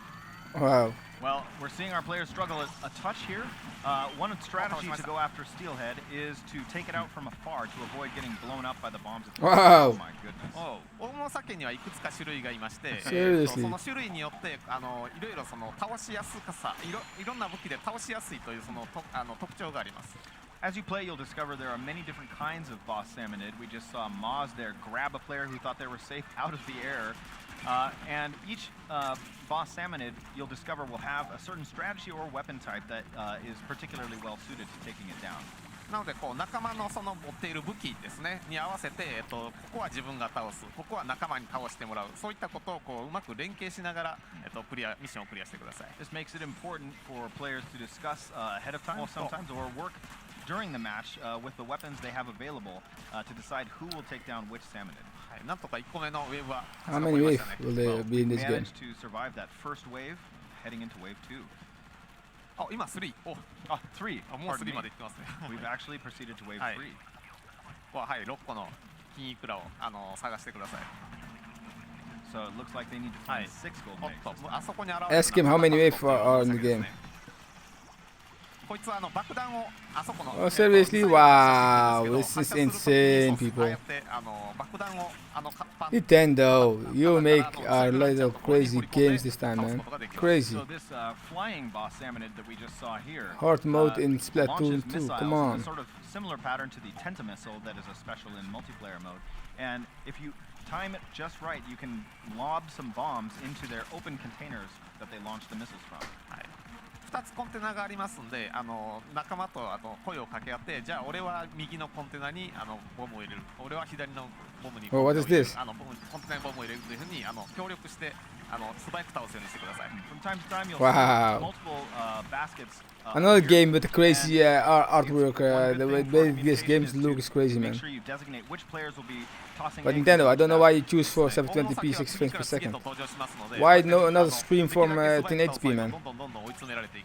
So it's very important to take out the boss salmonids as they appear, because if you don't, they continue to show up and ruin your party. So let's make sure to take them out as quick as possible. そうですね。皆さん素晴らしい仕事をしてますね。However, I can see everyone here is doing an excellent, 新しいexcellent job performance.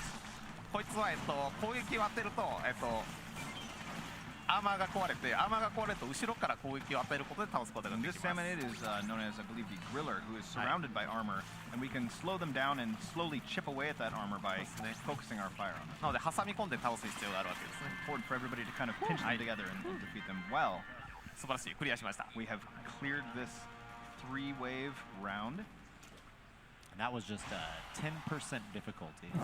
そうですね。10% 難易度でクリアしました。はい。たったの。そうですね。はい。難易度は先ほどマルトロカルマイチのサーモンランでは自分に自由に設定できるんですけど、5% から 100% までの幅で設定することができます。So that's correct. We've currently just witnessed a 10% difficulty round, but players can set the difficulty from anywhere between 5 and 100% at 5% increments. 仲間と集まった仲間のこのプレイヤーレベルに合わせて難易度を設定して遊んでください。It's important for players in this local play setting to get together and decide which difficulty setting is right for them. All right, thank you so much. Let's jump into another match at 30%.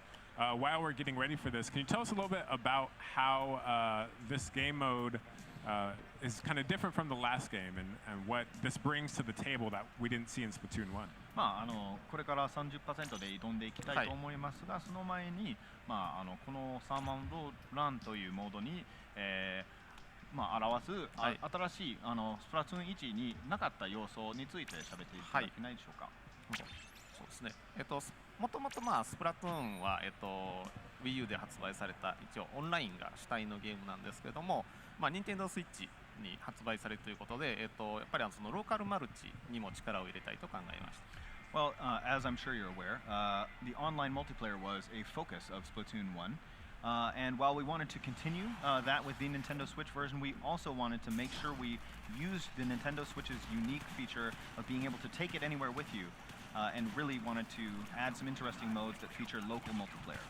ローカルは対戦は4対4の最大8人で遊ぶことができますけども、いつも8人の友達が集まることはなかなか難しいかもしれません。While it is possible to play local multiplayer, Turf War ranked matches with 8 players, it can be sometimes tricky to get 8 players together. So we wanted to offer. ちょっと質問の回答を集団してちょっと説明をしますけど、これは時々このようなイベントが発生します。Well, I'll be interrupting myself to talk about what's happening, but you can see events like this with the fog yeah, so can fog is occur difficult. Unpredictably in Salmon Run, making it a bit more difficult. 今霧が発生して遠くが見づらくなっているので、仲間と連携してよりここに今敵が発生しているよとかっていうことをこう連携して協力して声を掛け合いながらミッションをこなしてもらう必要があります。So the elements like this, such as the fog, limit your view and make that communication, pointing out where the enemies are approaching from between players, all that much more important. コミュニケーションはもちろん直接声を掛け合うこともできるんですが、昇降キーでようにサインを出すことができます。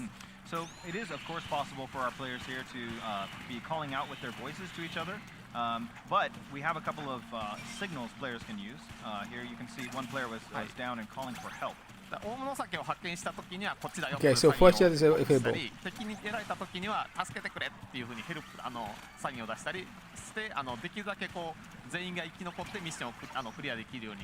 Yeah, the goal we want to focus on is making sure that at least one person can stay alive so you can survive the round. So when boss salmonids appear, make sure to use those signals to point them out, and when you need help, hammer on that help button to call for help from your friends. そうですね。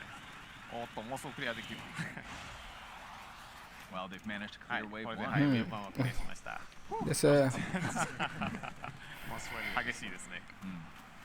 じゃあちょっと説明を続きをしますね。I'm going to continue my explanation. はい。で、先ほど言ってたように、そのローカルマルチで遊ぶ機会を増やすように8人集まった友達が集まった時でなくても Nintendo have crazy games in for this year, man. Serious Arms, this game, Mario Odyssey. What do we have now anymore? We have Xenoblade X2, Poken Tournament. Crazy games.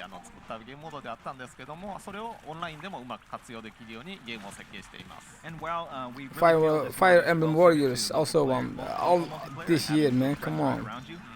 People, the Nintendo Switch will keep selling like crazy. And next year, wow, man.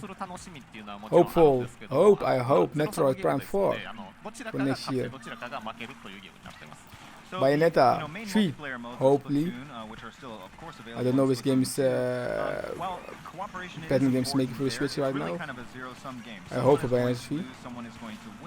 And so we wanted to also offer cooperation as well. Go, run! But Radio Studio, what kind of game do they make? Do they reboot Kid Icarus? Or will it be a whole new IP? Both are great, man. Kind of defending your turf. And like we said before, it really emphasizes that cooperation and coordination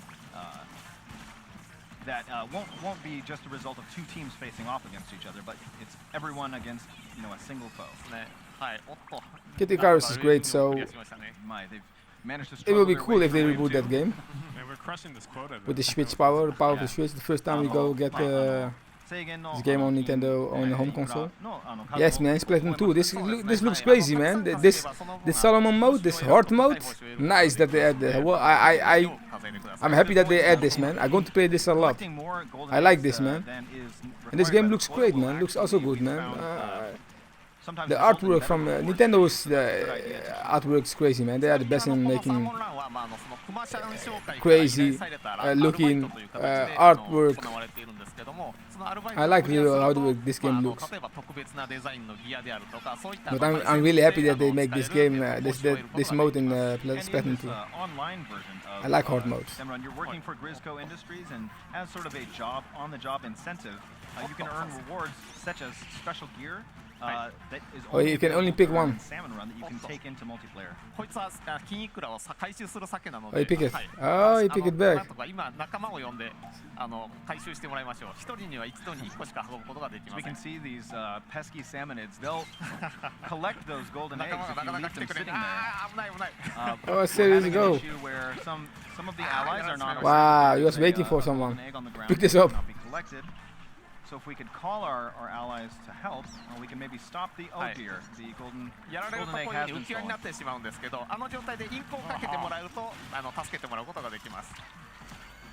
Stay alive. So this means oh,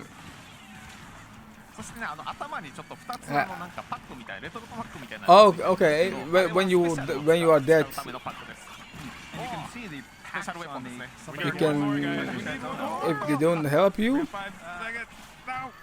before the normal time, you're dead. Oh yes, you see, yeah, he can kill you.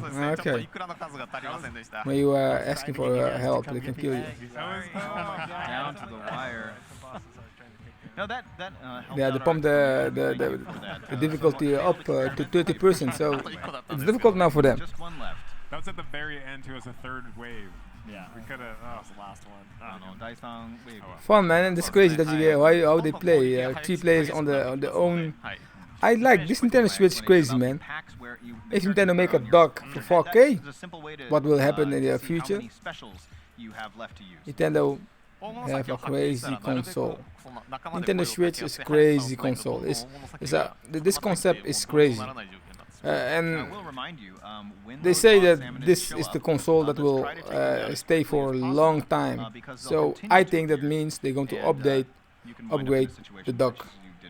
So I think we're gonna we have to wait and see when they're going to upgrade this. But because I think that was just a little too easy last time. They're going to upgrade it. We had that. I think we work well under pressure. So let's try this. 80%. Right now on the spawning grounds, let's do this. I believe they're going to upgrade this. When they upgrade this this dock 4K, only the dock. We're cheering. Maybe next year. Thank you. We appreciate that. So, you know, people want to hear about the lore. I love the lore of Splatoon. Can we talk about the salmonids? Are they like these biological mutants? Like what are we dealing with here? スプラトゥーンといえばストーリーが面白くて、聞きたいんですけれども、この鮭という新種、新しく発見された新種ですけれども、どういった生き物なんでしょうか。鮭はイカ、インクリングやオクトリングと同じような新しい種族の一つですね。Well, as you know, the world of Splatoon includes such creatures as inklings, octarians, and this is just a third life form that's recently been discovered by our research, these salmonids. イカとタコとはまた全然違う独自の進化を遂げてまして、水中を移動することができますし、陸上で活動することもできます。And unlike the inklings and the octarians, the salmonids were on their be right back. Pick up some drink. And our research has shown that they are able to swim freely in the water, as well as proceed on land, as you can see here. これはまたイベントですね。We're witnessing another event that has started here. バーベキューグリルのような敵についている魚を倒す必要があります。Oh my goodness. Boss Salmonid, I believe, has defeated you. Was called the Drizzler and showed up. That was the Griller. Pardon me, that was the Griller. And my goodness, I don't know what to say. We got grilled, is what happened. Let's bring that one back. Yeah, I think we just weren't ready for that griller. You know, we got to coordinate, guys. Let's do this. もっと協力しないと。そうですね。対戦で腕を磨いたプレイヤーであってもやはり協力しないとこのサムランをクリアすることはできません。Yeah, even if you're used to the kind of cooperation and coordination you would use in online multiplayer, you'll still need a different kind of cooperation to get through Salmon Run. はい。じゃあちょっと鮭についての説明を続けますね。で鮭はそのこう海中を移動しながら資源を集めて生活をしています。So these salmonids, I'll continue my explanation about their culture. The salmonids, as they swim through the water, they sort of collect resources for their society. であちこちをこう移動しているんですけども、時々イカの生活圏の近くにやってくるので、その時に熊さん紹介からアルバイトが発注されて、イカたちがそれを倒しに行くと、そういうストーリーになっています。And in those, the roaming that the salmonid culture does, those activities occasionally bring them within close proximity to the inklings, and it's at those times Gusto Industries recruits brave inklings to go out and answer the call to turn back the salmonid tide. そうですね。はい。で、イクラを回収してるんですけども、実はこの世界ではこのイクラというのは人間界でいう石油のような燃料ですね。Well, as we can see, the salmonids inklings, pardon me, collecting eggs and golden eggs here. Those would be something that we would consider to be a sort of fuel, such as petroleum in the real world. These eggs are a type of fuel for the inkling world. はい。なので、熊さん紹介からの依頼の目的はこの燃料を回収することにあります。はい。で、このイカたちはこのイカたちが回収した燃料を熊さん紹介回収するんですけども、その鮭たちはこの燃料を集めている、その燃料を熊さん紹介が横取りしているようなそういう感じになりますね。And so, they'll take this. Yeah, crazy boss fight. Wow, what kind of thing is this? And it's kind of a bit of fuel collection work, I guess, if you were going to call it anything. Guys, this doesn't look good. 大丈夫かな？ So we have. There's ink everywhere, gremlins everywhere. Wow, they got him. Gotta collect those eggs. Oh. Wow, defeat. Wow. So, man, I don't know what to say, guys. So we are running the game 60 FPS, 1080p. I love how beautiful the ink is. 1080p. そうですね。はい。このゲームは60フレームで動いてて、解像度も 1080p が最大で出ています。That's correct. You've done your research, I see. Yes, I'm a partial Splatoon researcher on the side. たまにはイカ研究もしていて、解像度までの情報を自分で集めていました。そうですね。ありがとうございます。Thank you very much for that. Should we play 80 again, but actually change back out and go back in? Sure. Let's do it. もう一度 80% ですが、リスタートではなく、一段階戻して、でちょっと設定をやり直す形でいきますね。ちなみにこの難易度は最大で 100% まで設定ができます。And as I mentioned previously, you can set the difficulty to 100%. はい。で、一度クリアしてそのまま続けると 5% 1080p, 60 frames per second. But continuing to well done clear difficulty for levels Splatoon 2. At whatever percentage you have set to it will add 5% to that difficulty level. 続けて次の難易度に挑戦できるわけですね。So this means that you'll be able to take on whatever the next increment of difficulty is after clearing the one you're on currently. で、最初に設定できる難易度は 100% なんですけども、そのまま続けていくと 105%、110%、115% とどんどん難易度が上昇していきます。This means that advanced players, if they continue on from 100%, will proceed at 5% increments, up to 105%, 110%. 最大 200% まで上昇しますので、腕に自信のあるプレイヤーたちはぜひ挑戦してください。New research has shown that difficulty can be raised up to 200%, and so we would encourage players to try and seek out this extreme level of difficulty in Salmon Run. ただ 200% をクリアするのは私たちイカ研究所でもかなり苦労します。However, even we at the Squid Research Laboratories have great difficulty in attempting to clear 200%, so we do urge you to take care. こいつはそうですね。前から正面からあえて仲間はすぐに助けてください。仲間4人が倒されてしまうと負けてしまうので、できるだけ生き残る必要があります。This mode's insane, man. Solomon Run. I'll play this a lot with friends online. ちなみにここで使っている武器は基本的に Splatoon 1 was also great, but I did not play a lot, only in the beginning. But my son is better than me in Splatoon, so he's going to like this. Are very similar to those you will experience in the main online multiplayer modes. はい。ただサブウェポンは全てスプラッシュボムで対戦このサーモンラン用にカスタムされた武器になっています。But these sub weapons are somewhat customized for Salmon Run. This game looks insane, man. I wonder if they can do it. Oh, we hit the quota. Just stay alive. Stay alive. 目標は達成しているので、あとは逃げるだけ。逃げるだけ。 Just escape, stay alive.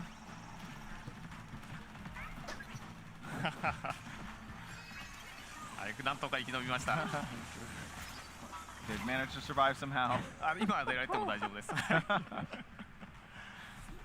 最初にゲームが始まるまでになるべく地面を塗って有利な状況を作っておくことも大事です。Another thing that's important is to once you've survived a difficult wave like that, to ink your turf again before the next wave starts.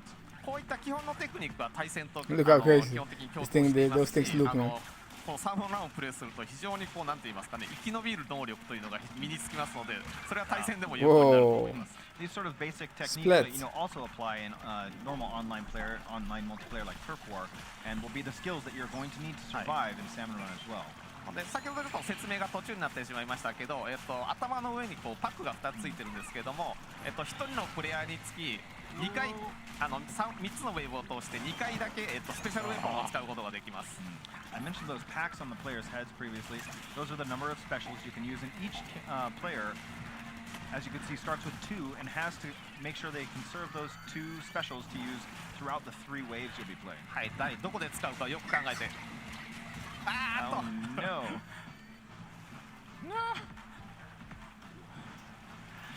仲間にやられたらヘルプです。ヘルプです。そして少しずつ動けるので仲間のところに近づいて安全なところに近づいていきましょう。仲間に助けてもらいやすい場所へ。You can still move when you've been taken down and are in sort of this life preserver form. 仲間が復活させてくれました。 Okay, we got help. That's good. Oh my goodness. 24 seconds. Got to hit this quota. あと24秒。あと24秒。あとはいくら3つ。なんとかそいつを倒せば。Still need 3 eggs. でも今そうですね。爆弾という大物たちが2匹出てますね。危ない。Defeat again. Wow. I think I'm going to short circuit the system with my hand sweat, to be honest. Like, it's disgusting. 手の汗でそうですね。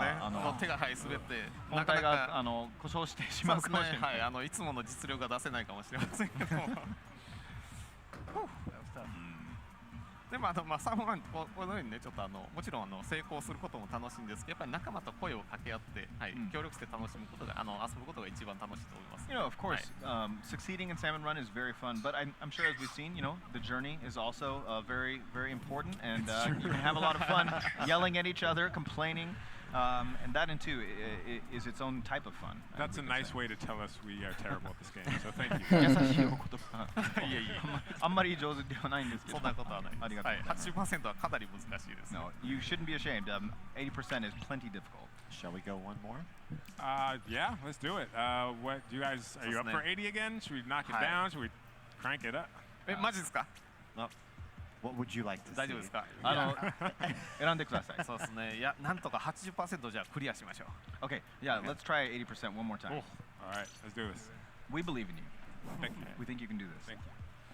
We have a good mix of weapons You guys gonna as well. switch up the weapons, or? はい、武器のセレクションはやっぱり大事です。なるべくいろいろなタイプの大物先が出てきますので、それに対応できるように仲間全体でバランスをとってその武器のセレクションをする必要があります。It can be a bit tricky. At 80%, you're going to get all sorts of boss salmonids, but making sure you have a good spread, weapons that can deal with a variety of different circumstances is important.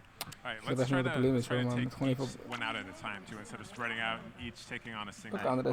今回は始まる前に作戦をちょっと立ててやるんですね。そうですね。Coordination. I went back to Julie's. Got it. We like the way you're discussing strategy before starting the match this time. All right. And did we mention, even playing the same difficulty level, it will be different, Yeah. right? Yeah. I mean, this 80% could be totally different than last 80%. So. Whoa. Good luck. 頑張りましょう。はい、マニューバとかはね、塗る力が強いので、仲間のためにできるだけ足場を作ってあげましょう。And these splat dualies, as we can see, are really good for covering a lot of turf quickly, and they're great in that preparation time. あと連射力が高いので、おっと、そうですね。連射力が高いので、雑魚付きがいっぱい出てきたときにまとめて倒すことができます。おっと、これはまたイベントです。サーモンラッシュですね。This is an event called Salmon Rush. たくさんの鮭が高速で襲いかかってきますので、それを倒してください。So small scale salmon and just attack in a huge rush, and you've really got to deal with that. 時々金色の鮭が大物鮭が混じっていますので、あいつを倒すと金いくらを回収できます。Defeating this boss salmon who's smaller in form, but he's called Goldie, and he'll drop golden eggs as well. ちなみにプレイヤーの中に一人だけ光映えという。I don't understand why Nintendo is doing 720p 650 one player is seconds going to have these golden sparkles around stream. them, and those smaller salmon are going to rush for that player. 鮭はそのプレイヤーめがけて襲いかかってきますので、なるべくその仲間を守ってください。So you're going to need to defend that player as well as you can. 今狙われてましたね。We just saw them be a victim of these salmon rush. 生き残ってください。Gotta survive. Don't be afraid to use your specials too. どんどんスペシャル使って。そうですね、どんどんスペシャル。でもまあここはなんとか連射する能力があるプレイヤーはここは強いので。そうですね。ピンチになった今のようにスペシャルを使って。Oh, we're quota, so just stay alive. はい、あと17秒。Chaos here. Oh, I went down. Stay alive. I'm down. Stay alive, whoever's left. Oh, that was me. I'm sorry. Man, I didn't realize you guys were down. Sorry. Come on, boys. このようにイベントもいろいろな種類が発生しますので、毎度変わる状況を楽しんでもらえればいいと思います。As you can see, we have many events prepared for you in Salmon Run. Such as the one you just experienced. Yes, that was intense. Thank you so much, Squid Research, for being here today. Next up, we have a new area in Mario plus Rabbids Kingdom Battle, so stick around. What did he say? That was crazy gameplay too, man.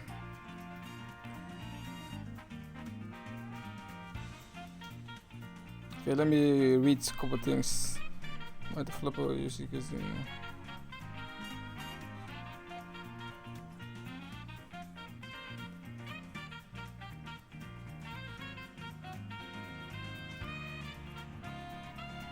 Okay.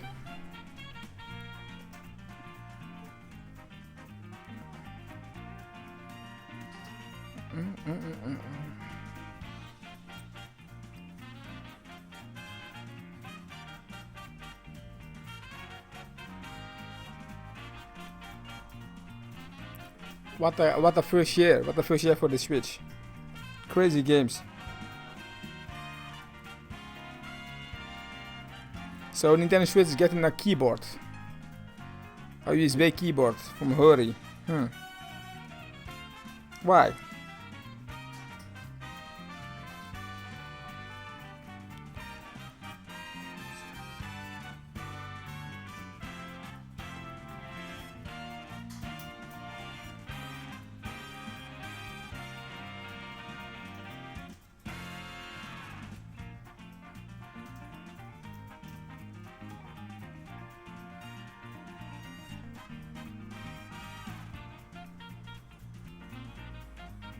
Metroid Prime 4, please.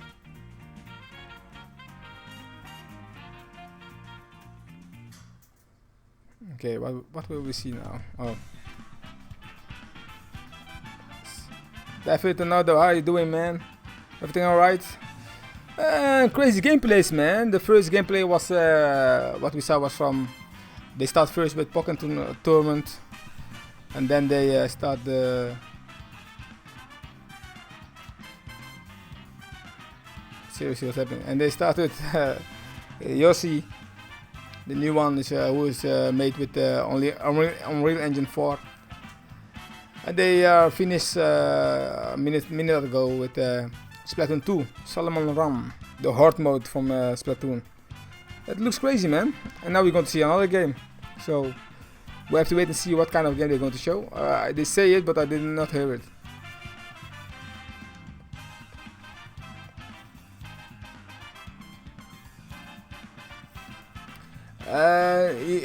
They reveal another. There are 5 new Pokemon players, Pokemons from Pokemon Deluxe.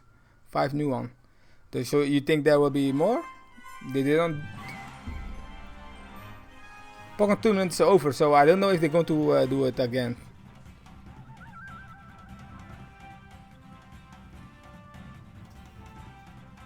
Okay. I believe you.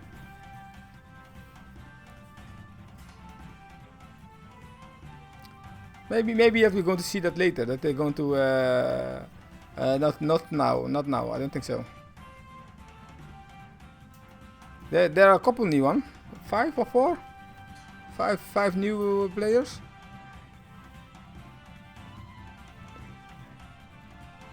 Let me ask you this: what was the best thing you saw on Nintendo's E3?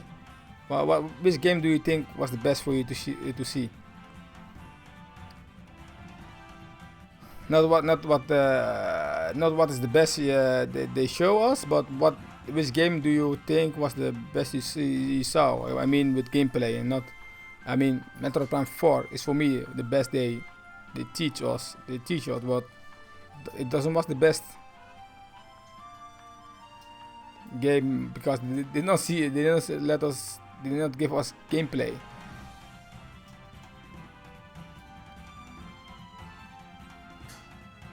Okay, seriously? I did not know that. I never played Pokken on the Wii U, so. Sonic Force trailer?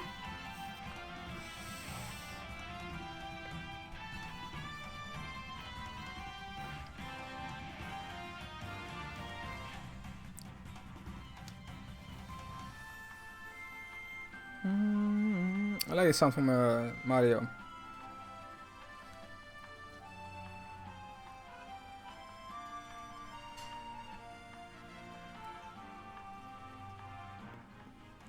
We're back on Nintendo Treehouse Live at E3, and we have a special game for you today. I am Eric, and this is Terry, and we have That's cool indeed. representatives from Ubisoft. Okay, Mario Rabbids again. Mario plus Rabbids Kingdom Battle.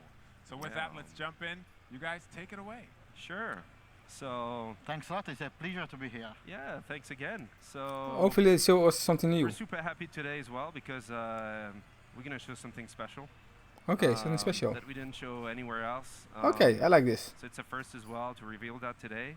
So we'll go step by step, but yeah, we wanted to give love and more content as well, and just a sneak peek into the storyline and even a boss fight. A boss fight, nice. I like this game too, people. Oh, I forgot to talk about this game. And already we see a new character on the screen here with Luigi. As in the first part of the demo, even yesterday that we saw, we're about to unlock Luigi, and now it's done. So yeah, so seriously. A little bit later into the this new game, this Mario plus Rabbit Kingdoms Battle. A cool spot to show a bit more advanced elements Kingdom compared to Battle, yesterday. yeah. Mario plus Rabbit's Kingdom Battle. One of my favorite things about this game is how it's an RPG game. Yeah, so we're super excited to show yeah, those elements, and you'll see it's yeah, Ubisoft Ubisoft was the best, one of the best in this E3. But this time with some new elements. So yeah, so that's the Jenga tower that we call. The sun is going down, and this game is made with the Snowdrop engine. It looks good, man. A bit more about the verticality of it. Yeah, this one was it's nearby the end of the first world, and it's really quite different compared to the rest of the game because instead of being developing horizontally, it goes up vertically. So it's just a small proof of the mess, the twist in the Mushroom Kingdom that rabbits are. This game looks also crazy, man. And it's a very interesting level design because you know very well that in our game we have weapons that can use special powers that we call. Why you go back? So you can plug into the weapon those super effects such as the bounce and the push. So being this a tower that is almost about to crumble and goes up into the clouds, it's super easy to use one of those power and push or bounce enemy out of boundaries. But the fact is, even the enemies can do it on you, so you have to watch out. That's crazy. And when players will arrive at the top of the tower, they will see that there is something strange, like there is a chapter in front of them with a scroll that is gold and black, so maybe something big is about to begin. So in that case, it's better to be prepared. And what Xavier can do is go inside the battle HQ and set up his team, select the weapon, and have fun with the skill tree. To get which ready. is going to be fundamental. Players can also decide which kind of heroes they can select, and as each hero has its own ability and skill, it's fundamental, we'll say. No? I don't know which is your preferred team, Xavier. Yeah, I already started to select it. I really okay. like Luigi. Like Me too. We saw a little bit of that yesterday, but his health point is really low at this part of the game compared to, for example, Rabbit Peach.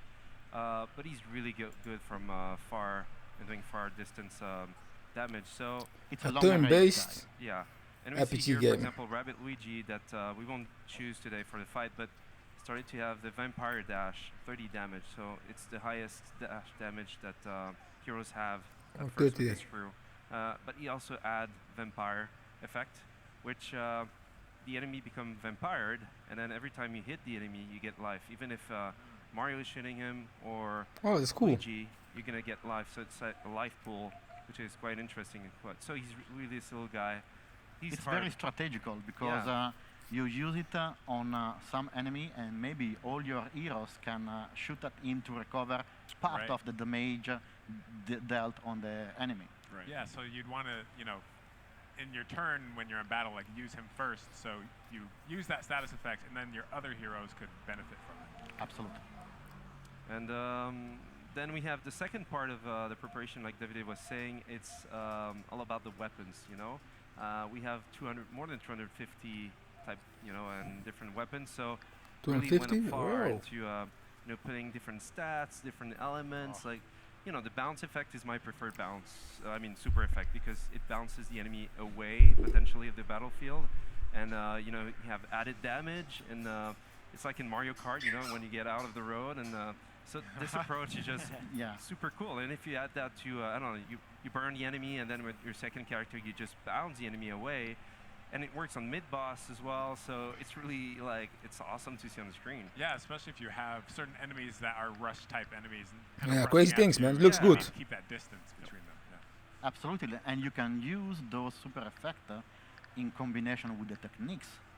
So you may use a techniques with Mario, which is called Hero Sight, that prepares Mario, meaning that if an enemy will move nearby him, he will shoot even if it's not his turn.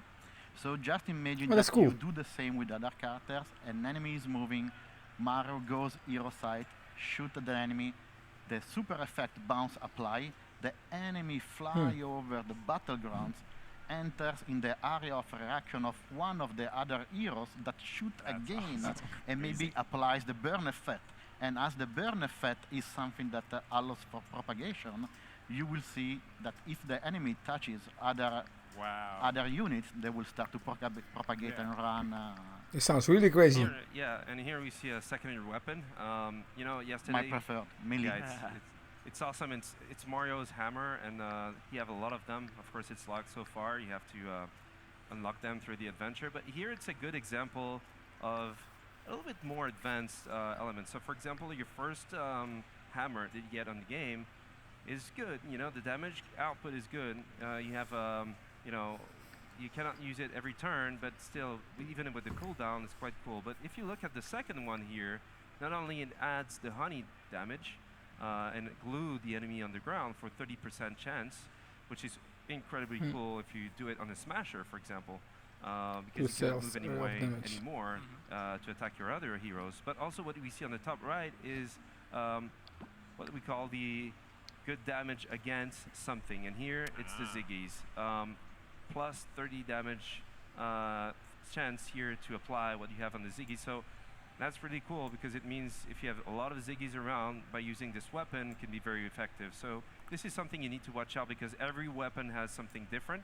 So they start very simple, but then we start to add you can specialize, stats. Yes, and as Xavier said, we had these elements of proficiencies.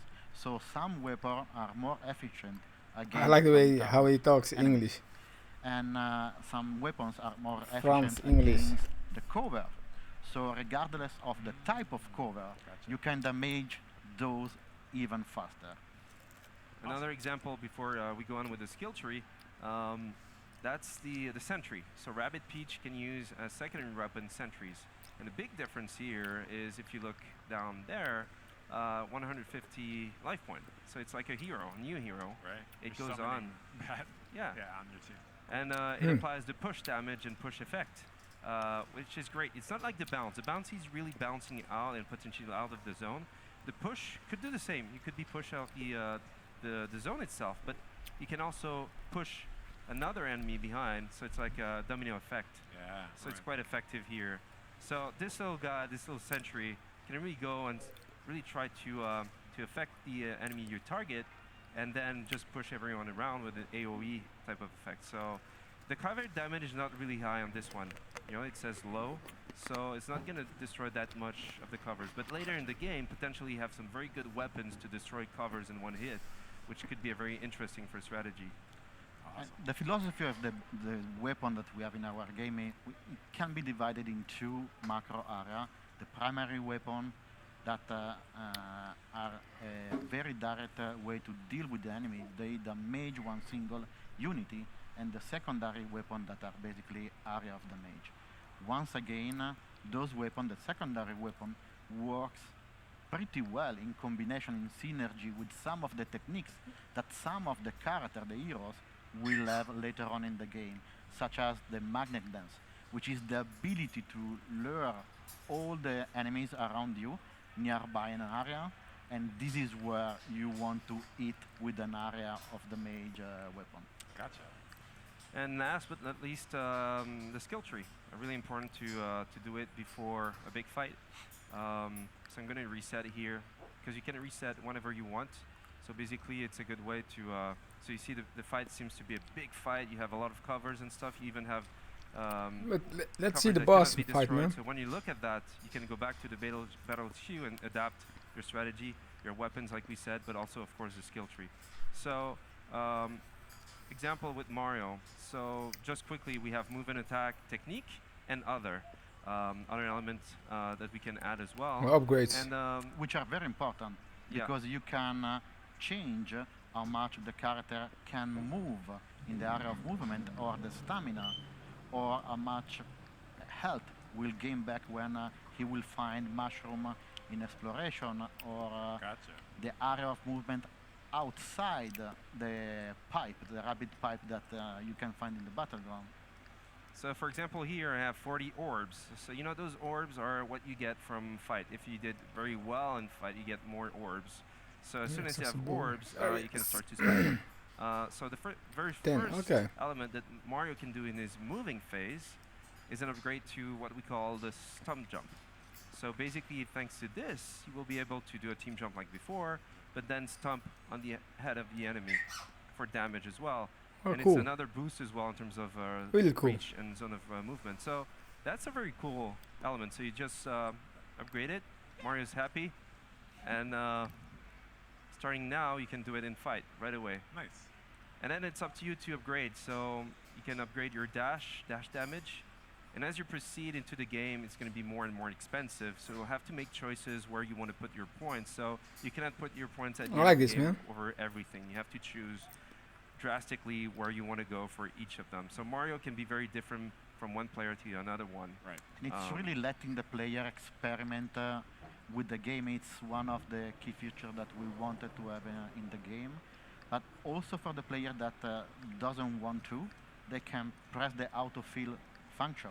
And so basically it's what we decided for the player, the best skills, the best tree, the best path. That's awesome. What's great about I'm sorry, go for it. So what's great about it is too, again you can reset it every time, and so depending on what battle you're in, you just set it to that current standard, so then you're able to counter for the environment, for the enemy. So it's great that being that you can change it every time.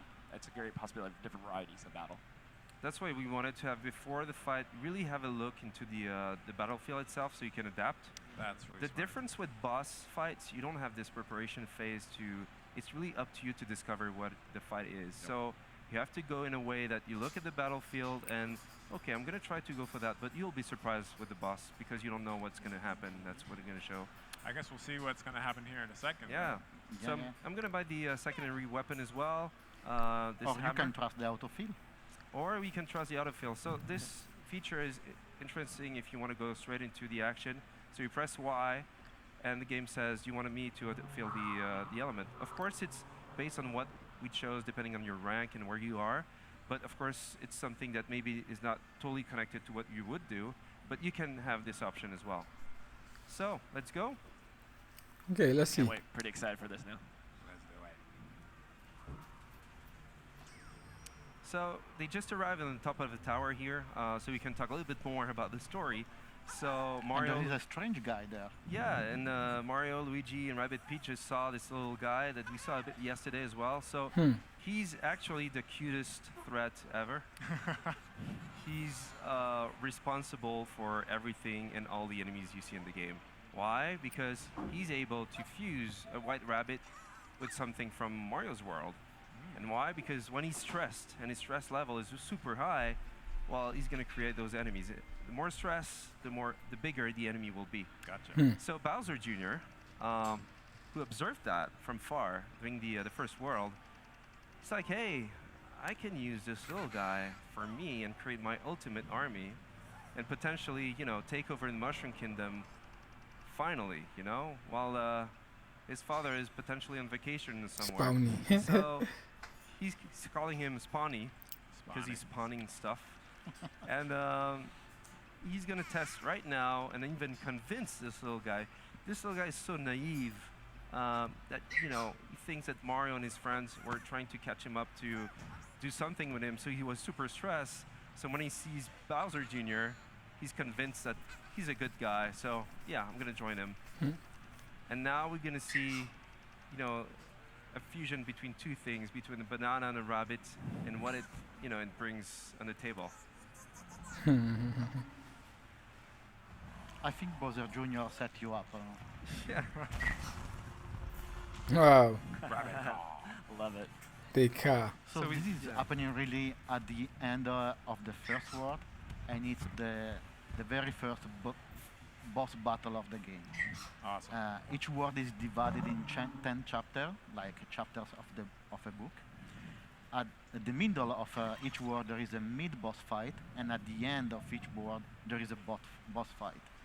So Kong is super jealous of the bunch of bananas in front of him, and so doesn't want no one to come nearby those bananas because he wants to keep it for him.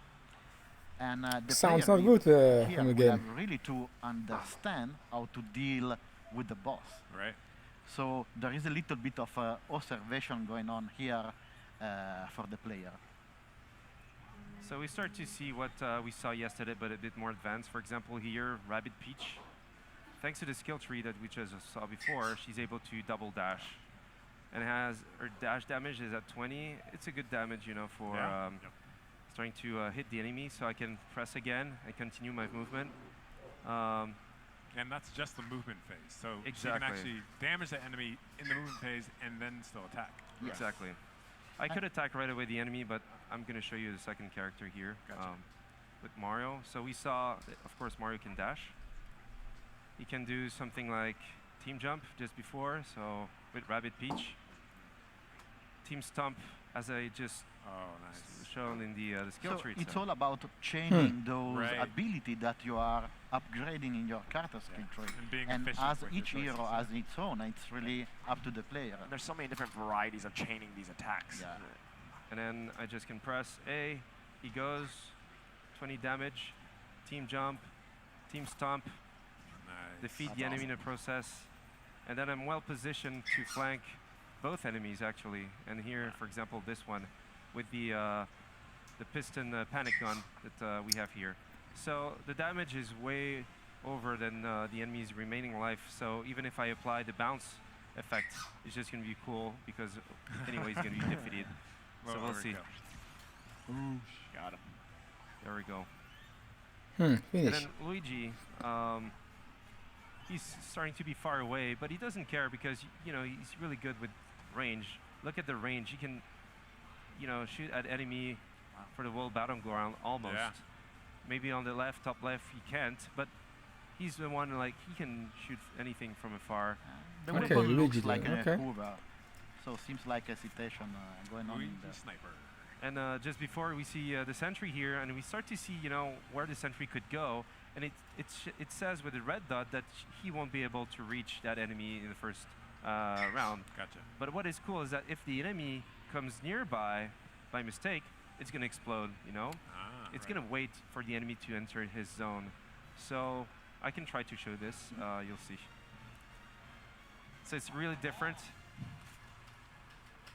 It's a little new hero, and you see this bubble. That's the range. As soon as the enemy enters, he's going to shoot. So let's switch and see if the enemy goes. Rabbit Peach is not well positioned here. I wanted to show for it's kind of exposed. Yeah. You didn't protect her very well. I can do 3 things. And now the sentry can go and continue and do that damage. And you see the cover damage was not great, but still it worked. It worked, and so I'm gonna show the hammer that we bought in the skill tree as well here with Mario, even if it's not needed, as the enemy is almost done. But you see what we saw there was the zone of attack, so anyone around would have been shot. And as I did a lot of damage, a lot of points can be taken. Awesome. So that's pretty cool. So one thing I will try with Luigi. Yeah, we can show Rabbit Kong in the past. So in the background. So this is just the first phase. We won't show the whole thing because it's a bit longer. But the thing here with him is that even if I can reach him, like I'm gonna do here, it's gonna do some damage, but not really, because every time he eats a banana, he's gonna get his life back. So of course we know the game, we know what to do, but basically here you need to adapt. So basically the player needs to find a way to get rid of those bananas. Otherwise Kong will keep replenishing health forever. Okay. Yeah. So let's try to go in that zone with Rabbit Peach. Thanks to a team jump. Bam. The bananas just fell down. So Kong is super excited. He's mad now. Yeah. So now, as he's looking for his bananas, and he's cute. It's almost a pity to defeat the guy. Look at that, the desperation. The animations in this game are so good. Awesome. So I'm gonna try to shoot. Damn. Now we can do damage and apply, which is pretty cool. But the issue is that it was maybe a little too close. Uh-oh. Oh my god. Seriously? That's so good. So you have to watch out, because basically it could be really bad for you. So you need to leave the zone and start to shoot again. So for example, with Rabbit Peach, that's funny. Damage output. With Mario. And then with Rabbit Peach, is pissed. Yeah, this is your time. You gotta get that damage. Let's go. And boom. There we go. So this is just the first phase of the combat itself, and then he's going to move on into new zones, new types of enemies will start. Those waves, if you're not behind full covers, you get bounced away, so your life starts to go down, out of boundaries, etc., etc. So, and that's something that we won't show more because it that would was be too just much. the first phase, and this is a long boss fight. Yeah. It's around 30 minutes, I would say. Yeah, 30-minute Wow. boss fight. That's what I'd love to hear. That's so cool. 30-minute boss fight, so crazy. It was awesome to show that. We're super happy. Well, geez, man, this game is turning out so good. I'm really impressed. So, thank you. Thank you so much for watching. Next up, we have an exclusive look at Super Mario Odyssey. Okay, let's go. Okay, to be honest, that Rabbids Mario game is getting better and better, man. I forgot this game. So in a couple of days you have ARMS. Then in July you have Splatoon 2.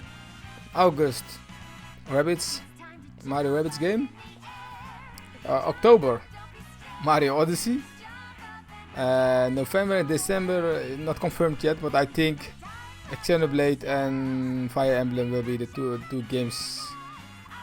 So that means every month one IP, Nintendo IP, first party from Nintendo, and this is insane. This is crazy, man. Hopefully they keep doing this also in 2018. And I think that we're going to see next year a lot of first party games, third party games.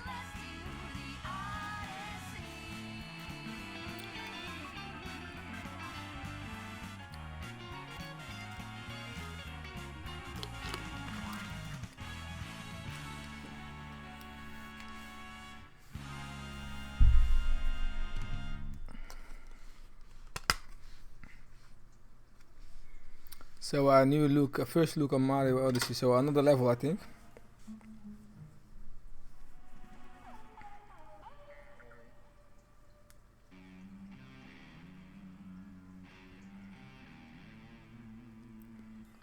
You can say what you want. This Nintendo Switch have really great games, man.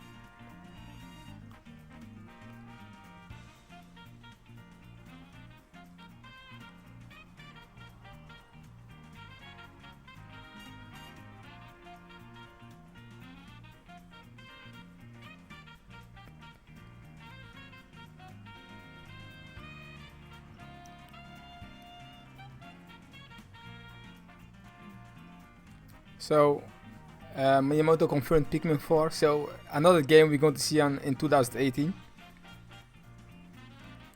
Man, this Nintendo Switch is crazy.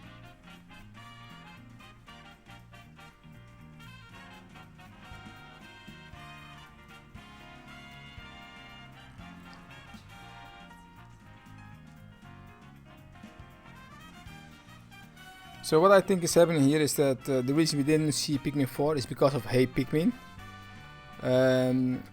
Also, the reason why we don't see Pikmin, the same reason why we don't see, they didn't show us a trailer from Metroid Prime 4 is because of Metroid returns on 3DS. And I understand that, because come on, I almost forgot about Mario Odyssey because of Metroid Prime. So showing us gameplay from that game will keep you forget. Then you will forget about the Metroid returns for the 3DS, and that's the reason I think they did this, and also why they did not show Pikmin 4. It's almost finished, Miyamoto say, because Hey Pikmin will, if they do that, no one is going to look at Hey Pikmin. So I understand this. Nintendo is doing smart moves. So next year, Pikmin 4. I don't think Pikmin 4 will be released this year. Maybe it will. You never know. But I think for next year. But it's possible it will release this year because he say that Pikmin 4 is almost done. So, and it was a year ago. So it could mean that we're going to see this at end of this year. It can, but I don't think so. I think in the first quarter of 2018 we're going to get Pikmin 4. So we have Pikmin 4, a Pokemon game, new Yoshi game, a new Kirby game, Fire Emblem, 5 games already, Metroid Prime, 6 games already.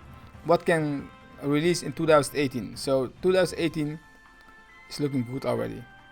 Oh, 6 games we have. Wait, we have 7 games because Platinum Games also have a game in the they are developing also a game for Nintendo Switch. So there you have it, another game. So you have already 7 games that can release in 2018, and this is crazy, people. So if Nintendo can keep doing this, wow. Nintendo Switch will keep sold out every month after month. Yes, people, the Nintendo is doing something great now with the Switch. They learn from their mistakes with the Wii U. That's one thing I know for sure. But the only thing people are thinking about now is why no big third-party games. Come on, people. Like I said a couple times, those games are in developing for 2 or 3 years already, and some developers, the most developers, doesn't have the dev kit from the Switch. until I think 6 months now. So what the hell can they do with the dev kit when the games are already almost finished? I think that's the reason why we don't see many AAA third-party games on Nintendo Switch. That's what I think. Because if you look at the FIFA 18, a whole a custom-built engine for that game. Why not Frostbite engine? Because it costs time, and you know how EA works. They want easy money. So I think we're going to see next year Frostbite engine FIFA game for the Switch. Then they have the time to do it, because I bet they are already busy with making the next FIFA game, FIFA 19 for the console. So I think that now they have the dev kit for the Nintendo Switch. So now they can take that with them when they make the FIFA 19. So Frostbite engine, maybe they are busy with Frostbite engine, because we all know that Frostbite engine, the Switch can do Frostbite engine. The latest Unreal Engine 4, it supports the latest Unreal Engine 4, so why not Frostbite engine? I think that's the problem, that why we don't see some AAA games from third parties. Too late in those games are too late. They are almost done before they had the dev kit from the Nintendo Switch. So that's the reason why I'm not mad, and I have every console here. So if I don't want to play a third-party game, I buy it on the Xbox One S or on my PS4 Pro. So I don't have problem with that. But I understand why people want a game for the Nintendo Switch, because I like that too. Hey everybody, and welcome back to Nintendo Treehouse Live. Samantha. I'm Sam from the Treehouse, joined by my colleagues Rob and Matt, and we're going to take you back into Super Mario Odyssey. So in our first segment during E3, if you had a chance to catch that, we took a look at the Sand Kingdom and Metro Kingdom. But in this segment, Rob, you're going to take us back in and check out some old bits and pieces that we didn't have a chance to show off last time. Yeah, something I wanted to show off was that each of the kingdoms, while you return to the same handful of kingdoms a few times, they look very different depending on the circumstances. So the first time you go to the Sand Kingdom, it's the daytime, and this is what we're showing you here. This is part of the floor ROM here. This is a segment from a little bit later, but you can get there if you're on the floor. And then after a little bit here, I'm going to show a bit from the nighttime version of the Sand Kingdom. And then later on, we'll do Mario Odyssey, some more of that crazy. kind of shenanigan with the City Kingdom. Sorry, the Metro Kingdom. I think that's one of the things that's really impressed me over the course of development. Oh, you jump off. No. Seriously. Sorry. That's okay. But watching this game come together, and it's certainly still in development, so there's a lot of stuff the dev team's still working on. But within the kingdoms, as they built them out and continue to refine them and add more content, there are so many interesting places that you can find within each space. It's a Mario. Over the course of E3, we're not even showing you everything that's in either one of the kingdoms that we're showing here or the Wooded Kingdom. There's so many interesting places to find, particularly off the beaten path, I think. I should also mention that not every kingdom has a day and a night cycle, but they all do change depending on game circumstances. Right now the desert is frozen. Mario can eventually solve this problem. It won't be frozen anymore. That kind of difference. When I was playing this, I can't be patient when I'm on these platforms and I'm doing backflips and just running around, and I get killed so many times just because I can't stand still. I got ADD or something. Normally I'm kind of the same way, but I got humbled just now by falling, so I'm playing a little bit more safe. Oh, it's not safe enough. You're almost there. Okay. There we go. So one thing I want to mention for folks who are watching, our last segments we were using the Joy-Con Plus wrist straps, but in this segment we're going to be using the Pro Controller. That is fully supported, as well as any other controller option that we've got available for the Switch. So we're mixing it up a little bit here just to show you how smooth the controls feel with Pro as well. Yeah, so this is the Moai habitat, home, logically enough, of the Moais. This thing's crazy. Awesome. They're kind of shy. Run away!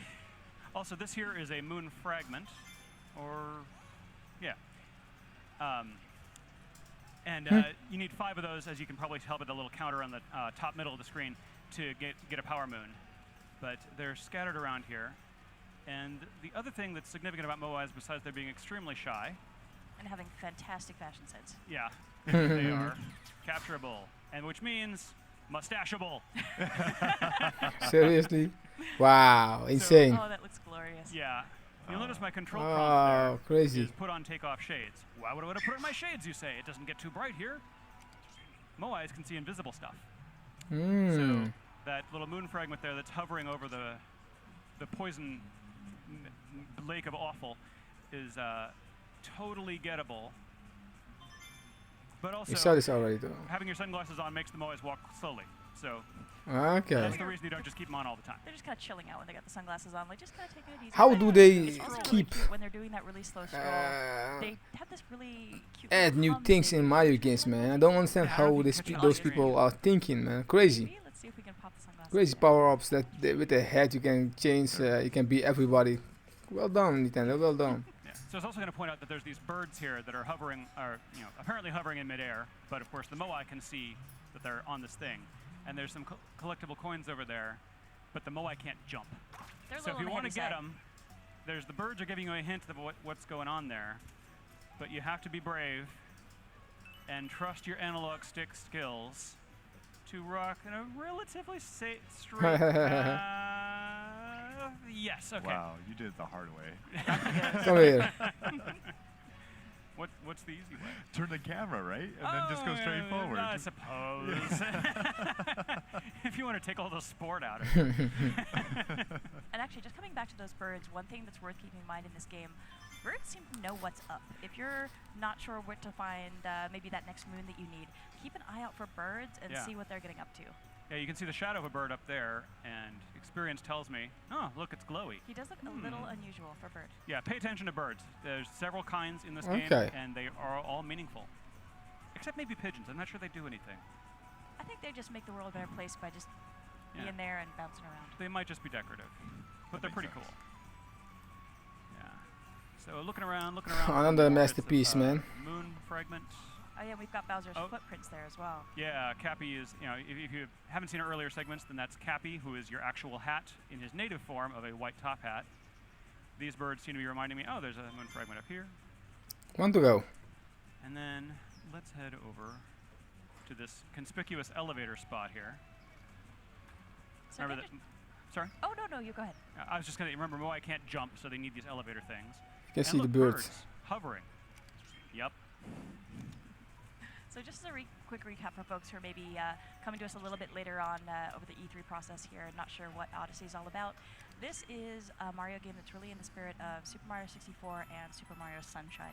So we're coming back to this kind of sandbox style of Mario engineering where we've got these really fascinating spaces that are really densely packed with content that you want to surprise yourself by tracking down new things, experimenting.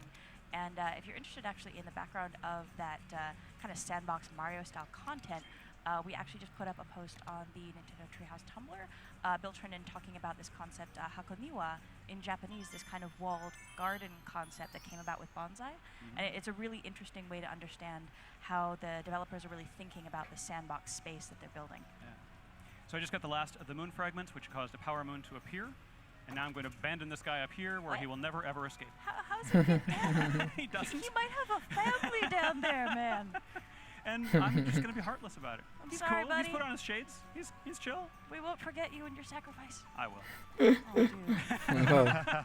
You got to remember these capture targets.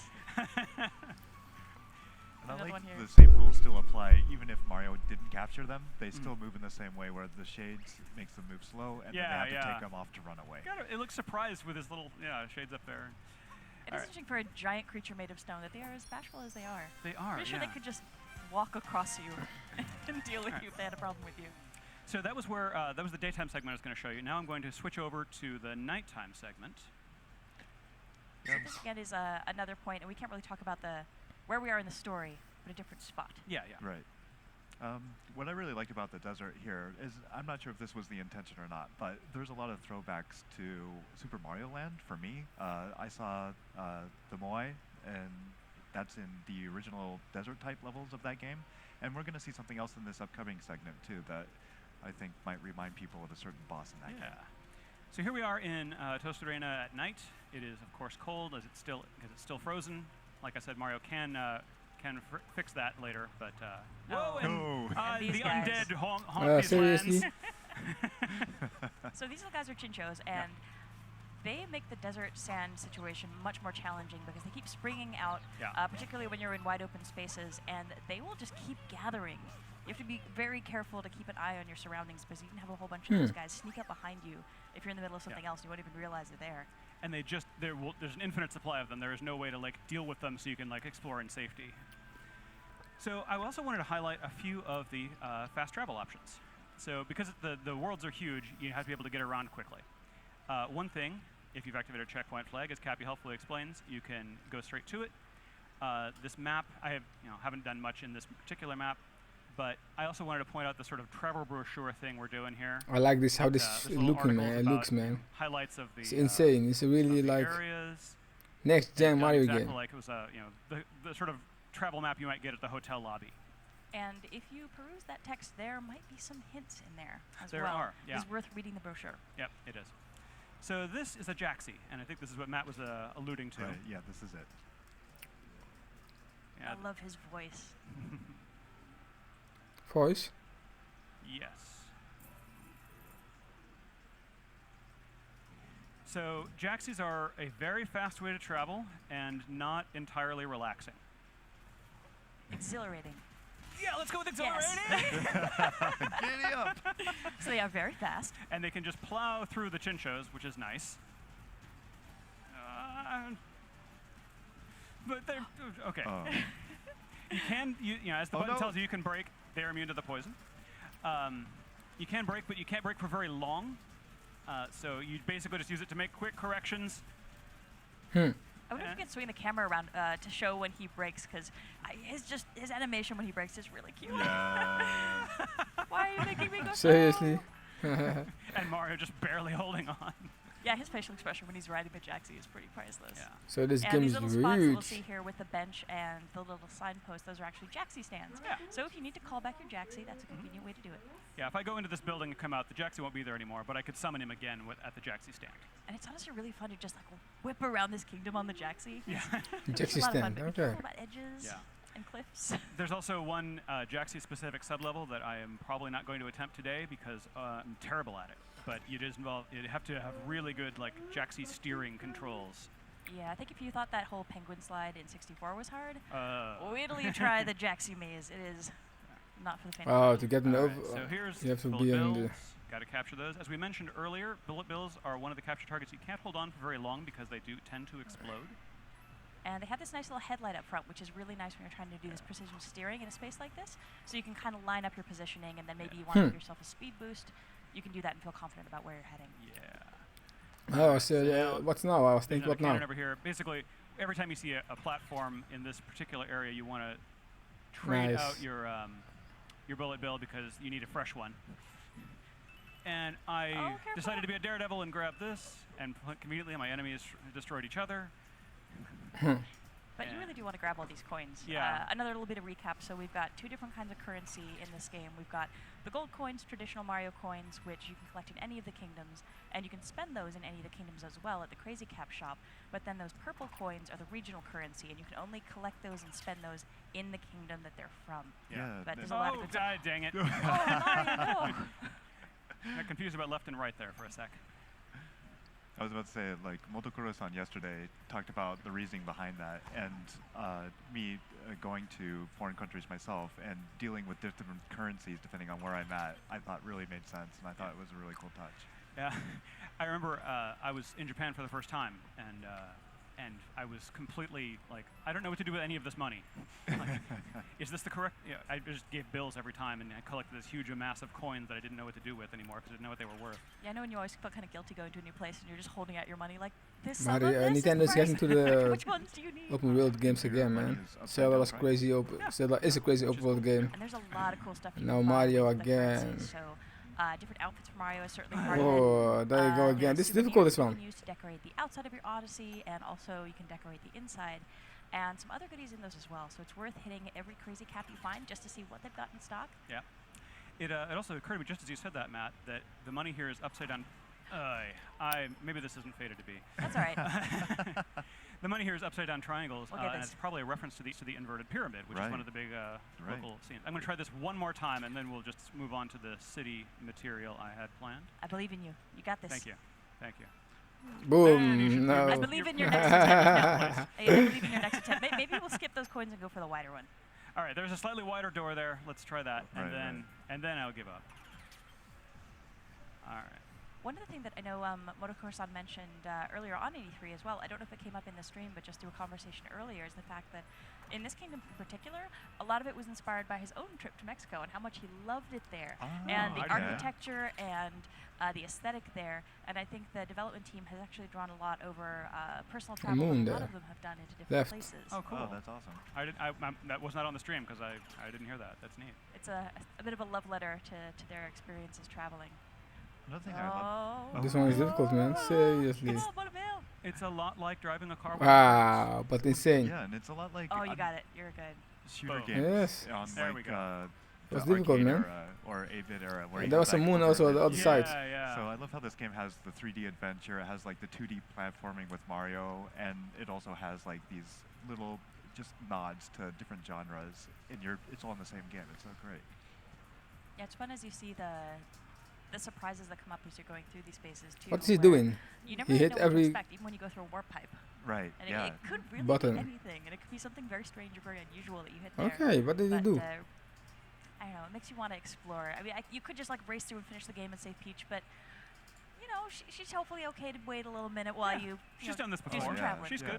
Got to enjoy your trip, right? Oh, and Pauline there, of course. So Mayor Pauline. Mayor Pauline. Yes. So here we are back in the Metro Kingdom, and it's daytime, which is where the floor demo gets you.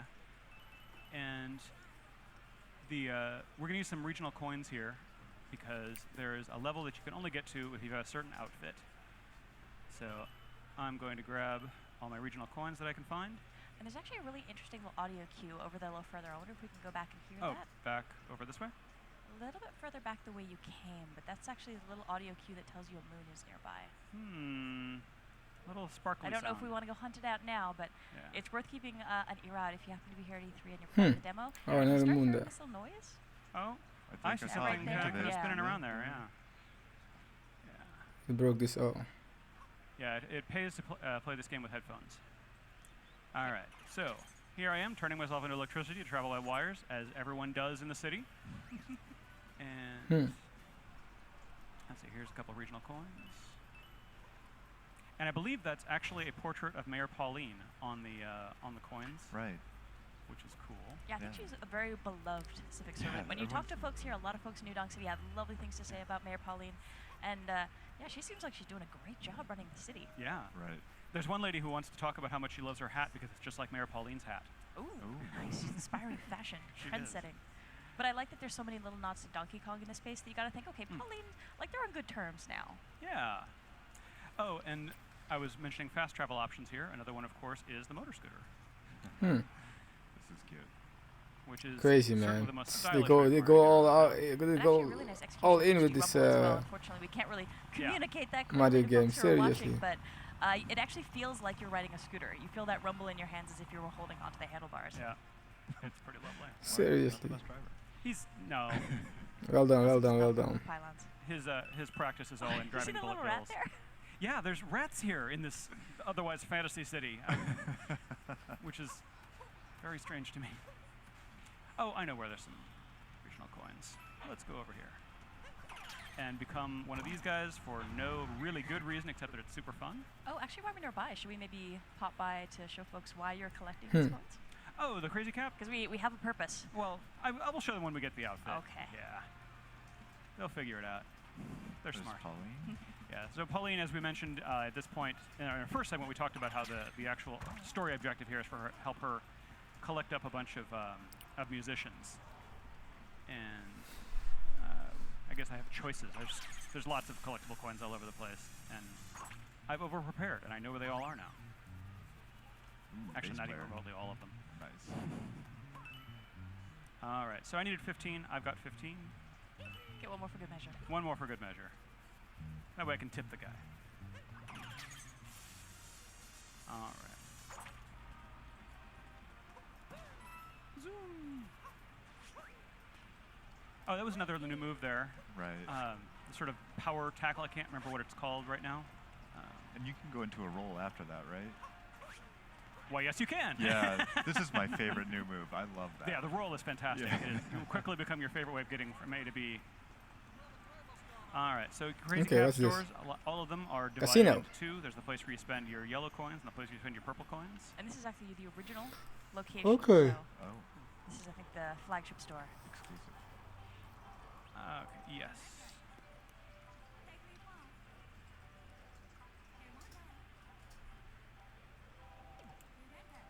All right. So yeah, this builder helmet might look familiar to people who have enjoyed other Mario games. Yes, sir. That outfit. No is Dunk off City. the chain chomp. Wow. Oh my god. Builder outfit. Okay. You So heard you it need here you first, need folks. some You heard it kind first, of folks. outfits to get to some points, some Gotta catch on. stages. All right.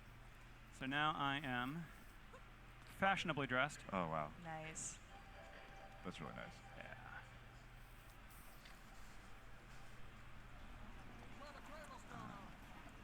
Oh, and yeah. Crazy, man. Wow. Well done, this man. So as we showed in our earlier segments, there are some spots that you have to meet a certain dress code expectation. Yeah. To get through.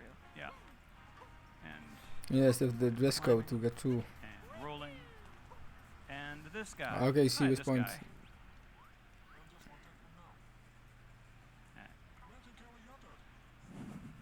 He's a simple little man.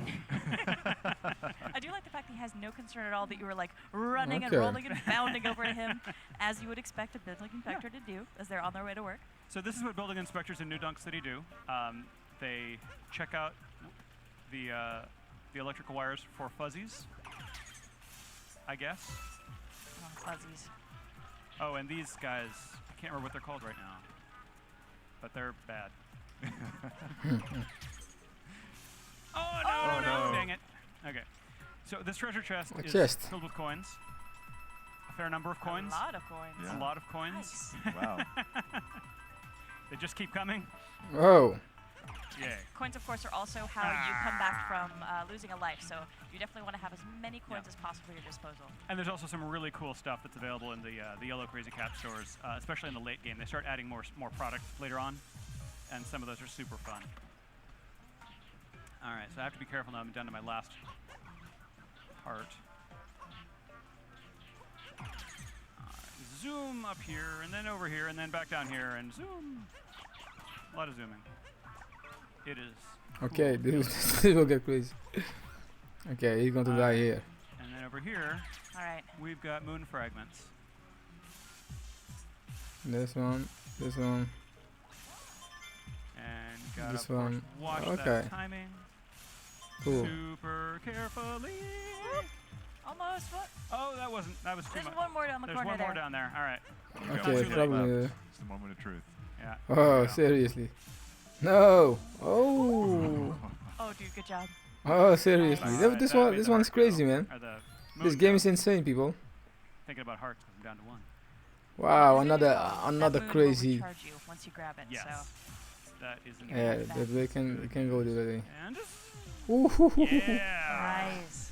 Another crazy game from Nintendo, And I man. think you've got one more spot to show. First, it was which is a nighttime version of Zelda that take the Game of the Year, but with this game, I don't know, When you first arrive in Zelda. New Donk City, it is nighttime, and it is a I think it grim will be and Zelda gritty because environment. Zelda's from March and this game will be in October. So, And this as well, content but is not available on the show floor. Yeah. Here at E3, we've got the Sand Kingdom and Natural Kingdom in the daytime. So this nighttime content is exclusive for folks who are watching our stream.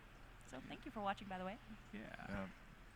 I love the city at night because it's so different than the city during the day. Yeah. Yeah. It's very moody.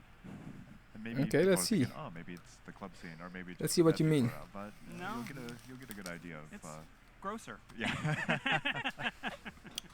let's see what you mean. Be able to hop in here in a second and take a look. Yeah. All right. So let's see. And again, of course, this is only a small slice of what each of these kingdoms has to offer as Yeah, well. So hopefully they're we're all looking forward to exploring them for themselves. Huge and convoluted and filled with secrets. All right. Here we go. We can go and bring the feet up again. So way up there at Wow. the top of the building. Ooh. Look how crazy, man, the map. So this is a THL Seriously. ROM that is already activated the checkpoint flag. And Wow, that looks insane, I'm gonna man. hop inside here for a minute because I want to show you both these super gross urban sting bees. You may remember sting bees from, I believe it was Mario 64. They were This sort of game cute look, conical yeah, bees. my god, Much, man. much grosser. Yeah, their little maggoty form creeps me out. Yeah. But also I wanted this thing. So the life up heart is the only sort of traditional power up in the game, but with so many things you can capture, it's the only one you need. This game is insane, people. Wow, no way, man. Another crazy game. Look at this, man. It's an interesting choice. Yeah. And you paid someone to put a lot Why of those them people up, keep but not standing low in the enough to rain? put them up right. They're all peeling off. Yeah. It feels very Bowser. So I love the rain, and like some of it collects on the screen, as you can look probably at the- see, which is super cool. Seriously, what? They've really done a fantastic job. What's possible with this? Yeah. And yeah, New Donk City is kind How of can you use this? eerie in its Rain and rainy electricity darkness. doesn't go together. Sirens in the background. There's obviously a lot of bad stuff going on in the city right now. First responders have their Whoa. hands full because there's a giant robot caterpillar on the building. I think you can deal with that though. You can just take care of this little problem. For them. Yeah. So yes, this is Crazy Wiggler. people. I would say this is my absolute favorite iteration of this enemy. Yeah. So good. Wow, look at this. He's one of the scarier things that's been in a Mario game. But I will tell you, he is the second scariest boss to me in this game. We're not going to show you the other one yet. Oh, we'll talk about that after stream because I want to know who your number one baddie is. Yeah. This game, wow, man. Little jitters up his legs. So I need to grab a Sherm, that's what these tank guys are Of course. called, and quickly blow up the other one so I don't have to deal with him. And then I need to not get shot and turn out all the lights on the Mecha Wiggler. No way. The Okay, good. Nice. game of the year, wow. Yay! All right, so now he gets mad as Wigglers are wont This to this do. this looks like it made with Unreal Engine 4, but I don't think this Unreal Engine They're 4. incredibly powerful, but also slow to move. I mean, they're tanks. So Wow. they're not going to turn on a dime. They're not going to be incredibly fast. So you have to be very mindful of your movement. Crazy. Wow, Ooh, that nice was close. dodge. I almost got you, man. Dodging as a tank is a skill. Yeah, you can't really strafe a tank. Yeah. I also like how the Wiggler changed colors when he got really angry and started moving fast, just Yeah. like you would expect. Just like you expect. Yeah. Yeah. Someone engineered that exact behavior for some insane reason. Okay, and you can actually shoot these big old energy ball things out of. If you can't dodge them, then shoot things instead. Oh wow, nice shooting. Thanks. Wow, oh my god, my god, my god. Is the upper limit of where my turret can fire. Okay, I'll have to. This guy definitely makes you miss the traditional cuddly Wiggler, doesn't it? It really does. My son has a plush one of those, and it's super fun.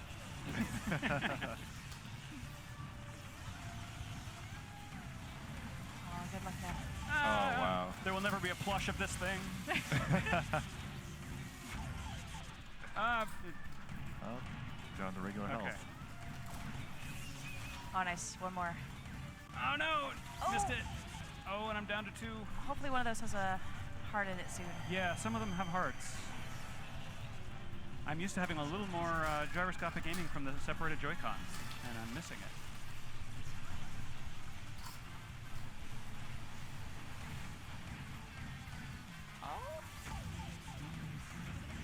Yes. Oh, there it is. There it is. Nice. It's so hard Crazy, too when you're man. fighting this boss and you have to trundle your way slowly to Yeah. let it power Wow. up. Like, please, don't kill me, don't kill me. Yeah! All right. There Dude, we nicely go. done. Thank you. Whew.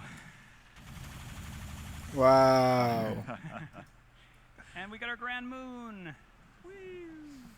So that was our Mecha Wiggler, and I think that's actually where we have to stop That as is well. the end of our time with Red Star or Mario Odyssey for today.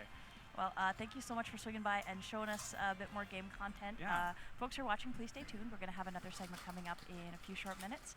It's going to be Metopia, so get ready to check out some very strange adventuring. We'll see you Okay, in a the few next I minutes. don't care about Metopia, but this was insane. This This Mario game is seriously wow, man.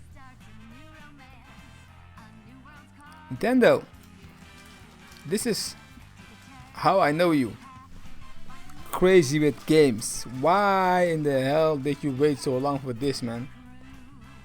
You have to be angry. You have to be. Why does you have to be always flop a console before you doing something great? Why? Bro, this game, Zelda Breath of the Wild, is crazy game, but this Mario game, wow. And imagine Metroid game next year.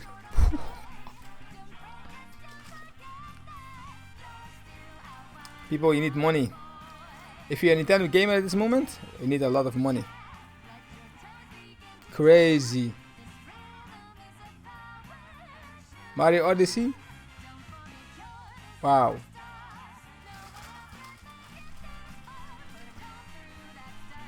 Wow, wow, wow, wow. Seriously. No way, man. This game is insane.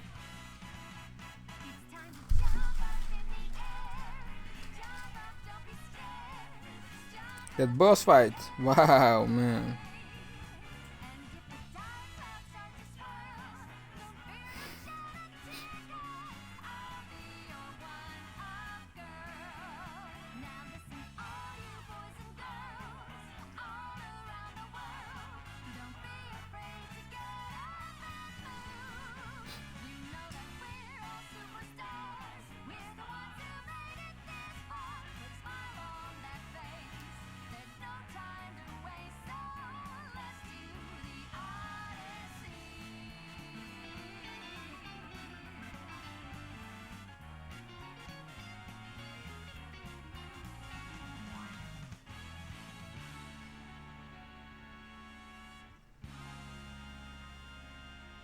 So, I read now that Nintendo is going to announce another game.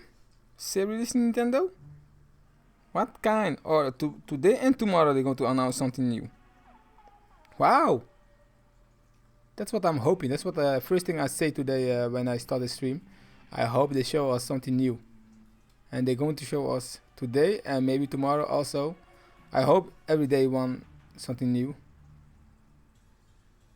Crazy, this Nintendo, man. I like you. I like this Nintendo, man. This Nintendo, how I like. This is how I like Nintendo, man. Seriously, wow. Did you saw that, people?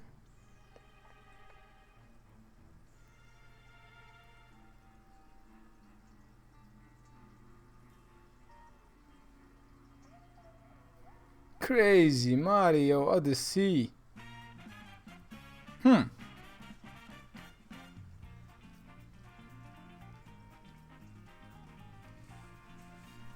Crazy boss fight was that, man. So Nintendo going to show something news today or to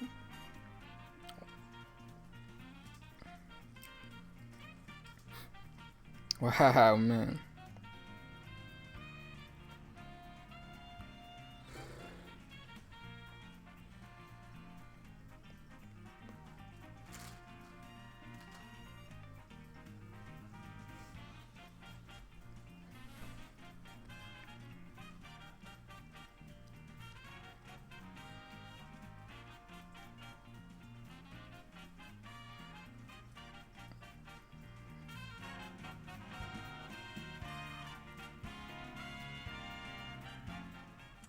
Hello and welcome back to Nintendo Treehouse Live here at E3. We are just about to check out a brand new game called Miitopia. It is so good. It is so fun. It's a personalized RPG adventure where you get to cast your buddies in the game. So Rich is going to take it away. Oh, and I'm up here with Sam and Rich. My name is Kendra. Awesome. Let's go. All right, let's take a look at Miitopia, guys. Okay, so we're starting here a little into the game, a little bit further than we would be at the start. It's partway into Miitopia. I don't care about Miitopia. It may look great. Obviously, I've cast myself as the main role. Cast some of our Treehouse cohorts in here in the roles. Oh my gosh, that's Audrey. Yep. Oh, so cute. Dancing Guide Audrey. Right. Listen to her voice. We're dancing together. Oh my gosh, it's so Muppety. I love it. Their dance is so Muppety. Yeah. You got recognize the rambling old man. So he's going to tell us a little bit about what's happening right now. They had this horrible plight. A genie came and attacked their land. And so wow, he they, looks really upset. The great sage Miyamoto appeared, saved the day. Of course. Right back into the lamp. Thematically appropriate. So we have actually found this lamp, but we haven't encountered the genie yet, so. He's a fan of Audrey's. So we got Terry and Teresa here. Oh. We have they're so cute. Ramp Tower. Oh my gosh. The Word Explorer That Ramp looks so Tower. perfect. Yeah. So in this game, the basic setup is that a Dark Lord has appeared, who you also cast, by the way, and you can you're just traveling by yourself, but you develop a party. You find party members to come and help you along the way. You cast your friends in those roles, and wait, what was Smitty? What? He was wearing a he was fantastic outfit. the desert celebrity, I believe. Awesome. So we're actually going to start by seeing one of the neater features here. You know, it's great to customize all your characters, and we have the Nintendo fan Bildor. Yes. Well cast. It's Nate. He loves Amiibo, and he asked if we have any to share with him, and I do happen to have one here. I hope he's watching right now. So we're tapping in Mario right now. Yep. Oh my goodness. Nate's really excited about this. So as a reward, he'll give you clothing, and it actually supports, nice. I believe, 26 Amiibo. Quite a lot of variety there in the outfits you can get, and you can dress your characters up in those. It's a lot of fun. But of course, you know, this is a personalized RPG. That definitely means we're going to do some battling. We're going to head into a new area here on our way to find that evil genie. Battle time. And so your characters in a party. I have me. I have, of course, the chef Reggie, and oh, I love his little strut. That's little so cute. scientist Sam with us as well. That's me. Really? Yep. I love it. I look so weird. All right, we're gonna go right. We're gonna avoid that treasure for right now. You can always come back and get that later. So the enemies will encounter. People in the town have had their faces stolen by the Dark Lord. Whoa. And the Dark Lord That's takes twisted. those enemies and he puts them on the enemies. Oh, Sam tripped. Why don't you have Reggie help you out? This actually feels very true to life. I'm a very clumsy person, so if anybody in your adventuring party is going to trip, it's probably going to be me. Yeah. I love how casually he's talking about like the enemy taking faces off of people. Sure, right? We're dancing together. You know. Yeah, that's the kind of stuff that happens in Miitopia. All right, and actually you can speed things up a little bit by holding on the B button when you're in the sequences. But here's our first battle. So I have auto battle selected, but we're going to turn that off for right now, and we're going to go in and manually control Nice punch, Sam. our main character. So Reggie's cooking up some food to heal his HP. Nice. So maybe you can talk a little bit to the class systems here, because we clearly have different unique abilities going on. Yeah, I'm a warrior, so my skills are basically a sword attack. Pick me where I 4 can in the do flood. Jump slash, and you get more abilities as time goes by, but see if we can finish off this man mural here. Yeah, not too many abilities since we're only in chapter 2. Right, yeah. Boom, took him out. Nice. So you can Did see did you just free an eyeball? I did. Okay, yeah. cool. Just making sure. All right, and I get to act again, so I'm just going to go, I don't have enough MP right now, so I'm going to go ahead and just do a regular sword attack. But see, Reggie and I, we're good pals. He's going to lend a hand to me. And over the course of the game, you'll develop deeper relationships with characters as you go through. You can see on the bottom screen, there's a little relationship chart. Shows. Awesome. And, you know, Reggie and Sam, they're close, so he was going to show off for her. That means he does a little bit extra damage. Awesome. So we have an added layer going on here with the relationship building. Yep. All right, so we won, and, you know, as is common in the RPG Nice. trope, we get some new skills and some glitch I love. It's actually one of my favorite abilities just visually. looks really cool. Hopefully we get to see in the next battle. I really dig Sam's eye accessory. Right? I feel like you could rock that. I need one. You do. I didn't know that I needed one, but I do. All right. Something I think one of the things that just caught me right away when I started playing this game was just how I think just charming the sense of humor is. It is just so weird and so out there sometimes, and you never know how your characters are going to behave or how they're going to get along with one another. It's just so fun to see. Okay, how are these guys going to be friends? Fight together, please be friends. So the great spirit who's helping you along your journey has gifted us a little bit of a boost with our recovery skills based on how many people we've helped. Now we've arrived here at an inn, and at the inn we're going to see our HP and SP go back up, and we're going to get a new member to our party. So since I already have Sam in here, I'm going to go ahead and add in Kendra. And so there are a ton of different ways to add people in. So you can create a new one from scratch, and we actually have some abilities, some different looks that aren't in the base Mii Maker on the 3DS. Yeah, like I saw Sam had her blue hair, Right? which Yeah. was awesome. And we can add a QR code, and the ones that you have for Miitomo would also work. We can add friends through Mii Maker, ones that we've already saved on our system, through Tomodachi Life, which is actually a really fun game that I was a big fan of. Oh, I loved that game. And then add our friends in. At the top, you'll see Mii Central is grayed out. That'll be a feature when the game launches. If you're connected to Spot Pass, you'll be able to add in ones that other players have uploaded to a server. But since I have Kendra already saved on my system, I'll go ahead and add you in. That's me. And so we can pick a personality, and these personalities actually have effects in the game. But I think you're very energetic, Kendra. Cool. So I'm going to go ahead and give you that. I would agree with that. Right? Yeah. You get a lot of spunk. And we'll pick a job for you. And so you start out in Chapter 1 with these 6. But as we're in Chapter 2, we have unlocked the Scientist, which we made Sam. Oh my gosh. And yes. I was thinking the Oh end would be my gosh. perfect I was for really you. hoping. That's awesome. Yay. All right, you're the energetic I even have a imp. pitchfork. Yep. I have a pitchfork in my own wings. Oh, this is perfect. Hello. So now you'll come and join Stephen us at Stone, the how are end. you doing? Everything all right? And yep, you have Oh a my little gosh, intro that's so sequence. cute. I'm so pleased. Very impish. I love their little voices. Right? Group Yeah. dancing.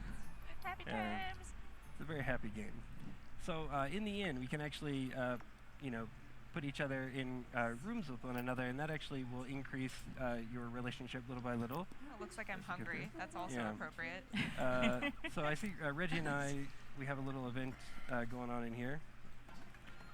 And so Reggie's sharing one of his fond memories with me. Oh my gosh. Oh my goodness, I love the These animations. Yeah, totally. Oh man, we're close Happy to leveling dancing up our time relationship again. there. So we'll go back and so I'm actually pretty hungry too. So we're gonna give our characters some food. Interesting. I see that Sam Sam really is doesn't like, like this no. mushrooms Not feeling out that. there. So I'll be kind and I'll eat that one. So this food system's really fun because you'll be finding all these Yep. different dishes as you explore. Yep. But you're never going to really know whether or not someone likes it until they try it. So every once in a while, it's just like, is this Mosquito. okay with you? Are you going to enjoy this? Give it a try. Right. But it And definitely is better. as you can see, it ups the Ooh, stats. it was a Uh, little mosquito. You don't let's see. get me. so If excited I about don't it. kill Oh, no, him, no, yeah. no. No. So just like, no. All right, we'll You're give eating a Kendra scorpion? Whoa. Oh my gosh, no. Not I was right not now. that much. No scorpions. All right, and you Utopia. can actually hit random and it'll. Why would you feed him? Utopia is not a game for me, but it looks it can be fun, but it's not a game for me. So people, I'm reading some things, and to be honest, what I'm reading now, this is too insane. Nintendo Switch, All right, and mark my word. All those games, I think this is going to be the best-selling console from Nintendo. The way the games they are coming, Pikmin 4, Metroid next year, the new Yoshi game with made with the Unreal Engine 4, that Kirby game, I think we should. Can we buy Fire that? Emblem game. It looks pretty boss. Come on, people, Metroid, oh my god, and that's for next year. So Nintendo's keep doing every month one first-party game. Believe me, people. If next year the Nintendo Switch don't get first-party AAA third-party games, there's something wrong. It's an interesting experience. This is insane, man. Did you saw the Mario game? Yes, I do. You can play that Mario game in 2 months. July, October, people, 2 months. Awesome. Wow. That's it up your stats a little bit. Wow. Right. The days no, I think, are going fast because Nintendo have so great games. When you play all those games, before you know, you have Metroid Prime in your Nintendo Switch. How crazy is that? 1080p, 6 frames per second. Can't wait. I really can't wait, man. And I'm going to play the Metroid on the 3DS because And they can't tell you that they need your a long time I play on my 3DS. So, but now it's time. It's the time, man. It's time to play it. So let me read a couple things, man. Because Mythopia is not the game for me, so I'm going to read a couple things on my phone now. Oh yes. Oh gosh. All right.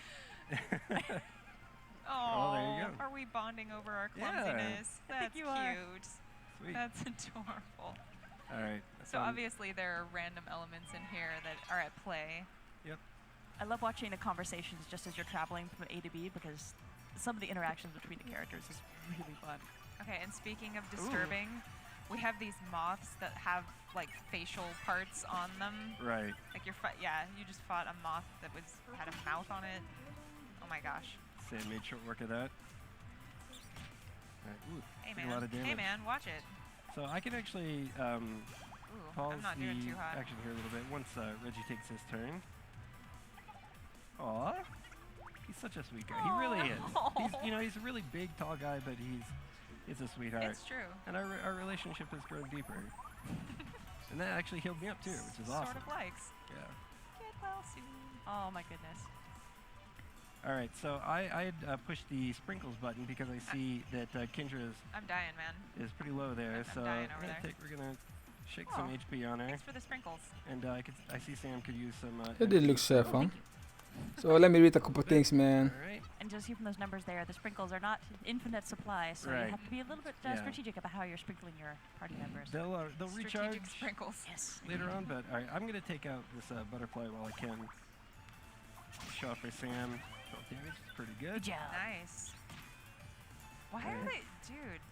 Oh, they're focusing on Kendra. They can I know. They have it out for me. So Stam is a stubborn scientist, so that helps her. The snow job engine they use for the Rabbids and Mario game looks really insane crazy, man. But yeah, they all come into play. So I'm just gonna go ahead and do regular attack, finish this guy off. Can't do And any damage. let me say you this. Pikmin 4? That's going to look so great, man.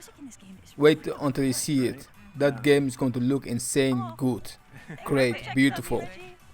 Those eyes. Yeah. Moved. Alright. How about that? Let's see. I'm going to do a jump slash. Hopefully I can end this. Hey, Reggie's going to help out. Awesome. So we'll do a little extra damage. So Reggie did +4 damage on there, helped us finish that battle out. All right. I will say with those cooking skills, having a chef in your party is really good, especially as you're getting started. Right. Awesome. Yeah, we all leveled up a lot from that. Nice. Great. Oh, learned Flambe. So. Yeah, there were quite a few enemies in that last battle. Precies. Yes. I love my little stance too. I'm just yeah. Levels. 2 levels. Nice. Ooh. Naughty Pitchfork. Actually, this is a super useful skill to have. That's and butt jab is also a lot of fun. What butt jab? Yeah.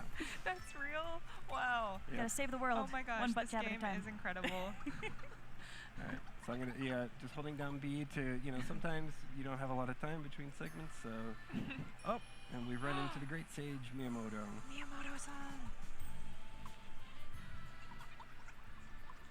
Music is suitably epic for this meeting here. I love his my jacket, goodness. like giant hooded jacket thing he's wearing. Just a lamp that we found before we started the segment here. We just have to recite an incantation. Oh my So goodness, a that little dance. Right? There it is again. Oh, yay. Yes. Must be the popular dance in Me with the sun. Does make you think our lives don't have enough random dancing. Right. We should just do random dancing. We more. should. I think. Yeah. I know. That's gonna happen. Excellent. We'll try to Back get at the catch on. office. Yep. Just have a conversation the whole ways. So characters have little side conversations like this from time to time. What if Nintendo show also a Pikmin 4 today or tomorrow? Because that game is almost finished. We'll figure it out when we need to. I'm glad we still have our faces for now. Yeah, right?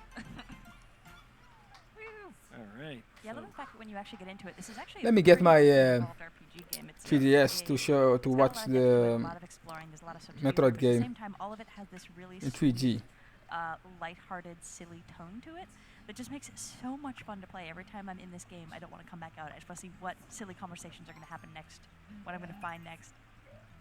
And I love too that obviously you can put your friends in it. You can create new Miis and put those in it. You can really optimize it for whatever you find enjoyable and funny. Yep. Yeah, I think if you're ever a fan of Oregon Trail and you just like naming characters after your friends and watching them head out into the wilderness. Yes, let me pick up my Yes. 3DS. I'm gonna go off on a tangent about that game, but oh man, I love that game. So Reggie wants a non-stick frying pan, which obviously will have improved stats. Oh, Oh. I would too. Non-stick. Definitely clipping It's the that. only way to cook. I have the new 3DS XL. Oh, that looks That also seems appropriate. Let me show if you can find the new Metroid game. Let's watch this in 3D. Yes. Oh my gosh, I get to be a bat. Because the person who was playing it say that it was so insane good in 3D. So let's see if it's. I can download right now. Yes, the. See some more action. Okay. I like that we're roomies, Sam. Seems right. Yeah, it does. Yesterday I did not. I can't download it yet. Well, I'm not sure they want to trust a mad scientist and an imp by themselves. I know, right? We would get up to things. I understand why Nintendo bring this game to the 3DS, but it was better to make it for the Switch. The 3DS sell already 60 million. It's great enough, Nintendo. Why not make this 2DS, this 2D Metroid game, so that people can wait until they can play the Prime 4. That was better. Nice little screenshot. You want to have your memories as you go along. There are many memories to be had in this game. For me, it was better, but it doesn't care about this. I'm going to play it on 3DS anyway. Screaming. The cave is gonna collapse on us. I can't be trusted. I need some kitty cuddles. Oh, that was cute. I love the text in this. Yeah, the little incidental text. How long will they play this? Write that stuff going through. Oh, it's so great. Now your tummy hurts. Oh, buddy. Are we there yet? All right, so the enemies are going to be getting a lot tougher, and these red goblins are actually real tricky. But in the interest of time, I'm going to go ahead and enable auto battle, which is actually a pretty cool little feature that it will pick the best contextual option for you at the time. So then I don't have to make every little decision if I am suffering from a little decision paralysis. That stubborn trait works really well in the battle. Yo, bro, man, how are you doing? You doing good? I'm also doing good, bro. Nice to see you, bro. I'm cautious warrior, so they did not show Kirby yet. I hope they're going to show that game too, man. But from now, bro, I'm really hype about Nintendo Switch, man. The best thing Nintendo did in a long time. The games that will be on Nintendo Switch is insane good. And imagine when they show us a new F-Zero game. Wow. Oh my gosh, I can't let it go. Nintendo's doing it again, man. They understand what to do now. When you're angry, you'll actually take an extra turn. So this is Nintendo we like. At least I like. Angry showing off. Yeah, but these red goblins are tough. Put that non-stick frying pan to use. Get him, Reggie. Yeah. Get him. All right. Sweet. Done. Oh man. Oh man. Yeah, go Kendra. That was a little weak. Oh, you're getting low on weak sauce. You're low on HP. Gonna glitch him. cooking. Oh, look at that. Oh, good. Bro, let's talk about the Nintendo Switch games, man. On the battlefield while we're being in a podcast, if you want. Sometimes you talk about games on your channel, so maybe we can do one song together. And that's it. Easy peasy. If you want, of course. I'm going to do it. I think I'm going to start my own podcast. Got some bonus XP, so you can always choose who to give that to. Kendra's really close to leveling up, so give that to her. And Thanks, nice. man. Thanks a lot. Thanks for thinking of me. Sure thing. Got your back. And I want to point out that we just got Goblin Ham. Right, yeah. The food the enemy drops comes from them, so sometimes it'll be butterfly juice, which is nice and sweet, and sometimes it'll be like when you get like a rock demon you're fighting or something like that, like we'll just drop a rock and... If that's any part of those goblins, I'm okay with you not feeding me that. I'll stick with the scorpions. Come on. All right.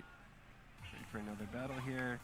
And actually, another time-saving feature, which is pretty cool, is if you are in a hurry and you are auto-battling, you can actually hold down B, which will make the action go a little bit faster. The camera pulls out, so you get a nice overall view of it. Sam's going to do her first assist here. Aw. Yeah, good job. Sam? Wow. Touched. Oh no, Kendra. We got to heal her up. Oh dear. It's always me. Well, yeah, you're new to the party, so you know your HP isn't Oh, I as just high. cackled. I cackled. What's gonna happen? So the naughty pitchfork is great. Yes. I've been waiting for Does this. a lot of damage, That's right? sweet. Wow. It's pretty good. I'm in such a good mood from Sam's praise. I'll be back in a second. Yeah. My internet doesn't work. Oh no, we're all setting each other off again. Oh god. Oh. So we'll fast forward through this. So you can just kind of feather the B button when you want to, you know, it's like the enemy's turn. You just want to fast forward through that or whatever. Do So that. angry. Yeah, like that. You can't let go. First laid back quirk. Yeah. Laid back. So he's going to conserve his MP. He's angry, but he's still going to keep it cool. Totally. So that means he's going to use less MP here than it would normally cost, but he's going to flambe that Ouch. enemy right there. Wow, this is intense. There's a lot going on here. There you go. Nice. We won. We're still all angry. Teamwork. Okay, that's right. The anger really works in our favor, though, so Right? I Yeah. think it's cool. Proud protector. So that means I'll take a shot for an enemy, which is pretty great. Bit of a guard effect. Yeah. Awesome. I found it even here in the deep caves. All right. I do love too that little confetti effect as we all leap joyfully into the inn. Aww. Adorable. Hanging out, taking a nap. So, you know, we get the option to continue playing, or that's it for now. Oop. Yeah, we're going to keep The way playing. their eyes shifted there. Right? Oh, sweet. Like, so really? you guys Okay. have a little event Oh, what are we here. doing? Oops. Sam and I are having a little conversation.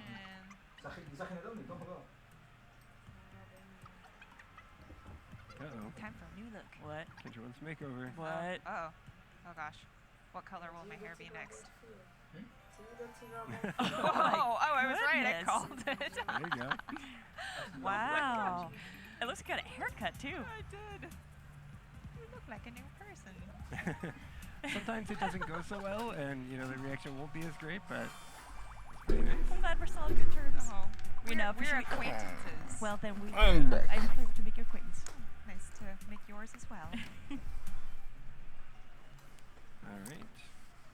Let's see. my If hair's anybody already wants to back. do any more Weird. shopping. Oh, looks like everybody wants to go Oh. shop. Sam, Oh, that look looks at cool. Oh, that does look Experiment lab. cool. Oh, she needs that.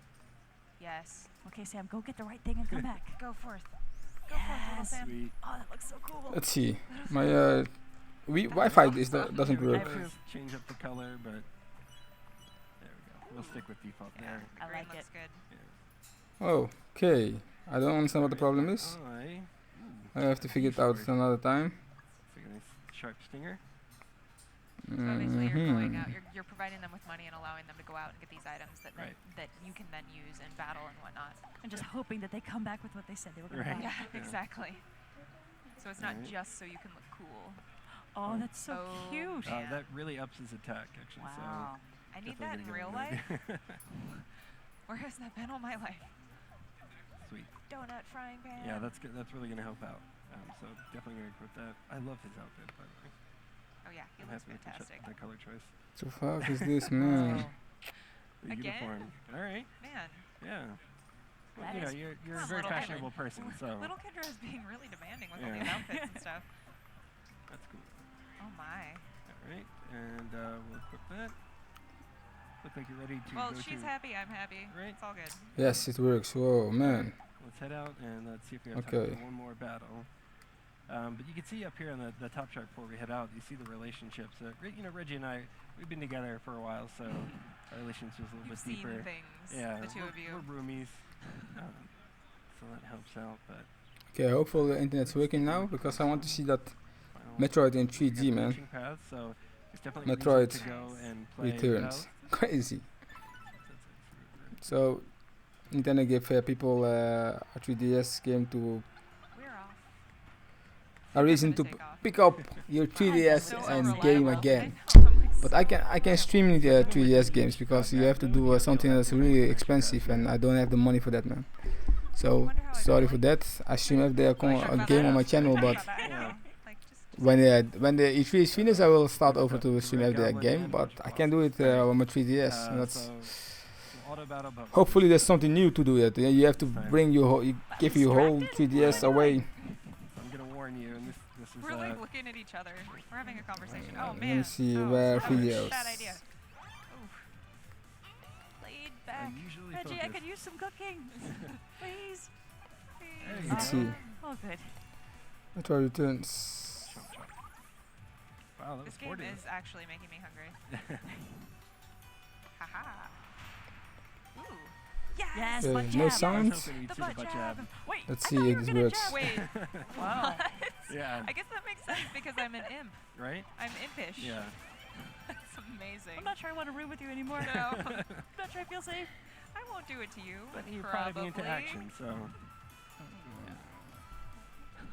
So this game really is all about the relationship. I don't know if it really works on this Friends. game. That's why it's great to either go through and share Mii's. Somebody was saying that the 2D doesn't work on the. Go ahead and make ones for them. I don't But think like it I works said, you'll indeed. have that ability to access Mii Central when the game is up and running, and you'll be No. able to submit your Mii's. But like if this you wanna make, Metroid game looks good. Metroid Returns on the 3DS. that other players will vote on it, the ones they really like, and you'll be able to import those right into your game from the Mii Central server. Yeah, and this game all just within the game. it's straight The up just counter-attack in so Metroid much Returns is fun. crazy, Whenever I'm man. playing, you never know what's You gonna can happen choose next, way how to your shoot. character's It's gonna also behave, crazy. But it's just a blast. I really hope folks give it a try, and I think you're gonna enjoy it. Yeah, go. All right. Go, Scientist Sam. Give it to them. No, All the right. 3D doesn't work on Good, Metroid. I'm gonna show off for Reggie. So Samantha, fix that. Boom, check 'em out. That was a lot of damage. Nice. Say to your people to fix that, man. When you're attacking the enemy. Ma'am. So do you think we have time to show anything else, or? Wow, the melee attack in the I think Metroid that Returns is may crazy, be, man. Any for today. Any faceless people No, it doesn't work. that we can showcase? I wonder. Metroid we could go Returns, back to chapter crazy one, but game. That would take a little while today, so. That's all right. But you do have a little bit of news to I share. have to figure out how I can Right, do. yeah, actually, super excited to say that there's a demo for this game coming out later today. It's going to be the beginning of the game, and yeah, the for save data from that will actually on turn 3DS. up when you get the full game, which comes out later next month. Awesome. Really excited for Super that. exciting. Yeah. So Yeah. you can go check that out Yeah. soon. Yeah. Today. Right. At a later time. So that's all we have for Miitopia. I hope you guys enjoyed watching that super charming little game. Up next, we have the first live gameplay of The Legend of Zelda Breath of the Wild DLC Pack 1. So stay tuned for that. Okay, so yes, bro, indeed, man, a 2D Mario Metroid game, crazy. Yes, man, I was looking at my 3DS, my 3DS, new 3DS, at the trailer, and it looks insane, man. It looks insane. It was better to give us a 2D Metroid on the Switch, so we can wait for the real Metroid game, 3D Metroid game on the Switch. But I understand why they bring this game over to the Nintendo Switch, to the 3DS. They want to keep selling this thing, and but this thing 66 million already. So why not bring it out for the for the Switch, so that people can get hype for the Metroid Prime 4. But right now I have a reason to play on my 3DS. I have this 3DS, but I don't play it. I have the new one, the new 3DS. Crazy thing, but I did not play a lot with this game. I like this one, and I like this. This thing is. I don't know why I buy the new one, the new XL. Sometimes I play games on it, but only when I am on the way. But now, right now, I have the Nintendo Switch, so I don't. That's the reason why I say why not 2D Metroid on the Switch, so we can wait for the Prime fruition. But like you said, I am also happy, man. Metroid game, 2D Metroid game. Wow, so long time ago.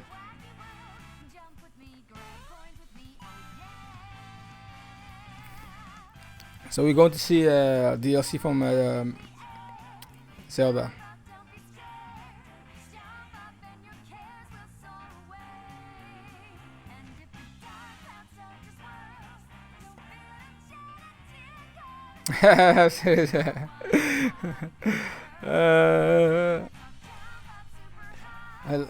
Do you have a 3DS?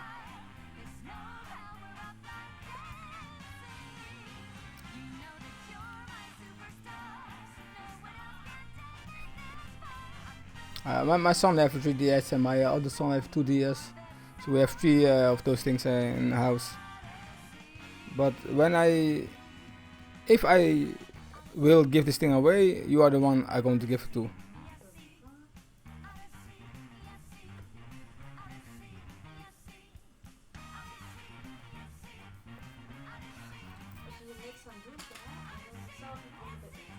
Wat wil je dan? Doe nog steeds niet?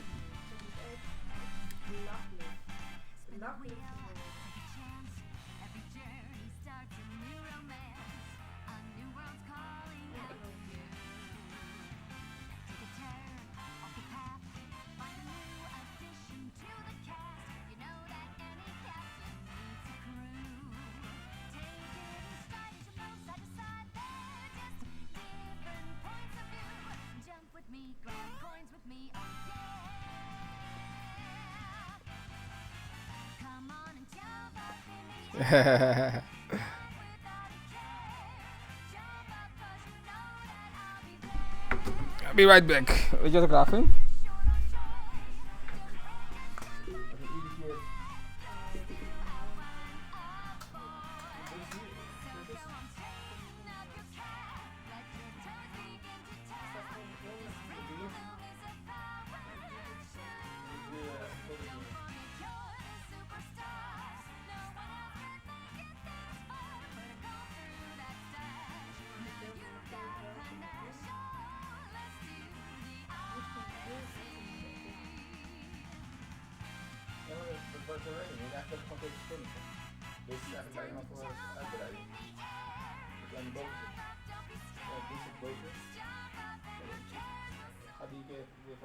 Hey guys, welcome back. I am here with my friends Kendra and Audrey, and we're here to give you a first look at the upcoming DLC for The Legend of Zelda Breath of the Wild. Audrey, why don't you take it away for us? That's right. Now we're going to jump right in, and as Teresa just said, we are looking at DLC Pack 1, the Master Trials for The Legend of Zelda Breath of the Wild, and we are jumping right into Master Mode here.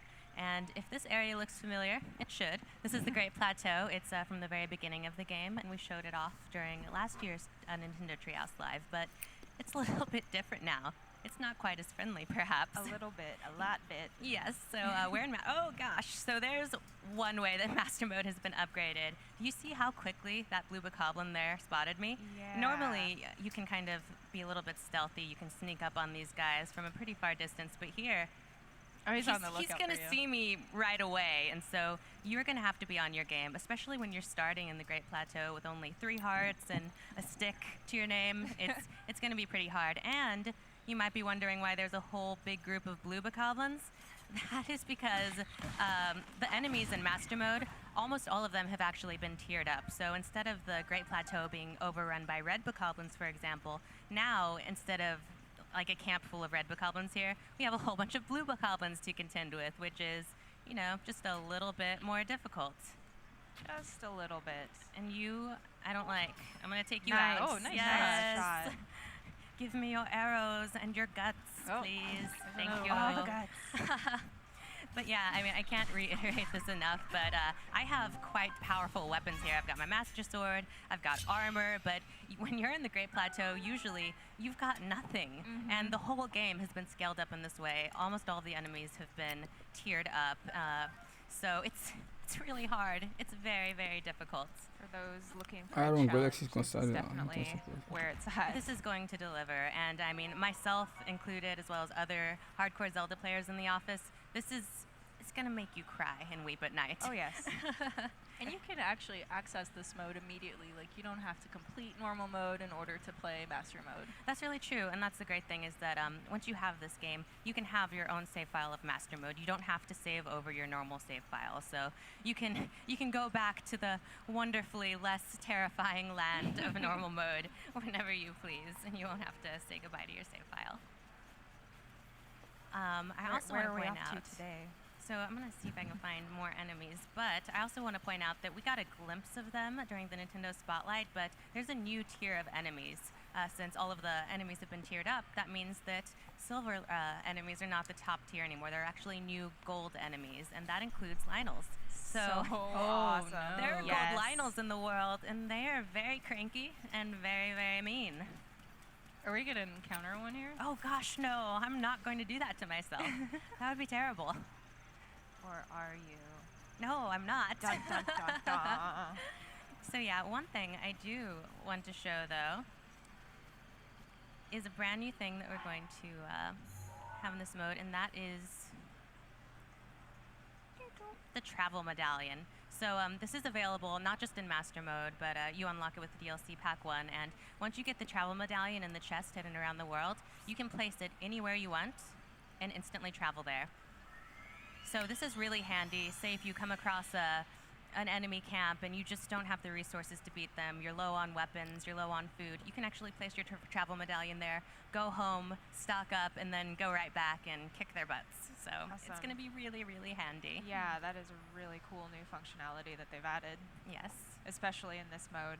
Yes. It's kind of... You need every advantage you can get. Yeah, definitely. Everything at your disposal you're going to be wanting to use. So another new thing we have over there is a sky platform. Go to it. And these have been added all over Hyrule. And they are full of enemies, but also treasure. So you have to go after them if you want the treasure. As you can see, of course you want the treasure. You do want the treasure. Yeah. Those are a new enemy called Sky Octoroks, and they actually are teaming up with the bad guys. They're going to help their bases float. So if I had wanted to be a good person, I thought he was going to get me anyway. Oh man. So I like to kind of ruin this guy's day. Oh, come on, guy. Come on. He's like, nope, not today. Go down. I find this thing's like weirdly adorable. I don't know why. Yeah. So if there was a treasure chest on there, I actually should have been, you know, really strategic and just tried to jump up there and get it. But I really like shooting the Octoroks and making them fall. I know. I'm mean Their eyes like kind of that. bulge out. Yes. But that's what that guy gets. And if I had, well, if I could still spot the chest, I could actually technically fish it out with magnesis. Oh, it's a wooden chest. You can't. Darn it. Rest in peace, Charja. Unless you really want it, you're going to have to dive in to get it. Don't tempt me, you temptress. But another thing I want to show off is some other things that are going to be scattered in chests throughout the world, and that is some cool new armor. Now, as we can see here, the best armor of all. I was waiting for this moment. It's the Tingle outfit. Yes. Kululampa. I hear this outfit is Bill Trennan's favorite. Absolutely. Bill Trennan loves this outfit at home and in the game. So I'm going to pay for that. I'm sorry. I'm sorry, Bill. Maybe he's not watching. But yeah, so I'm taking way too long to show this off. But look at all of his glory. In fact, I think we need to actually, He does. Who needs a shield when you're Tingle? I don't need a shield. That's gonna come back to haunt me later, but that's okay. You need a balloon. That's yes. what you need. So there is all of his Kululimpa glory, and that's not all of the armor we have. We also have this cool set of Phantom armor. Oh, that's so cool. I absolutely love that game on the DS. Me too. Yes. It was so much fun. I really liked the mini game with the ship. Yeah, fans of Phantom Hourglass and Spirit Tracks will recognize this, and I love his glowing red eyes. It's good stuff. And we also have, maybe I'll get you out of the Phantom armor because that's a little intimidating. No, you don't need tattered pants. You're above that. But we also have Midna's helmet. Yes. And I love her floofy hair in the back. And this is a personal favorite of mine, Majora's Mask. Oh, that's so awesome. Very cool. Note that this is a replica of Majora's Mask, so you don't have to worry about Link going nuts and killing everybody. Oh, good. You know, any They more than haven't usual. added that functionality. Not quite yet. No. He'd become the next Calamity of Just Hyrule. stare into those beautiful eyes. But yes, I think we'll get back into his true form here.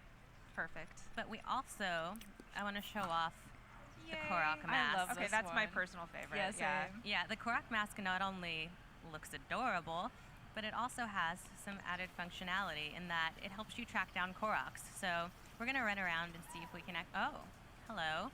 Look at the little pinwheel. Yeah, so it actually shakes and rattles whenever you're near a Korok. That is so awesome. And then you can go and you can hear and the little track them sound down. effects too. Let's see. Are you under a rock? Oh, you're not going to be that easy, are you? Where is our little friend? Where are you, buddy? Oh, Oh, hello. See, there but it yeah, is. it's really helpful if you're trying to track down the last Koroks, and there are a few of them, you know. Just a couple, few. yeah. Then this is going to be really, really handy. If you just run around wearing it, it'll let you know when you're close to one, and so you can. Let's see if I can manage this. No, Oh, no. no, don't fall in the water. Please don't fall in the water. Oh, come on. Okay, I've got 2 more rocks. I can do this. You got this. Yes. I really want to get that Korok. Come on, Tingle Link. You know, glory. the wind might not be in your favor. It's like totally blowing over Yes. there. Oh, nice shot. Korok seat. Yeah. Oh my Oh, gosh. come on. How did you know I'm not Hestu? Just because I don't have maracas? I love the Koroks. But as you can see, it's really incredibly helpful and incredibly adorable. So cute. Yes. Yeah. So another thing that I want to show off while we have You gonna it lead here. us into danger yet? Oh, I'll get there. Don't you worry. But I'm ready. is Heroes Path mode. Now this has been added with DLC Pack 1, and it's incredibly useful in that we can actually see everywhere that we've been so far in the game, and this is especially useful because it shows us everywhere we've been and everywhere we haven't been. So you can So find cool. areas you haven't explored yet to go look for shrines, Koroks, towers even, and it's incredibly useful. You can speed it up, slow it down, and just see what shape your adventure has taken so far. It's really kind of fascinating because every person that I've seen the Heroes Path mode of at work, it's been completely different. Everyone's path is different, and if you've already started the game, it's still going to show your data. It doesn't start from when you download DLC Pack 1, so it records up to about 200 hours of gameplay, so Oh, wow. there's a whole lot of data there. That's amazing. And I feel like that's so helpful too. There have been so many times when I've been playing at home and I've just been wandering like really deep into the game, and you know, I was just like, oh, I wish I could find that place again. I forgot to put a thingy there. Yeah, And so now obviously absolutely. with this you have the ability to do that, which is awesome. It's really nice, and it's just, aside from helping you track down stuff you haven't seen yet, it's just really cool seeing where you've wandered on your journey, and I'm the same way. I go off the beaten path all the time. I just like to, oh look, there's a butterfly, I'm going to chase it halfway across the world, so that is really nice. It tends but to be fairly rewarding too when you go off the beaten path and you explore really deep into the game. It really is. So I'm going to give Link back his proper attire here. There you go. There you go. Little buddy. Yeah, you got You're this. going on an adventure. All right. And then what I'm going to do now, first I'm going to check under this rock. I'm sorry, I'm really OCD about checking all the rocks. And then I'm actually going to switch to a different save file now so that we can see another new addition to this game. So, talk amongst yourselves. All right.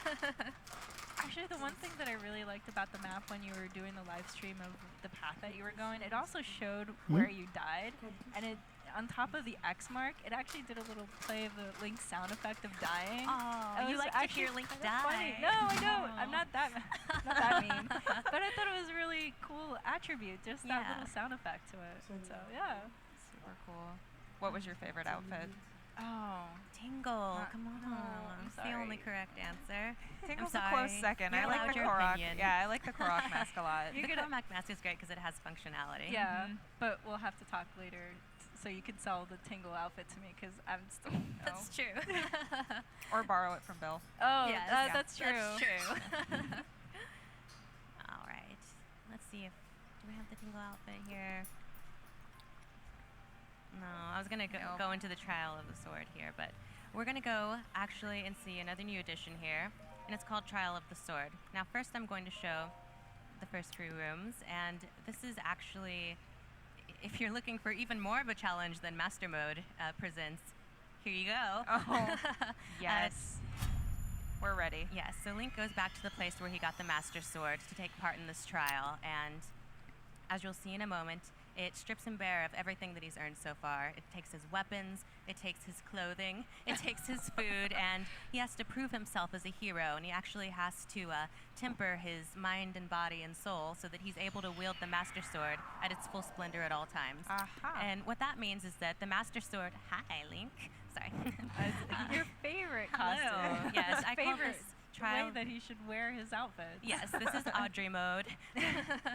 But so normally the Master Sword is only at its full splendor when you're up against Ganon or Guardians, and that's when it's level 60. But if you are able to complete the full Trial of the Sword, all 45 rooms, then it'll be that way at all times because Link will be able to wield it at all times. His body will be prepared. So awesome. His body will be ready, if you will. And oh Nice. no, I'm sorry. I it was waiting right for it. I knew there. that was gonna come. The door was This is open. like- I walked through it. You did. So here we are.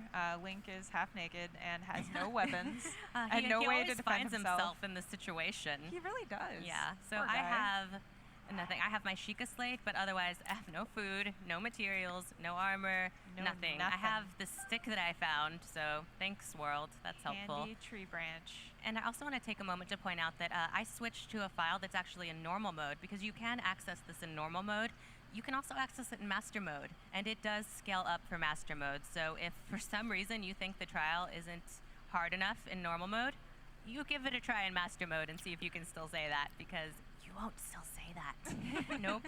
And There so will I be can- much oh, no, weeping and gnashing no. of teeth. I was going to steal your weapons. Oh and my be gosh. all Oh, they stealthy. spotted you.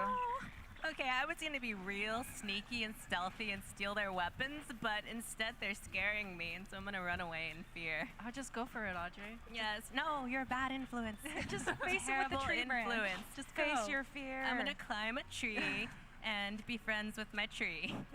Where are you guys? So obviously you still have your runes to use, which is super handy. Yeah, right now, especially while you're up this tree and these bokoblins are just waiting to kill you. Nice. Yes, that worked out really well, actually. It doesn't always work out that well. That did, yeah. That It was just really clumped nice. up into the roof. Yeah. Oh, wow. So I waited until they were all congregated together, and I was able to take them out. And now I'm gonna take all of their stuff because I really badly need it. Oh, Okay. yes. Raid the camp, raid the camp. Sweet It's axe. their own fault. Thank for their you. death. Oh, and you got some this. meat. Yum, Nice. nom, nom. Okay, Awesome. this is so good. And I want to point out that you can't leave a room until you've cleared the enemies. So you can run away in fear, but then you can't actually progress. So you shouldn't run away in fear. Don't do it. Yes, and once you do beat a room, it's highly recommended to raid it for materials because, as I said, you need every advantage that you can get. So got my bombs equipped. Let's blow stuff up just real Do quick. it. Boom. Nice. Yay. Ooh, sweet. Yum, nom, nom. Oh, that one is actually pretty loaded. Yeah, that was pretty. Oh, yeah, that paid off really well. Yeah. And it's not always that way. It's not Like, always that completely way. random. Yeah. Yeah. Definitely sometimes blow things up and there's nothing in them. Yep, and then you cry. Salty, Again, salty tears. Yeah, there's been a lot of salty tear crying on this particular segment. Yes. Talking about crying at our desks Yep. as we play. welcome to Master Mode. Yeah, But, indeed. It's really challenging, but I think people will enjoy the challenge. It's so satisfying when you're actually able to take down a gold Lionel or beat the Trial of the Sword. It feels really nice. Just going to do one more room here, and then we'll actually skip ahead so we can see some of the later rooms. Let's see what this has in store for me. Oh, they've got a base. And we've got fire choo-choos. That's Flaming choo-choo. I'm gonna keep on keeping on with the bomb method. Yes. Whoa. Oh, I've set fire to everything, but that's okay. That's kind of par for the course. You don't do that. Oh, I tried to pull out my bow, but it doesn't exist, so that's not going to. He's jamming up there. I That's not definitely going to know happen. he is jamming nonstop. Hey, buddy. Except. No, Wait, I can't no. do that. That's okay. I'm gonna get up. Oh, That guy's you jamming though. too. You're just like a me too, you know? Just doing what your friend's doing. Oh, no, I don't want to use my tree branch against you, actually. That's a bad idea. Oh, why can't I put the... Oh. Still in use. Yeah. There you go. There we go. There. Boom, There it boom, boom. Are you Nice. actually dead? Okay. Phew. Yes, now I have a bow. Do you have arrows? You had to be a buzzkill, didn't you? I don't sorry, have arrows. sorry. Oh, I should have actually ran around and collected some arrows from him, but this was my intention. This was what I intentionally wanted So to do. after this, we're going to see something new. Oh, it's okay. Says Bill Trinan. I should. It's something little, but he like it. Okay. Where did your long lost bomb go? It could mean It's he going says actually something we'll little, find out. There it but is. There we maybe go. it's big. You don't know. Now they think I'm over there, though. That's not so bad. Let me say Ooh, that for tall tree. purpose. Yes. Maybe it has some eggs. I like eggs. Give them to me. Gosh, They're they're so really being mean, aren't they? I just trying to be friends over here. They thirst for Link's blood. Death, you're dead now. And your friend, your brother here, guess what? He's dead too. Oh, dang. Ouch. I'm sorry, it brings out the worst whole in family. me. It really does. Oh, is that your sister? Oh. Ooh, should I? I should save that. No, actually, I'm gonna skip ahead, so I'm just gonna use this. Death to you and everyone you love. Man, Dark. Audrey, you're I'm bloodthirsty. sorry. I know. They made me mad. I love it. Okay, so now I'm actually going to switch save files again. I'm gonna switch save files.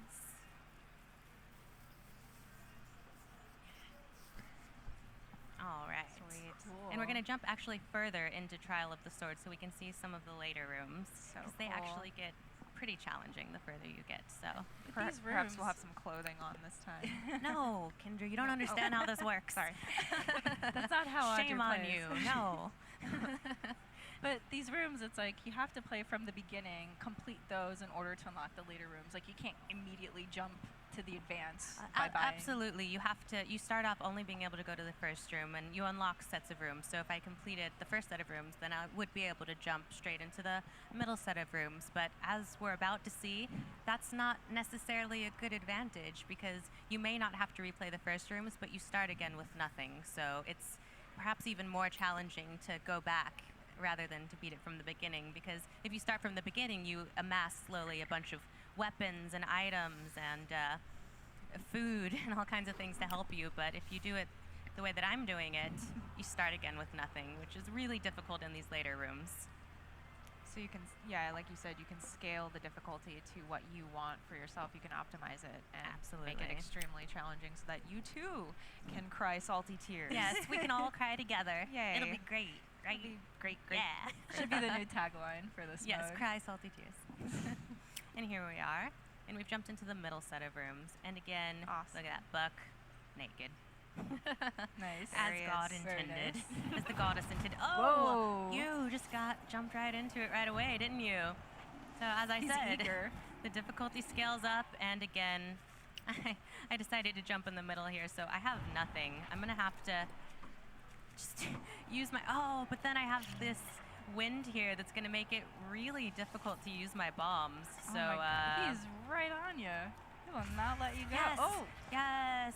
Thank you for your woodcutter's he's axe. seeking revenge on his You did brothers not die and in sisters. vain. And so this guy is a jerk because he likes to hang out around the edge, which makes it easy to hit him off the edge, but then if you do, you don't get to take his rad bow here, so yeah, you're not so tough now, are you? No, you're not. Not happy. Definitely not just a matter of killing them, but making sure you kill them on the platform so that you can get their stuff. Absolutely. Yeah. And now I still think I didn't get any bows off of him, did I? Gersh. No. Oh well. Oh hey, hey you. You're metal, aren't you? Mwahaha. Let's see what we can do about that. Ah, you know this trick too. Those are my sound effects. Greatly add to the experience. Yeah, those won't be part of the DLC pack, unfortunately. They'll be part of my DLC pack, you know. They will. I just have to call Audrey over every time I'm playing this game. It's fine. Anytime, day or night, I will make those sound effects for you. Yeah, Audrey, I need the metal crate exploding sound now. Oh, so close. It's okay, I got bigger fish to fry. Ooh, shield.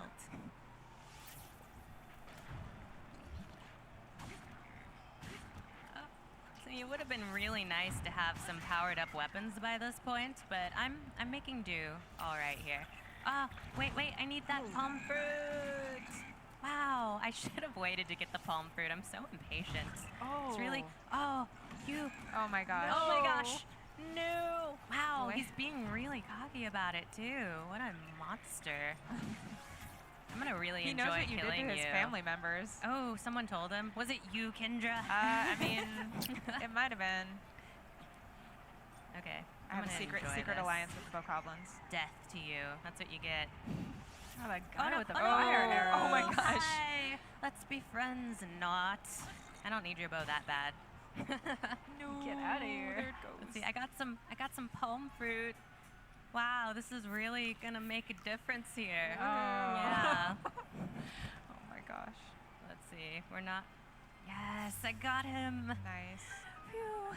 Now let's see what terror awaits in the next room. Hopefully not a Lionel. You know what? You and I are cool, treasure chest. I don't need you right now. I'm just gonna go on ahead. No, hopefully not a Lionel. I'm not ready. Hopefully not. Link is just a baby. But we'll have fun watching it. Yeah. You will have fun. I'll be super amused. I'm sorry, I'm not gonna lie. Actually, dying a lot is kind of the name of the game in Master Mode and Trial of the Sword, especially Trial of the Sword Master Mode. But as I said before, it's so incredibly satisfying when you're able to overcome these challenges. And all of these rooms, they're not just filled with enemies, they also have puzzle elements that you have to overcome. So, you're so hard without bows. Does anyone have arrows? Arrows, anyone? Okay, well, you can. I have actually been able to defeat this guy with bombs before, but it's really difficult. It's very difficult. He's pretty close right now. No. I got him though. It was worth it. Oh, no. It was so worth it. Took each other out. Yes. So as we can see here, it is very difficult. Very difficult. Death will happen. And you just have to make do and keep trying. Yeah. And you really need to be innovative at various levels because you may not have those arrows that you so desperately need, you know? Absolutely. And I mean, honestly, I personally think that's part of the fun of Breath of the Wild in general is being kind of dumb and finding all of these different ways to beat the enemies, even if it will clearly kill you in the process. It's kind of fun just to experiment with it anyway. Yeah. I mean, things are not just gift wrapped and given to you. You have to work for it. Absolutely. And I personally love that about a game, like working hard to get those rewards. So we only have a few minutes left, but I'm going to see if I can get back to that that wizard real quickly and make him pay for my terrible mistake. I'm rooting for you. Yes. I hope you do. I believe. Me too. I don't believe. No, I believe. Believe in me, who believes in you. Believe I can fly. Oh no. Here we go. Now that song's going to be in my head. You're welcome. Okay. Let's get my bombs going again because it's basically all I've got. Oh my gosh. You. Oh boy. Oh no. Oh boy. Okay. No, you got this. I blew someone up. Not the right person. Gotta wait for my bombs to reload. No. Please no. Oh, that's right. It's floating with the air. I forgot about that. Okay. I'm gonna place this next to you. Got a little gift for you. I got a gift. Oh no! Oh no! What a jerk. So we also have the added element of air working against us here. Yes. Now I'm just like fixated on killing him with the bomb, though. But you really have to be creative and trying to figure out how to take these guys down, because I mean, you're on this platform. It's really tiny. There's these 3 enemies. And Oh no! Oh my gosh! That was so close. But at least you have your paraglider. Yeah, I have my trusty paraglider, but unfortunately we're out of time. I'm not going to get my revenge on this Wizrobe, but I do want to. That bob is, or that bomb is still just like floating there. Yeah, he just messed up someone's day over there. But actually, Yo, Jax, bro, how you doing, man? Something cool that I want to show you guys, and it's not me dying again. You miss a couple things, man. A couple great things. They show a couple great things, bro. Actually, the new Yoshi game is insane. Wow, what a game. Mario Odyssey. Boss fight. Wow. You miss things, bro. You miss. Ew, this Nintendo Switch. Insane. They just wanted to tease us. Yes, and we have the champion amiibo here. And as I said, we got a brief glimpse of them during the Nintendo Spotlight. But here they are in all of their glory. We've got all of the champions, and they're really But cool, you tune in the right moment, man. He's so because I think they're going to show us something new now. And the details on our Bosa is amazing. It's something. It's not big. My personal favorite. Say built in, but Spin this around you never so know. Take a look at our Bosa's face. Look at that. Hi. So cool. Yes. And these are the 4 champions from the game, and DLC Pack 2 is going to be called the Champions Ballad. So these guys are going to have a bit more story told. We're not going to give anything else away about DLC Pack 2, but let's just say if you love the champions, you're going to want to play it. Sweet. Yes, indeed. Yes. I'm so excited. All right, then. Well, that is all we have right now for the DLC pack for Breath of the Wild, which is coming later.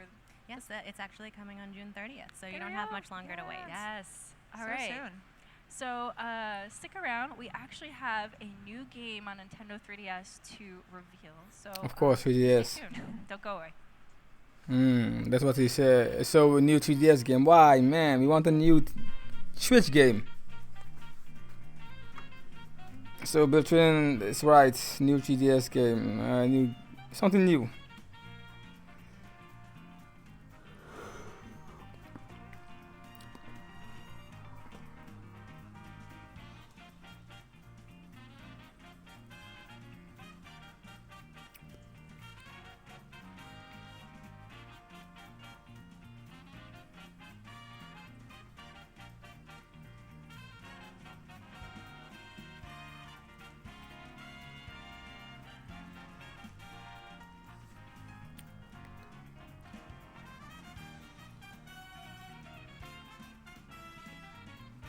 Oh, you got to stream.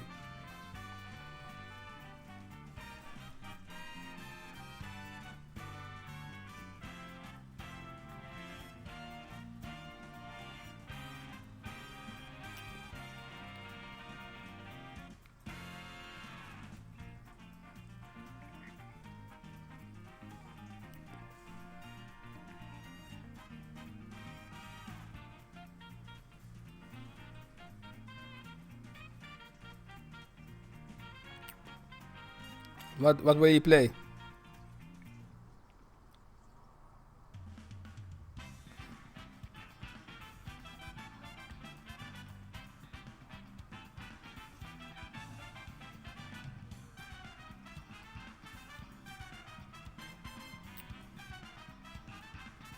Oh, you did a video already. Did you upload it already?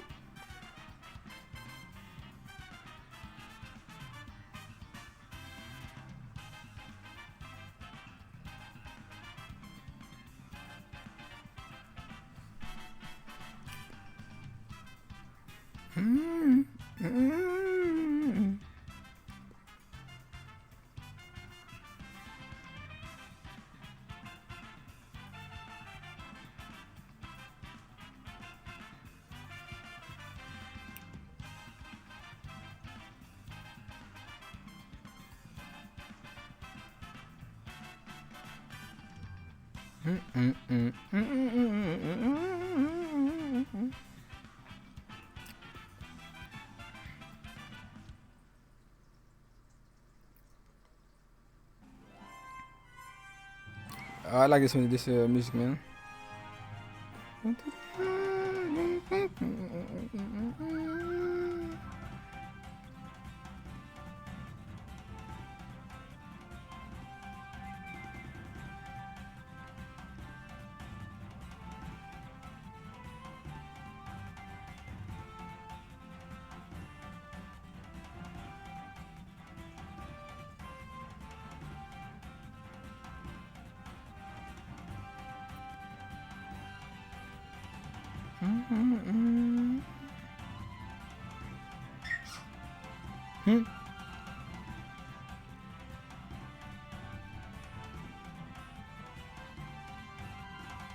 Okay, cool.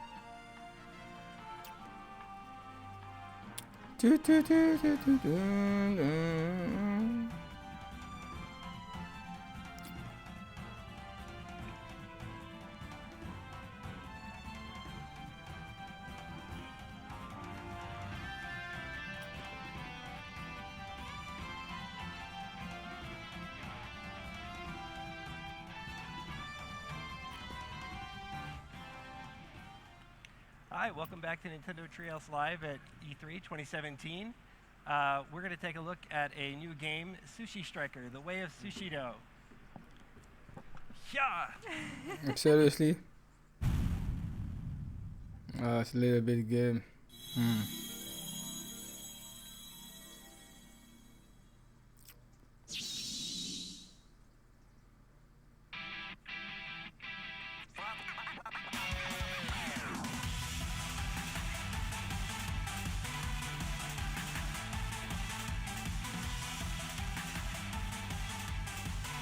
Seriously, for this?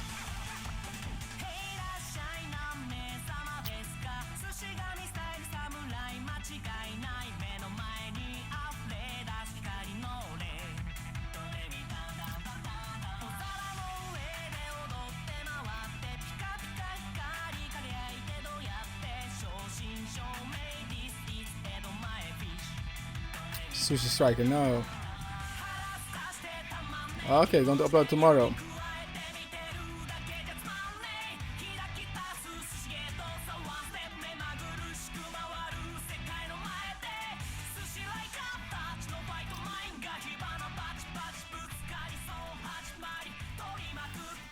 Serious Nintendo? This kind of 3DS games? Nothing for me. I don't like sushi.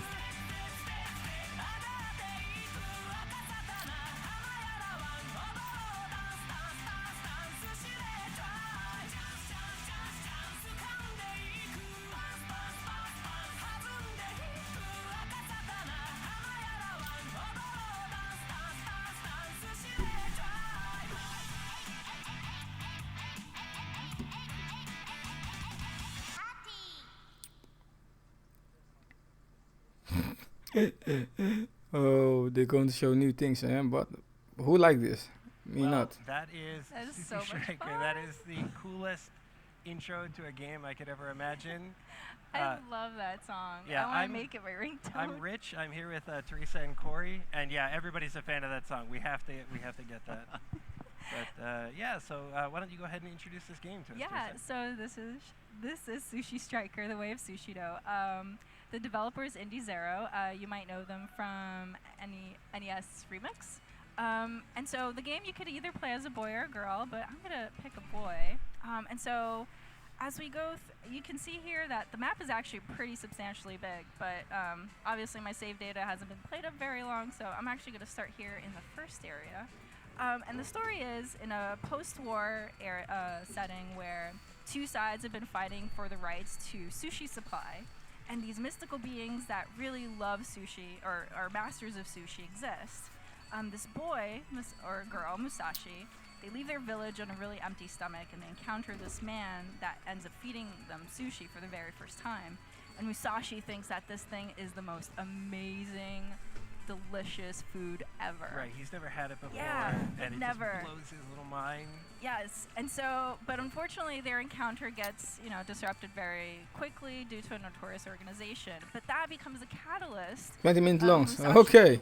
Countering a mythical. What kind of thing do you use for your? Share his power with him, and then they decide to edit. go off on this journey. Oh, you edit on your tablet. Pretty straightforward. Right. Yeah. Just standard. I think so.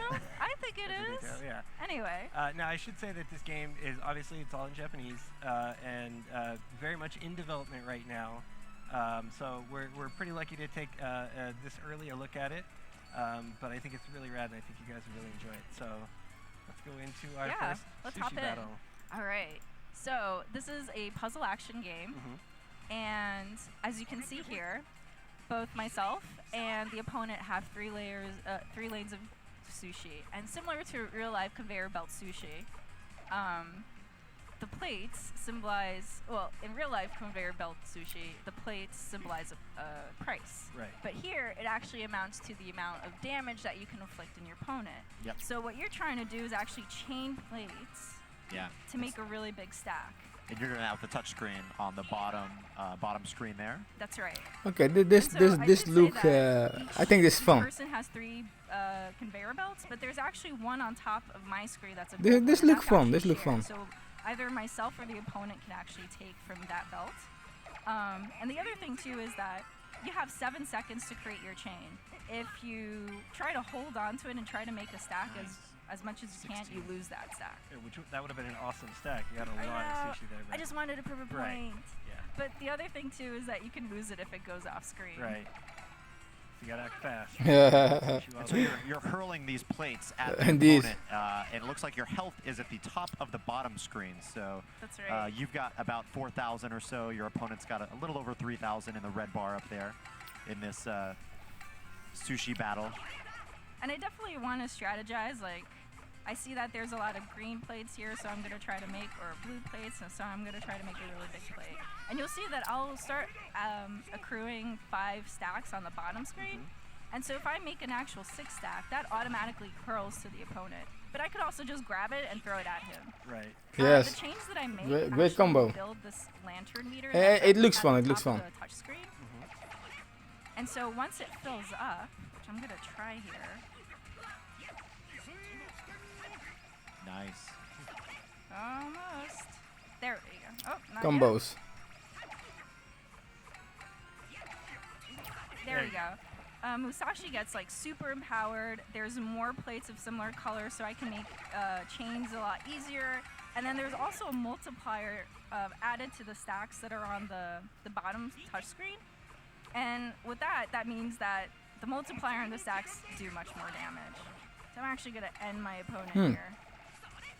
I just love the setting of eating those sushi and throwing your plates at the opponent. I know, like, I get more powerful by eating more sushi. Right. Like, I mean, I wish that was in real life, because if I could eat more food. It's really a Japanese game. Anyone who's been to a conveyor belt sushi restaurants knows the feeling of, like, right when you get done with your meal, you have that huge stack of plates, right? That's how your bill is determined. Yeah. So you'll see here that I got a C rank. Unfortunately, I didn't do that well. That's okay. But it's related to my score. Yeah. But there's also these 3 stars, and those are actually related to the objectives that I've accomplished within that level. Right. And also here, you'll see that both Musashi and their companions are leveled up according to the levels that you're able to successfully win. Right. And I'll actually go into more detail on that. Right. Yeah. We'll do that next. So actually, Corey. Okay, this game looks cool. Yeah. Looks cool. Give it a try. Thank you. Yeah. We play with the style. I think the style. So you were talking about those companions. Have you seen I'll be little, right back, man. I go like to these do guys, something. these are little companions. 10 That's minutes. right. So the little lion gosh, character going fast. that's with. Whoa. So right there, the opponent used his unicorn character's ability, which sped up the lanes. Musashi has this lion character, and his power-up, you'll see the green bar that's next to his face on the touchscreen. It actually slowly increases depending on the sushi type that Musashi eats. And each companion will have an affinity to specific sushi, and that will change as they level up throughout the game. And obviously, they'll become more powerful. Each of these characters, they actually have a special ability. So the unicorn sped up the lanes, but the lion character has a different ability, which hopefully Corey will be able to show in here in a second. Close. Okay. Going crazy again. Oh. Alright, Go, Corey. Believe Here me. we go. There we go. There you go. So now it's ready. And what happens is all the plates that are on this active screen turn into a single color, and that allows for Corey to chain all of these plates into a single large stack. Right, that he's got that extra huge damage. stack there in the middle. Yeah, So and now his lantern meter, it allows for the special mode, and it's added all these appliers now on the touch screen. So Corey can Look at that throw plate. these. Nice. Oh, you should totally throw those. You ready? Right. Oh. Yes. So you have two ways of attacking the enemies. Either it'll drop off automatically when you fill up another row, or you can actually manually swipe up on the screen and throw those plates at the opponent. That's right. Which is pretty great. It's Cool. very satisfying, you know, when they've been dealing a lot of damage to you and you have the option. Oh, S rank. Nice. Very good. Well Very- done. You set me up for success. You. I thought that would be a challenge considering he did executed that move like right at the beginning. You had me fooled. Great job. All right, so we're gonna go to another level. I'm gonna ask Corey to play this one too, but before we do, I'm actually gonna add more companions. So in this game, you're able to get more companions as you keep playing through the game. So I'm gonna add this electric cat, and I'm gonna add this little Let's do penguin. it. Yeah. I like that guy. Yeah. Cool. Let's do that.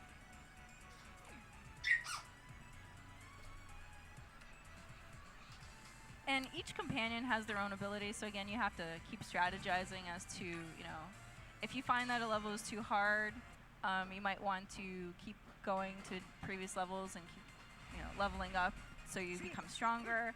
Yeah. Or you can try to find another companion to use during that and try to get the upper hand against your opponent. Yeah, and you can see them all on the bottom left now, right? Those are all of my companions. That's so right. Their bars are going to fill up as they eat particular kinds of sushi. That's right. But your opponent also has 3 companions active now, so... It's even now. Yeah. It's 3 against 3. Right. Oh, there's that locked sushi plate. I want it.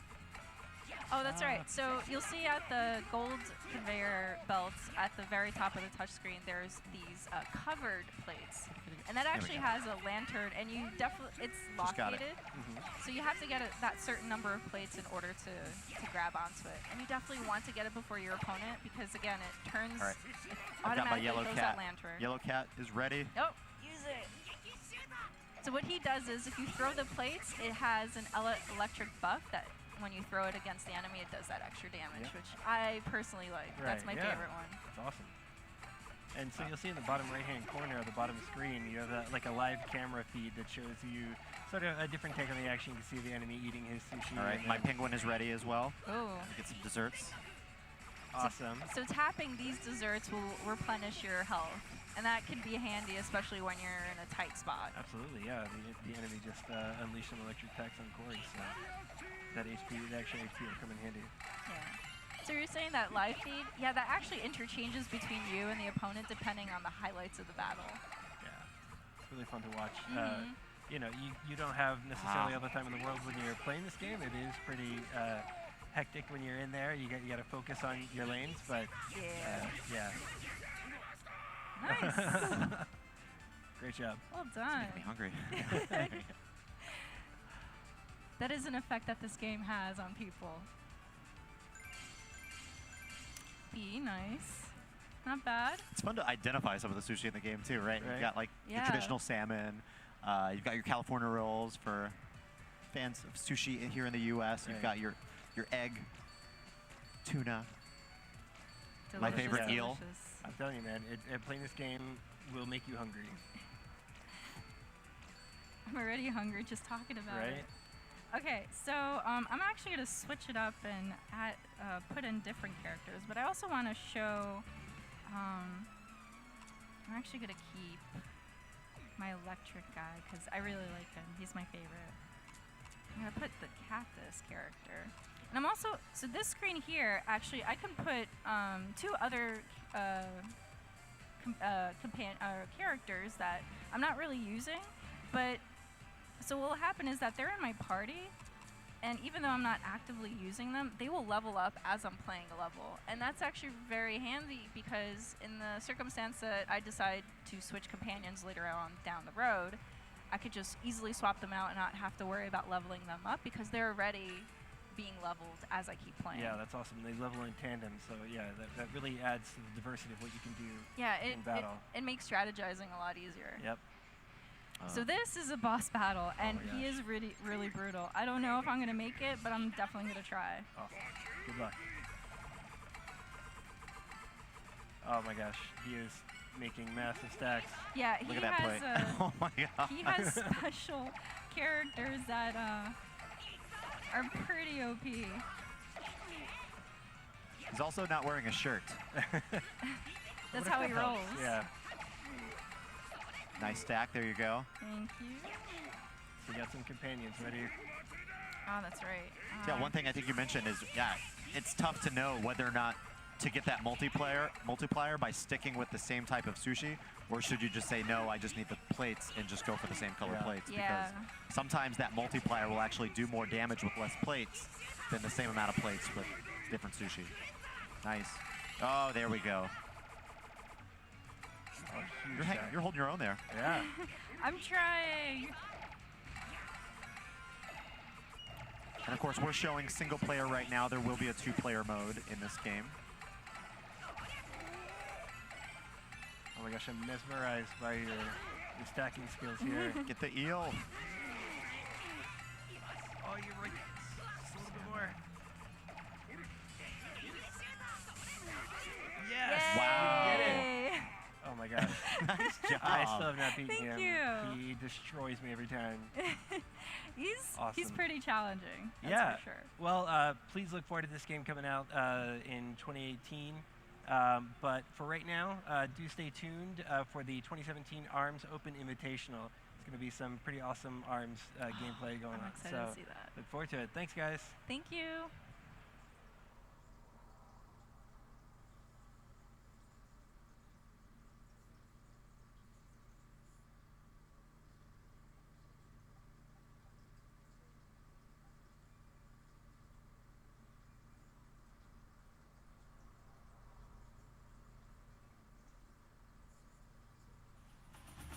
Or do you wait to counter?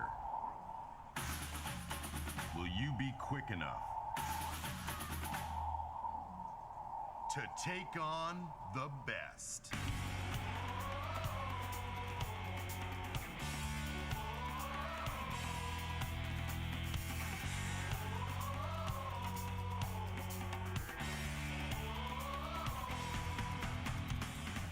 Today we will watch these 4 members of the fighting game community face off in an elimination tournament with 4 gamers who have fought their way in from the E3 show floor. To face off in ARMS, the first fighting game of its kind. Whoa. You're telling me that they already played the game already? Yes, they had to qualify at Nintendo's E3 booth. They loved it. But we barely had the time to play with it. I thought we were the favorites. They're gonna destroy us. Most likely. 4 members of the fighting game community who barely played the game. 4 players who had about the same time to play the game. Go head-to-head on a level playing field. The battle begins now at the 2017 ARMS Open Invitational. Could I at least get one more game in? No.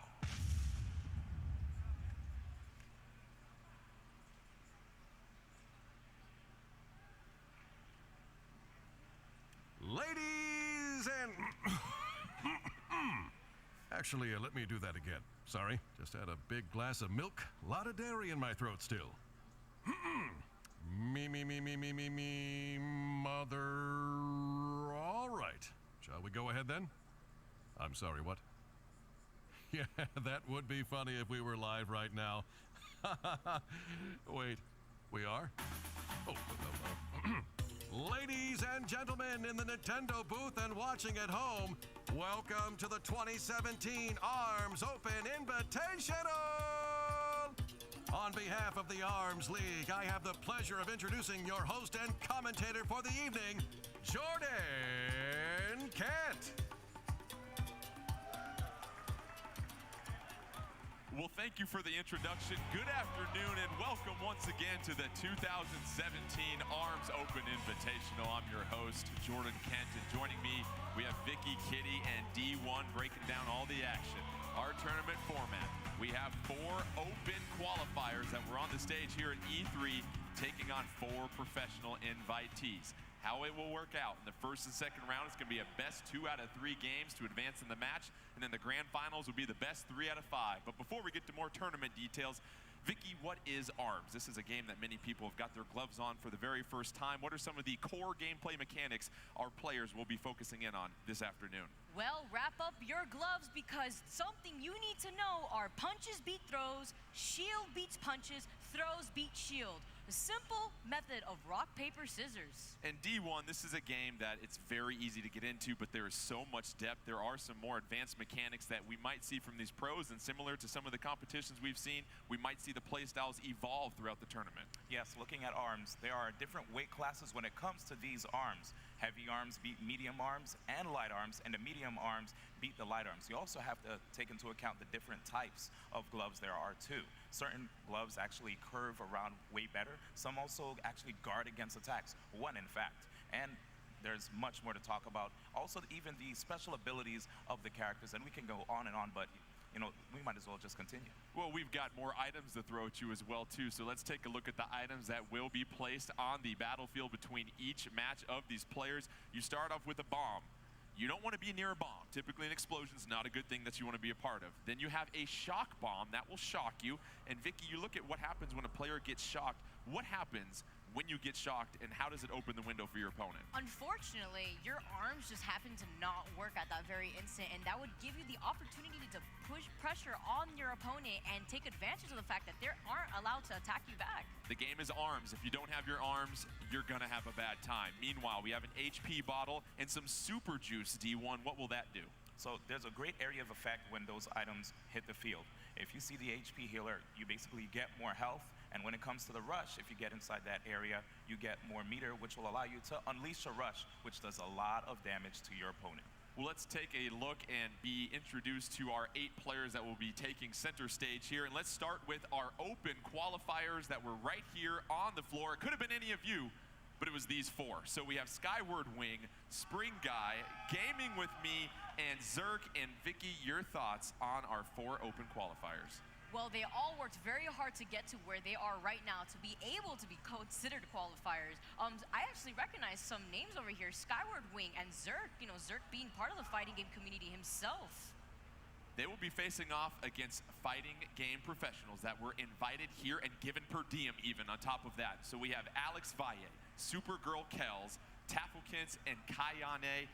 And D1, you look at our pros coming in that are so well-versed in the fighting game community. What do you expect to see from them? I'm going to expect to see a lot of great things from these players, man. You know, looking at Kayane, she is a fighting game prodigy since 10 years of age, coming out of France. Tafflekins, former Super Smash Bros. Melee player turned analyst and coach, coming out of NorCal, currently lives in SoCal. Alex Valle from Southern California, FGC pro of many, many years. I'm not going to give away his age. Turned into a mentor and is now an event producer. And last but not least, Supergirl Kells, top Super Smash Bros. 4 Wii U Sonic main, coming straight out of Montreal.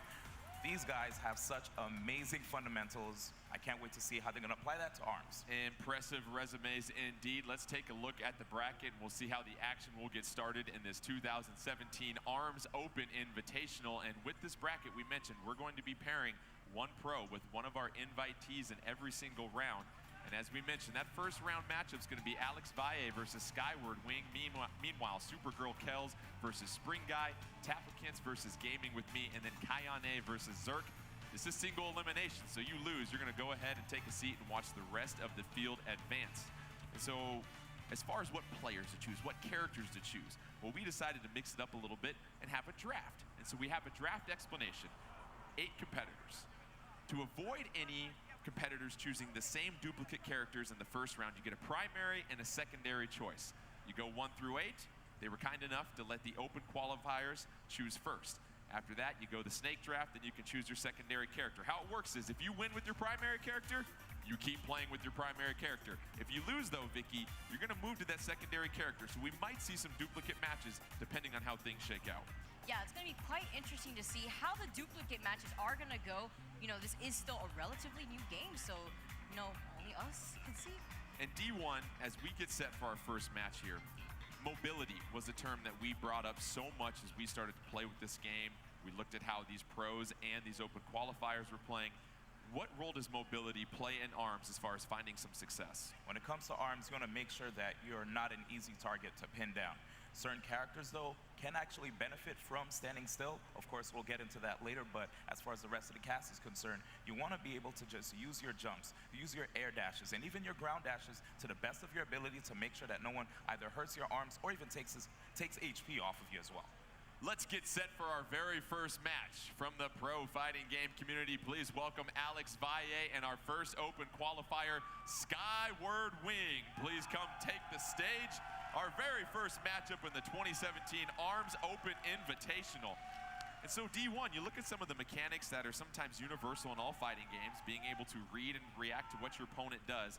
How critical is it in a game like ARMS where every stage is going to be different that you've got to know exactly how your opponent's character plays?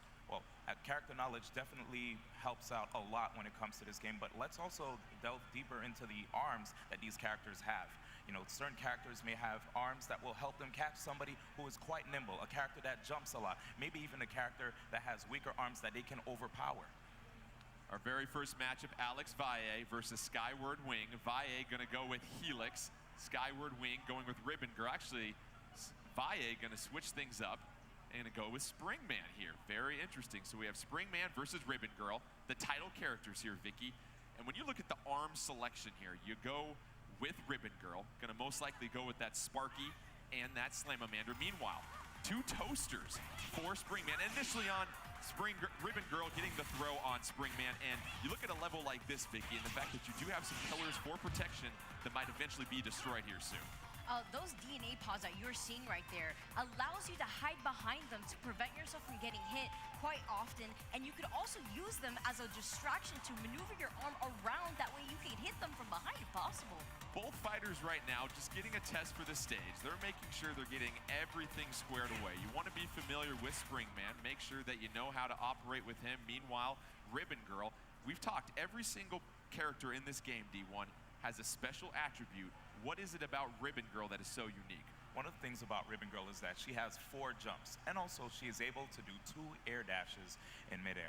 And having all these movement options make it very difficult to understand where exactly Ribbon Girl wants to go, especially if you add in the fact that she could dive bomb as well. We heard me announce that Alex Valle went with Helix. That's who he drafted.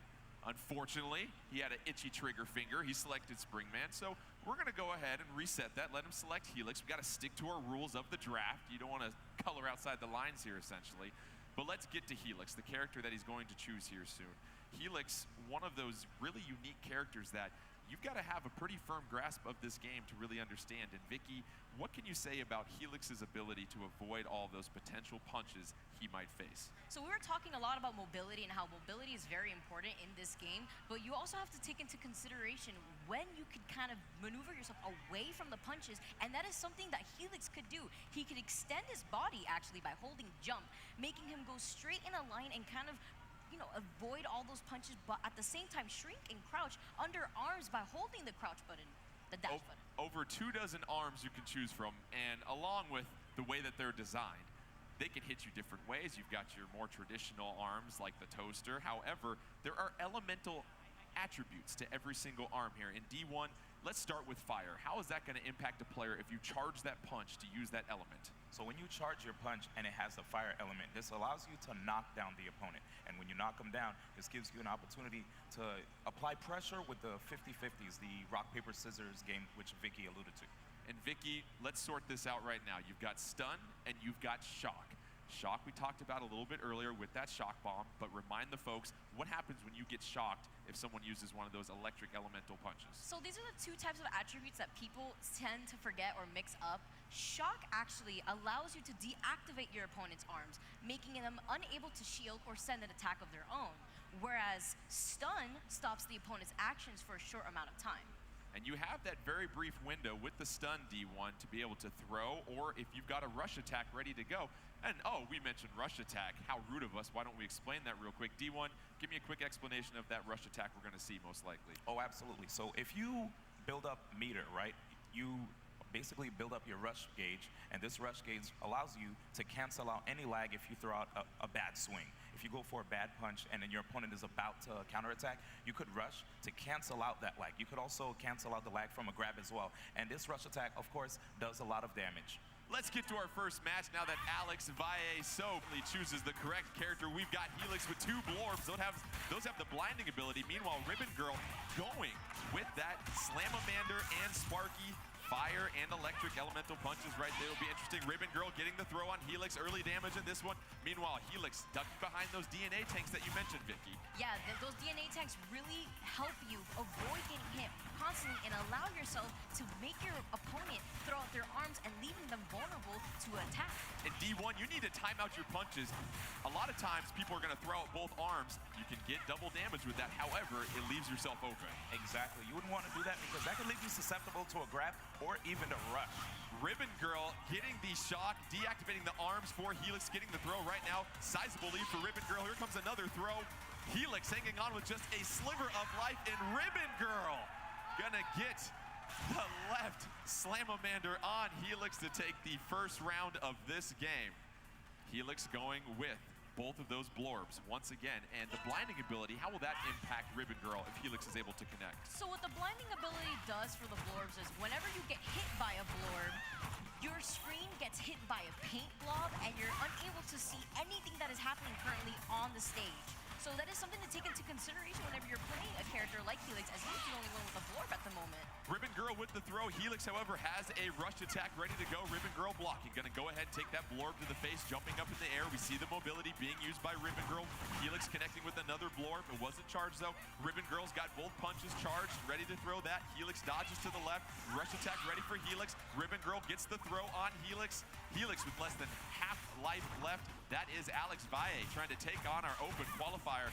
Meanwhile, Ribbon Girl, oh, that punch, D1, gonna be negated because Helix able to punch through the throw of Ribbon Girl. Exactly, because the blorb is heavy, and the 2 arms that Ribbon Girl has are medium. But right now, we actually have Ribbon Girl in the lead, doing a really good job of just weaving around Helix and takes that round and the game.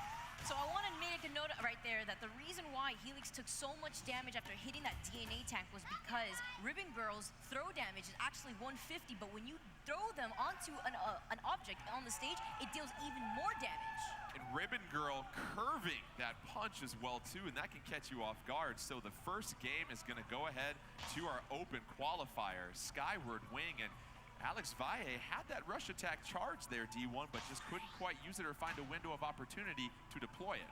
Yeah, what happened was Skyward Wing was just moving around the stage, and it was kind of hard for him to lock Skyward Wing down, which plays into Ribbon Girl's strengths right there.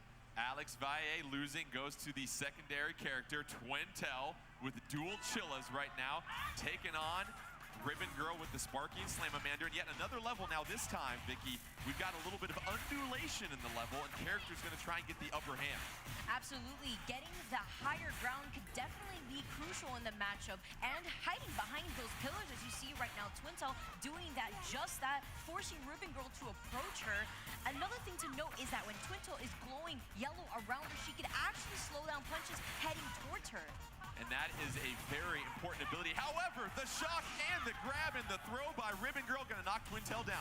But Twintel and Alex Valle, they have that rush attack. Will they deploy it? Trying to dodge and find cover around that pillar. Ribbon Girl, there you see the double jump right there. D1, that maneuverability opens up the window for the throw. Absolutely, and when it comes to maneuverability, Twintel also has that as if she jumps in the air, goes for an air dodge, she can use her Star Struck, which slows down attacks, but the rush attack gets a decent amount of damage. Twintel with the rush attack, Ribbon Girl down to half health, but this will do it. They KO on the throw by Ribbon Girl, and Ribbon Girl able to avoid the throw attempt by Twintel, and Alex Valle dodges to the left, throws out both ribbons, throw for the KO, Vicky. That is an incredible throw to avoid at the same time because Twintel's throw damage is actually 160, 10 points higher than Ribbon Girl's. Ribbon Girl with another throw right here, and you've got to react so fast, D1, when you see those green gloves come in for a throw. To counter with a punch like we saw Twintel do right there, however. Ribbon Girl jumping, getting another hit on Twintel. Twintel down to just less than 75% health. Ribbon Girl has a rush attack ready to go, and here it goes. And knocking Twintel back into the corner of the stage. And if you're Twintel, you've got to be able to get in close to Ribbon Girl and start getting her on her heels, D1. But it looks like Twintel, even though her mobility is quite good, Alex Valle is just having a tough time hitting this Ribbon Girl. She looks like she's not even under 750 yet. Ribbon Girl doing a fine job of dodging the punches, but here comes another rush attack from Twintel up against the ropes. That's going to go ahead and knock Ribbon Girl down to almost 50% health. Counters the throw with a right Chilla, and then a throw of Twintel's own. Uh-oh, looks like Alex Valle starting to learn this game here a little bit more. Oh, going to take the hit from Ribbon Girl. Moving, dodging Ribbon Girl's throw. Going to dodge that 1-2, connects with the left, but here comes the rush attack. Oh, Ribbon Girl! Not enough yet. A touch from a feather will knock out Twintel at this point, and there's the throw for the KO. And that is another game. That makes it 2 of 3. And Skyward Wing, your open qualifier, going to go ahead and take down Alex Valle, the seasoned pro. However, Skyward Wing getting very familiar with this game in the short amount of time he's had to play it, Vicky. That's incredible. We've been seeing both these players abuse their rush attack a lot better than you could see anywhere else, honestly. They catch the opponent right in the air, catching them out of their jump, and making sure you have to respect the rush attack if they do not have it at the moment. Even if Alex Valle is out of the tournament now, I know he's going to hit the lab and come back stronger in the future. Looking at the replay, it almost seemed like Alex was starting to get the grasp of how to play with Twintel is just too little too late, and you see how both characters were really doing a fine job of dodging punches and then countering with their own and being able to connect. And looking back at that match, it was really something where Ribbon Girl doing a fine job, D1, of getting her punches charged and connecting with those. Oh, indeed, and just jumping in the air, dodging everything that Alex Valle keeps trying to throw out. But right there, if you notice, when an opponent goes for a punch that's easily reactable, you can just immediately counter with that rush attack, which is why you saw Alex Valle lose so much health. And right there, with another wrong swing, you just saw Ribbon Girl jump out of the way and got that free grab punish. One thing though, if you do have one arm open, you still have some mobility. It's not as good as when you have both arms intact, but if you have at least one out, it's better than having both out.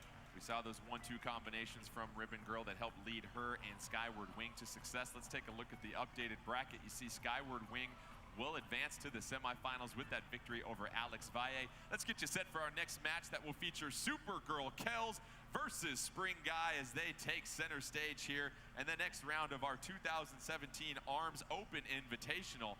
And looking at this draft, as we mentioned, the open qualifiers had the first selection.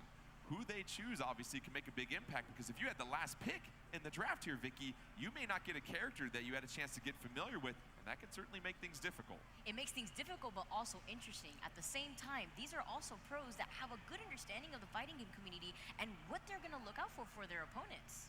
Supergirl Kells going to go with Ninjara. Meanwhile, Spring Guy going to go with, take a wild guess, Spring Man.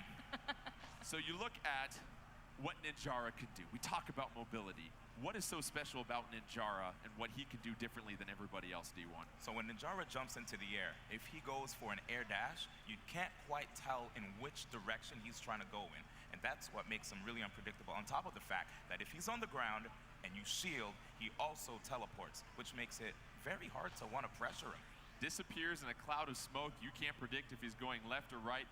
Players are getting set for their matchup. Supergirl Kells going to be playing as Ninjara. Spring Guy going as Spring Man. And let's take a look at the loadout here. Spring Man choosing between that toaster, that boomerang. Looks like it's going to be a toaster and tri-bolt for Springman. Meanwhile, Ninjara is going to go ahead with that buff and Tri-Blast in the early attack by Springman. Ninjara, you see disappearing in that cloud of smoke. And Vicky, if you look at Ninjara, how important is it for Ninjara to always be moving and keeping the opponent guessing? For Ninjara in particular, it is very important to always be on your toes and in the air, because whenever you hit Ninjara's shield, he actually disappears in the cloud of smoke, as well as whenever he does so in the air and he uses his dash move up there. That means that you have to be really wary when your opponent has rush attack, because that means you can't shield the rush attack like the other characters in the game. Springman, Ninjara, they're both at about 60% health at this point. 60 seconds left in the match. Both players close to a rush attack. There goes Springman. He's got his rush attack ready to go. Got the tri-volt charge. Gonna miss with that. Ninjara connects with the left buff right there. Both players have their charges punched. Punches charged. Meanwhile, Springman gonna release that rush attack. Ninjara gonna succumb to that. Ninjara down to just 35% health. Meanwhile, Ninjara disappearing in a cloud of smoke. Gonna miss the throw, and D1 connects with the throw right here. Keep an eye open. We see Ninjara actually almost has full rush. This will allow Ninjara to make a comeback. Yet another throw by Ninjara. Springman trying to hang on, less than 25% health. Keep a look at that timer, just 23 seconds left. Another throw for Ninjara. Not a KO yet. Still a sliver of health left for Springman. Ninjara there connects with the buff in the left arm, D1. And Supergirl Kels made sure to save her meter, so she has rush for the next round. Supergirl Kels taking the first round in this first game. Ninjara with a full rush meter controlled by Supergirl Kels. Meanwhile, Spring Guy with Springman.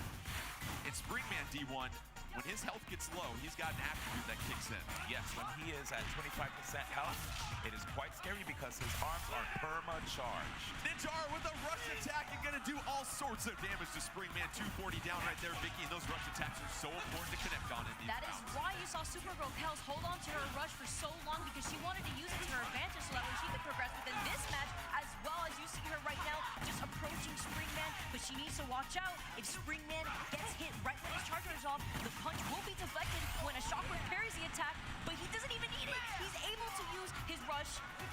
Rush attack by Springman, hanging on for dear springs at this point. Meanwhile, Ninjara connects with the right tri-blast.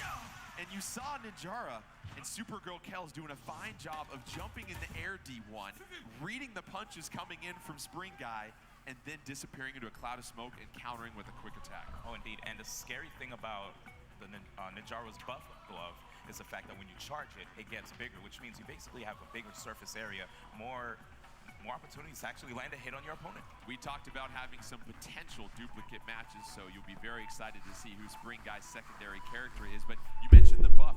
What about the weights of the gloves, D1? These arms have different weight classes, and those take priority when they meet each other. So, did they start with looking at Ninjara's gloves, Ninjara attunement already?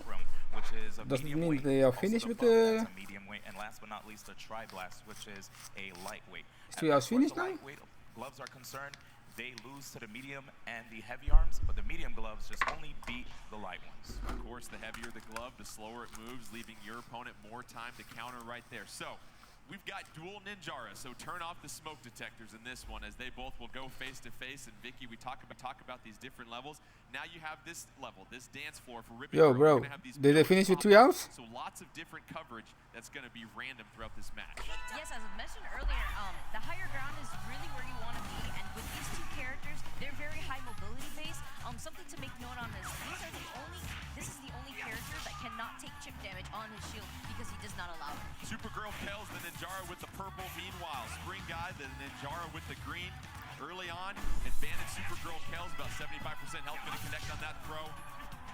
Spring Guy going to fall to 60% health, and here come the pillars right here, D1, and this is where you want to use Ninjara's mobility and those pillars to avoid some punches. Yes, you see it happening right now, and just to be clear, Spring Guy is the green-haired Ninjara, while Supergirl Kels is the purple one. Absolutely, Supergirl Kels, meanwhile, doesn't have the rush attack. Spring Guy with the rush attack, ready to deploy at a moment's notice. However, still plenty of life left for Supergirl Kels. Supergirl Kels doing a fine job of working the sides of this stage. However, gets knocked back by that Tri-Blast by Ninjara. Ninjara controlled by Spring Guy. Unleashing the rush attack, 330 right there, D1. That was so much damage. And if you notice right there, the other Ninjara tried to jump into the air to avoid, because knowing that if you try to block, you will teleport potentially into the other rush punch. Supergirl Kells with that rush attack of her own. Meanwhile, Spring Guy down to the last 15% of his health. Green Ninjara is Spring Guy, however, connecting on the punch right there. 20 seconds left. Supergirl Kells trying to pin Spring Guy in the corner. Has the elevation. Gonna try and counter with a double punch. However, that chakram on the right side gonna connect on Supergirl Kells, but no! Supergirl Kells connects with the right arm tri-blast. Connects with that right tri-blast, and that's going to go ahead and get that round victory for Supergirl Kells. Let's get to round 2 here as we have Pink Ninjaras controlled by Supergirl. So after the 2 minutes, they still do the Treehouse. Cool. Nice. They were both able to land it at one point as well, catching them both in the air. You need to watch out for that. It is noticed that you can't hold shield against any rush attack as Ninjara, so to jump away would be the best option you could possibly do. But at the same time, you're seeing both of these Ninjaras fight close range because Ninjara has a high mobility for close range. Spring Guy going with dual tri-blast. Meanwhile, Supergirl Kells going with the buff and the tri-blast early on. Here comes a rush attack from Spring Guy, however. He's got it ready to go whenever he wants. Supergirl Kells. No rush meter right now, under 50%. Spring Guy doing a good job using those pillars for coverage. Here comes the rush attack from Spring Guy, but no, counter D1 by the dodge by Supergirl Kells. Yeah, Supergirl Kells making sure to just keep on the pressure with the buff and the tri-blast, making it very difficult for Spring Guy. Kells doing a fine job of jumping in the air, disappearing into smoke, connects with the throw right here. What is it, best of 3, best of 5? Spring Guy less than 50% health. Supergirl Kells gonna have to really watch his punches. Yet another throw for Supergirl Kells, Vicky, and Spring Guy need to read those throws a little bit better. Yes, he keeps getting thrown in. That's 150 damage per throw, so he does not want to get any more of those hit on him. Supergirl Kells connected. It's gonna come down to the last punch or two, and Supergirl Kells with the seriously? Coming back. Supergirl Kells. Oh, you guys buy a girl. And it was throw after throw after throw that Supergirl Kells unleashes on Spring Guy. She gets the second round victory. That's going to go ahead and take the second game for Supergirl Kells. So Supergirl Kells win. Supergirl Kells to jump into the air. Okay. Jar's special ability, disappearing into smoke, and the counter with the throw. Exactly. It's really hard to just know where he's going to go or she's going to go. So because of that, you will get that opportunity to counter whenever you see Spring Guy go for a wrong punch. We've got a couple of other abilities that these punches have, the elemental abilities, and we do want to talk about ice. We saw Twintel use the Chillas, and meanwhile you also have an explosion. So let's start with the ice there, Vicky, and then take us through a tour to explosion. So how do those affect the opponents? The ice attribute actually slows down the opponent and stops him from dashing. And you know, as we mentioned earlier, mobility really is key in this game, and for that to hit you could be really crucial as the outcome of the game. As for explosion, when the punches explode on hit, they do deal extra damage. And as far as the ice is concerned too, you still have the ability to swing. So if your opponent tries to grab you after they freeze you, just go for one punch, you'll be able to break that grab. But you move a little bit slower, like you just had a stack of pancakes for breakfast. Absolutely. Let's take a look at the updated bracket here as Supergirl Kells will advance in that match. That bracket, as we mentioned, you've got Supergirl Kells that will be taking on Skyward Wing, who was one of our open qualifiers, getting the victory over Alex Valle. So those two will face off in a best 2 out of 3 when we get to the semifinals. But let's set the stage for our third match in this opening round. Please welcome to the stage Taffakins squaring off against Gaming with Me and D1. We're starting to see a wider selection of these arms that the players can choose. I'm going to eat something. After this tournament, I will be back with live cam. For now, I put my I do my cam out and my sound will go on. See you later after this tournament, people. Peace for now. Really nimble with that. So you want to put that out there and then try to influence where the opponent goes with another weapon. As we take a look at the characters that Taffakins and Gaming with Me will choose, you're going to get a chance to see Master Mummy here, Vicky. And Master Mummy, the biggest, slowest character in the game. However, Master Mummy packs a punch and has a very unique special ability. When Master Mummy gets hit, he does not flinch, and it can be incredibly scary, so you need to watch out your distance against Master Mummy, and when you're throwing out both your punches, leaving you vulnerable to potential grab or a bigger punch, as he has Megaton. Tafakins going with Master Mummy. Meanwhile, gaming with me, choosing Min Min. And what is it about Min Min? Some very unique abilities with her, D1. Min Min, if she does her backdash and also her dashes in the air, she's able to parry. And the last thing is if she goes for a full charge, her left arm turns into a dragon, which allows her to stay permanently charged until she gets knocked down. Min Min going with the Megawatt and a dragon. Meanwhile, Master Mummy, controlled by Tafakins, gonna go with the Megaton and the Phoenix. That Phoenix can get there very quickly. And there we see Master Mummy blocking already to try to regenerate some of that health. But Min Min with a long distance throw gonna knock Master Mummy back. And already early in this one, Min Min's got Master Mummy to below 25% health early on, and Min Min using that mobility, Vicky. Min Min taking advantage of the fact that Master Mummy is going to want to stay into shield a lot of times, since whenever he holds shield, he actually regenerates 10 health each time. Very good, making sure that you know your opponent's going to want to block as Min Min using that throw. And that's such a good point I want to revisit, Vicky. The fact that Master Mummy's going to want to sit in that block to regenerate health. If you know that, you know you can throw after throw after throw at Master Mummy. Yes, you could, potentially grab him, fish for that grab, but at the same time, you don't want to be too grab happy, because if you get hit once by that Megaton, you're going to be losing a lot of damage. Master Mummy switching to the Retorture to go along with the Megaton. Min Min staying with the same set of the Dragon. The Megawatt, a throw right there by Min Min. You've got the rush attack charge for Master Mummy. Master Mummy trying to charge up both punches. No avail right there. Yet another throw by Min Min. And Master Mummy, Min Min trying to send Master Mummy back to the tomb early here. Master Mummy blocking the punches right there. Dodges the rush attack, counters with the throw. Gets the throw on Min Min. And D1, 200 damage on a throw from Master Mummy. Strongest throw in the game. And right now we have Tafakins putting together so much damage from that rush. 345. But the answer from gaming with me with that grab gives a free charge. Min Min kicking Master Mummy out the kitchen, and that's a quick victory for the first game by gaming with me. Very impressive with Min Min. It's interesting. Min Min selected by gaming with me in both rounds. Gaming with me very, very confident in Min Min's abilities. Didn't want anybody else to get her off the board. Yeah, and it looked like right there at the end of that game, Tafakins was thinking to himself like, wow, man, that pressure from the Min Min was quite great. So he's going to have to think really deeply about how to counterattack this Min Min into the next round. Well, Tafakins' secondary character will be Springman, so a little bit more mobility right there, Vicky. And if you're facing a very fast player like Min Min, what are some of those potential arms you want to go with? You don't necessarily want to go with big, slow, heavy arms. You're looking for something maybe a little bit lighter that you don't have to throw straight at them. Yeah, you could risk yourself going for lighter punches, but at the same time, if your opponent has heavier arms, you're going to be going through the lighter arms, as D1 had covered earlier. Looks like Tafakins going to go with Master Mummy in the second game. Min Min victorious in the first game.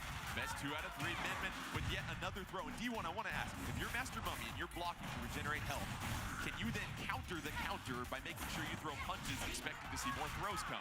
Yes, as long as you make sure you just throw a punch the moment you see that grab coming. I mean, there's an audio cue and you see that green neon light right there. It is quite obvious to be able to block the grab, but you have to make sure you don't swing first. Min Min tossing Master Mummy around like a ragdoll in this round. Gonna get the throw yet again. And unfortunately, Master Mummy recovers health, but not as much health as a throw takes away, as Min Min is calling from long distance with those grabs, tossing Master Mummy all across the map. And another quick victory for Min Min, who, oh, by the way, D1, has a rush attack ready to go. Uh-oh. There's gonna be a lot of damage and already unleashing the rush attack. 365 damage right there, and that was so quick right there, D1. Way too much damage, and it looks like Tafakins is just sitting in shield, making it very easy for gaming with me to keep on the pressure. It's hard if you are Master Mummy, Vicky, because you're a big, large target. You can't move left and right, so you have to be very good at reading what your opponent does. Yeah, to make up for all the damage that he does, he is unable to be as mobile as the other characters in the game, which is why he was able to eat that rush attack so early in the game when he was in the middle of jumping. Master Mummy using that Megaton to deflect a lot of the punches. You see the heavy Megaton negating the lighter punches of Min Min, but Min Min getting the KO on Master Mummy. Too little, too late by Tafakins, and another game victory for gaming with me. That'll go ahead and take the match. Well done, Tafakins, but we're seeing our open qualifiers here, D1, really bringing their A game in ARMS right now. Yeah, isn't it like 2 of them already? 2 of them have advanced out of 3 matches already. So what'll be interesting if our next pro can certainly step it up, but you see Master Mummy, Vicky. a slower character where if you can connect with those punches, they're going to do a lot more damage. However, if you're going against someone like Min Min that's moving left and right, you have to really make sure that you predict where Min Min might be.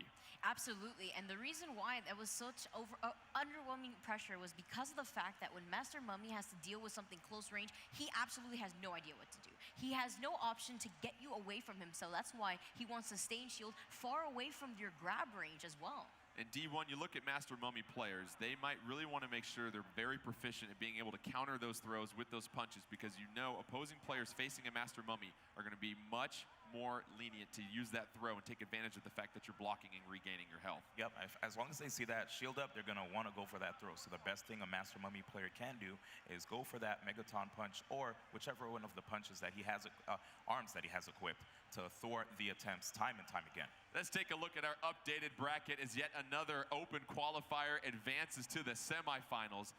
As we mentioned, Alex Valle losing to Skyward Wing, Supergirl Kells advancing, and then Gaming with me and Min Min just putting on an absolute display against Master Mummy finds his way into the semifinals. Let's get set for our final match of the first round. It's going to be Kayane versus Zerk. Please come down to the stage here. And Kayane, very experienced fighting game player, has a lot of different tricks up her sleeve. Meanwhile, Zerk D1, this is someone very familiar with the scene also. It's not your typical open qualifier that punched their ticket here. Yes, coming from Florida, this guy has been in the fighting game community for quite some time, but Kayane is a prodigy from 10 years of age. I mean, that's kind of scary, man. It's a lot of experience right there, Vicky, but what we're seeing so far is the experience in other games not necessarily translating against our open qualifiers that have had a little bit more time to play ARMS and get familiar with this. And what are you seeing from our open qualifiers as far as some gameplay mechanics that's really giving them an arm up on the competition so far? So the open qualifiers that have been doing a fantastic job right now and moving on within the bracket are playing a lot more safer than what you're seeing. Keeping your hands at the ready could be very, very crucial. It allows you to shield and it allows you to grab. But at the same time, if you're going to throw out both your punches or throw a grab, you have to remember you're leaving yourself open to anything that could come your way. Let's get set for our matchup here. We've got Kayane going with Mechanica. First time we've seen her. Zerk going with Twintel. What do we know about Mechanica here, D1? Yeah, I'm actually super pumped because I play this character quite a bit. When it comes to Mechanica, the scrapyard scrapper, she hovers off of her jump, and she has an opportunity to actually not flinch when she goes for a punch, jump, or a dash. Twintel, meanwhile, going with the Thunderbird and Parasol, trying to use some long-distance, fast arms. Meanwhile, Mechanica with that whammer, and also that revolver going to do some serious damage. Twintel right now, it's pretty even at this point. Going to use that barrier for protection. Mechanica going to dodge around. Twintel connecting with a couple punches and just being very proficient here, Vicky, of just landing these small, light, fast punches. And it's really interesting to see how Mechanica is trying to maneuver herself around Twintel, and at the same time, right there, she was able to charge her attacks mid-air. She's able to do that while she hovers as well. Twintel dodging the rush attack from Mechanica and then able to block the rest for very little damage. Meanwhile, getting the throw on Mechanica. And Twintel has a rush attack ready to go. Meanwhile, Mechanica's trying to keep its distance. Twintel with that rush attack. Mechanica less than 25% health. Here comes the rush attack, and there's the KO from Twintel. And how about Twintel being able to read when Mechanica landed and unleashing that rush attack? It's almost as if Zerk played the game a couple weeks in advance. Zerk going with that Thunderbird and that Parasol. We had the global test punch, of course, people getting a chance to get familiar with that. Here comes that whammer and the revolver, same weapon set for Mechanica. Getting stunned and knocked back right there, Vicky. The 1-2 elemental punch. The 1-2 elemental punch, but look at all this pressure that we're seeing. Notice how we're seeing both these characters keep their distance away from each other, but that trap is gonna snipe Twintel, making 160 damage. Twintel able to shock Mechanica. Both those arms become useless at that point, and then gets the grab and the throw. That Thunderbird trying to call in and get some damage. However, the rush attack from Mechanica gonna do 365 damage on Twintel. Twintel and Mechanica. Mechanica with about 60% life. Twintel with about 40 at this point. And you look at Mechanica, D1, finally getting some pressure on Twintel. Yeah, if you notice, the whammer right there is a great tool that actually beats both of Twintel's arms, which are medium, while the whammer is heavy. Zerk doing a fine job of shocking Mechanica and then using that grab to get some extra damage as well, too. Connecting on those charged elemental punches. We've got about 36 seconds left. Twintel with the rush attack, ready to go. Zerk being very careful about when to deploy. Counters the throw with the Parasol through the throw. Gonna size up Mechanica at this point. D1. Here comes the rush attack, trying to say goodnight to this round. However, Mechanica gets knocked back. We've got 22 seconds left. Zerk counters 1, 2, Thunderbird, and then the Parasol. And it was all about those charged elemental punches, D1. There was so much patience right there from both of those players. Did you notice how they were not even swinging? They both just kept looking at each other, waiting for one to go for the first punch. And finally, Zerk attacked when the time was right. Kayane gonna move to her secondary character, which will be Ribbon Girl. We'll get that game set up here soon. But Vicky, D1's making the point about these players being patient, not throwing arms out there. You've got two choices here. You can either play very aggressive, meaning you're the one calling the shots, or you can play a little defensive where you're trying to read and react. When you look at those two different play styles, let's start with the aggressive one. What are some things you want to keep in mind if you really want to try and put the pressure on the opponent? If you really want to put a pressure on your opponent, you have to take into consideration your stage, where you are, your positioning, how far are you from your opponent, what can your opponent do from this so-and-so distance, what can their special attributes be, do they have rush? A lot of times you're seeing both of these players get hit by rush because they're constantly jumping mid-air, trying to avoid each other's attacks, but not trying to be as grounded and trying to close in that space. That's Zerk and Twintel with the double chillas to the left if you're facing the screen. Meanwhile, Ribbon Girl controlled by Kayane. In Ribbon Girl stage, Twintel gonna get the throw, but here come those pillars right there. In D1, Ribbon Girl's ability to jump multiple times can really take advantage of getting the height on Twintel and raining down some punches. Oh yeah, when she's on this stage, she actually gets more air dashes when she's at the top of the columns, actually. It's really scary. Twintel with the rush attack on Ribbon Girl, almost with the KO, and Ribbon Girl avoiding the throw right there, hanging onto a sliver of life. Twintel with both chillas charged at this point, trying to land one more critical punch to go ahead and say goodnight, take this round. However, Ribbon Girl keeping her distance, using those pillars for defense. Twintel can't connect quite yet, but there you go, the left chilla in the face of Ribbon Girl, gonna knock her down, and that round is gonna go to Zerk. And Zerk, we haven't really seen him utilize the slowdown attribute of Twintel yet, though. Hasn't really needed that. Wow, yeah, instead he's quite comfortable just weaving around Kayane's attacks. He actually did it right there as Go figure. I knew you would right there. I think we just I just heard us right there. You're smiling. I see you, Zerk. I know exactly what you're doing right there. Meanwhile, Zerk trying to get some pressure on Ribbon Girl and Kayane. Zerk with that Twintel has that rush attack ready to go. Floating in air, slowing down time. Zerk, as we mentioned, heard what we were saying. Ribbon Girl approaching these pillars right now, trying to get inside of Twintel with that range of the two Slamamanders, which is very interesting. And you look at when the pillars get this high here, Vicky, and Ribbon Girl really needing to jump and be very aerial with her attacks. Not only can she get the higher ground on this stage, as D1 mentioned, but the Slamamanders actually allow her to kind of cover a wider attack. Ribbon Girl with the throw on Twintel. Twintel with the healthy amount of life. Meanwhile, Ribbon Girl, she's at about 20% health. Gonna have to be very careful here, or else this game and match will go to Zerk. Zerk with the double chillas on Twintel, all charged up, ready to go, trying to do some damage. Here comes the rush attack, and that is the KO. That is the round, that is the game, and that is the match, D1. Did you notice how Zerk literally stood there, waited for Ribbon Girl to jump right in front of him, and he unleashed the rush attack right then and there. Zerk and Twintel proving to be quite the formidable pair. Impressive victory over Kayane. And here's what we have now. 4 open qualifiers, 3 of them advanced to the semifinals. And Vicky, what we're seeing from these open qualifiers is their ability to really tap into the special usage, those special abilities of their characters, and they're doing a fine job of reading their opponents too.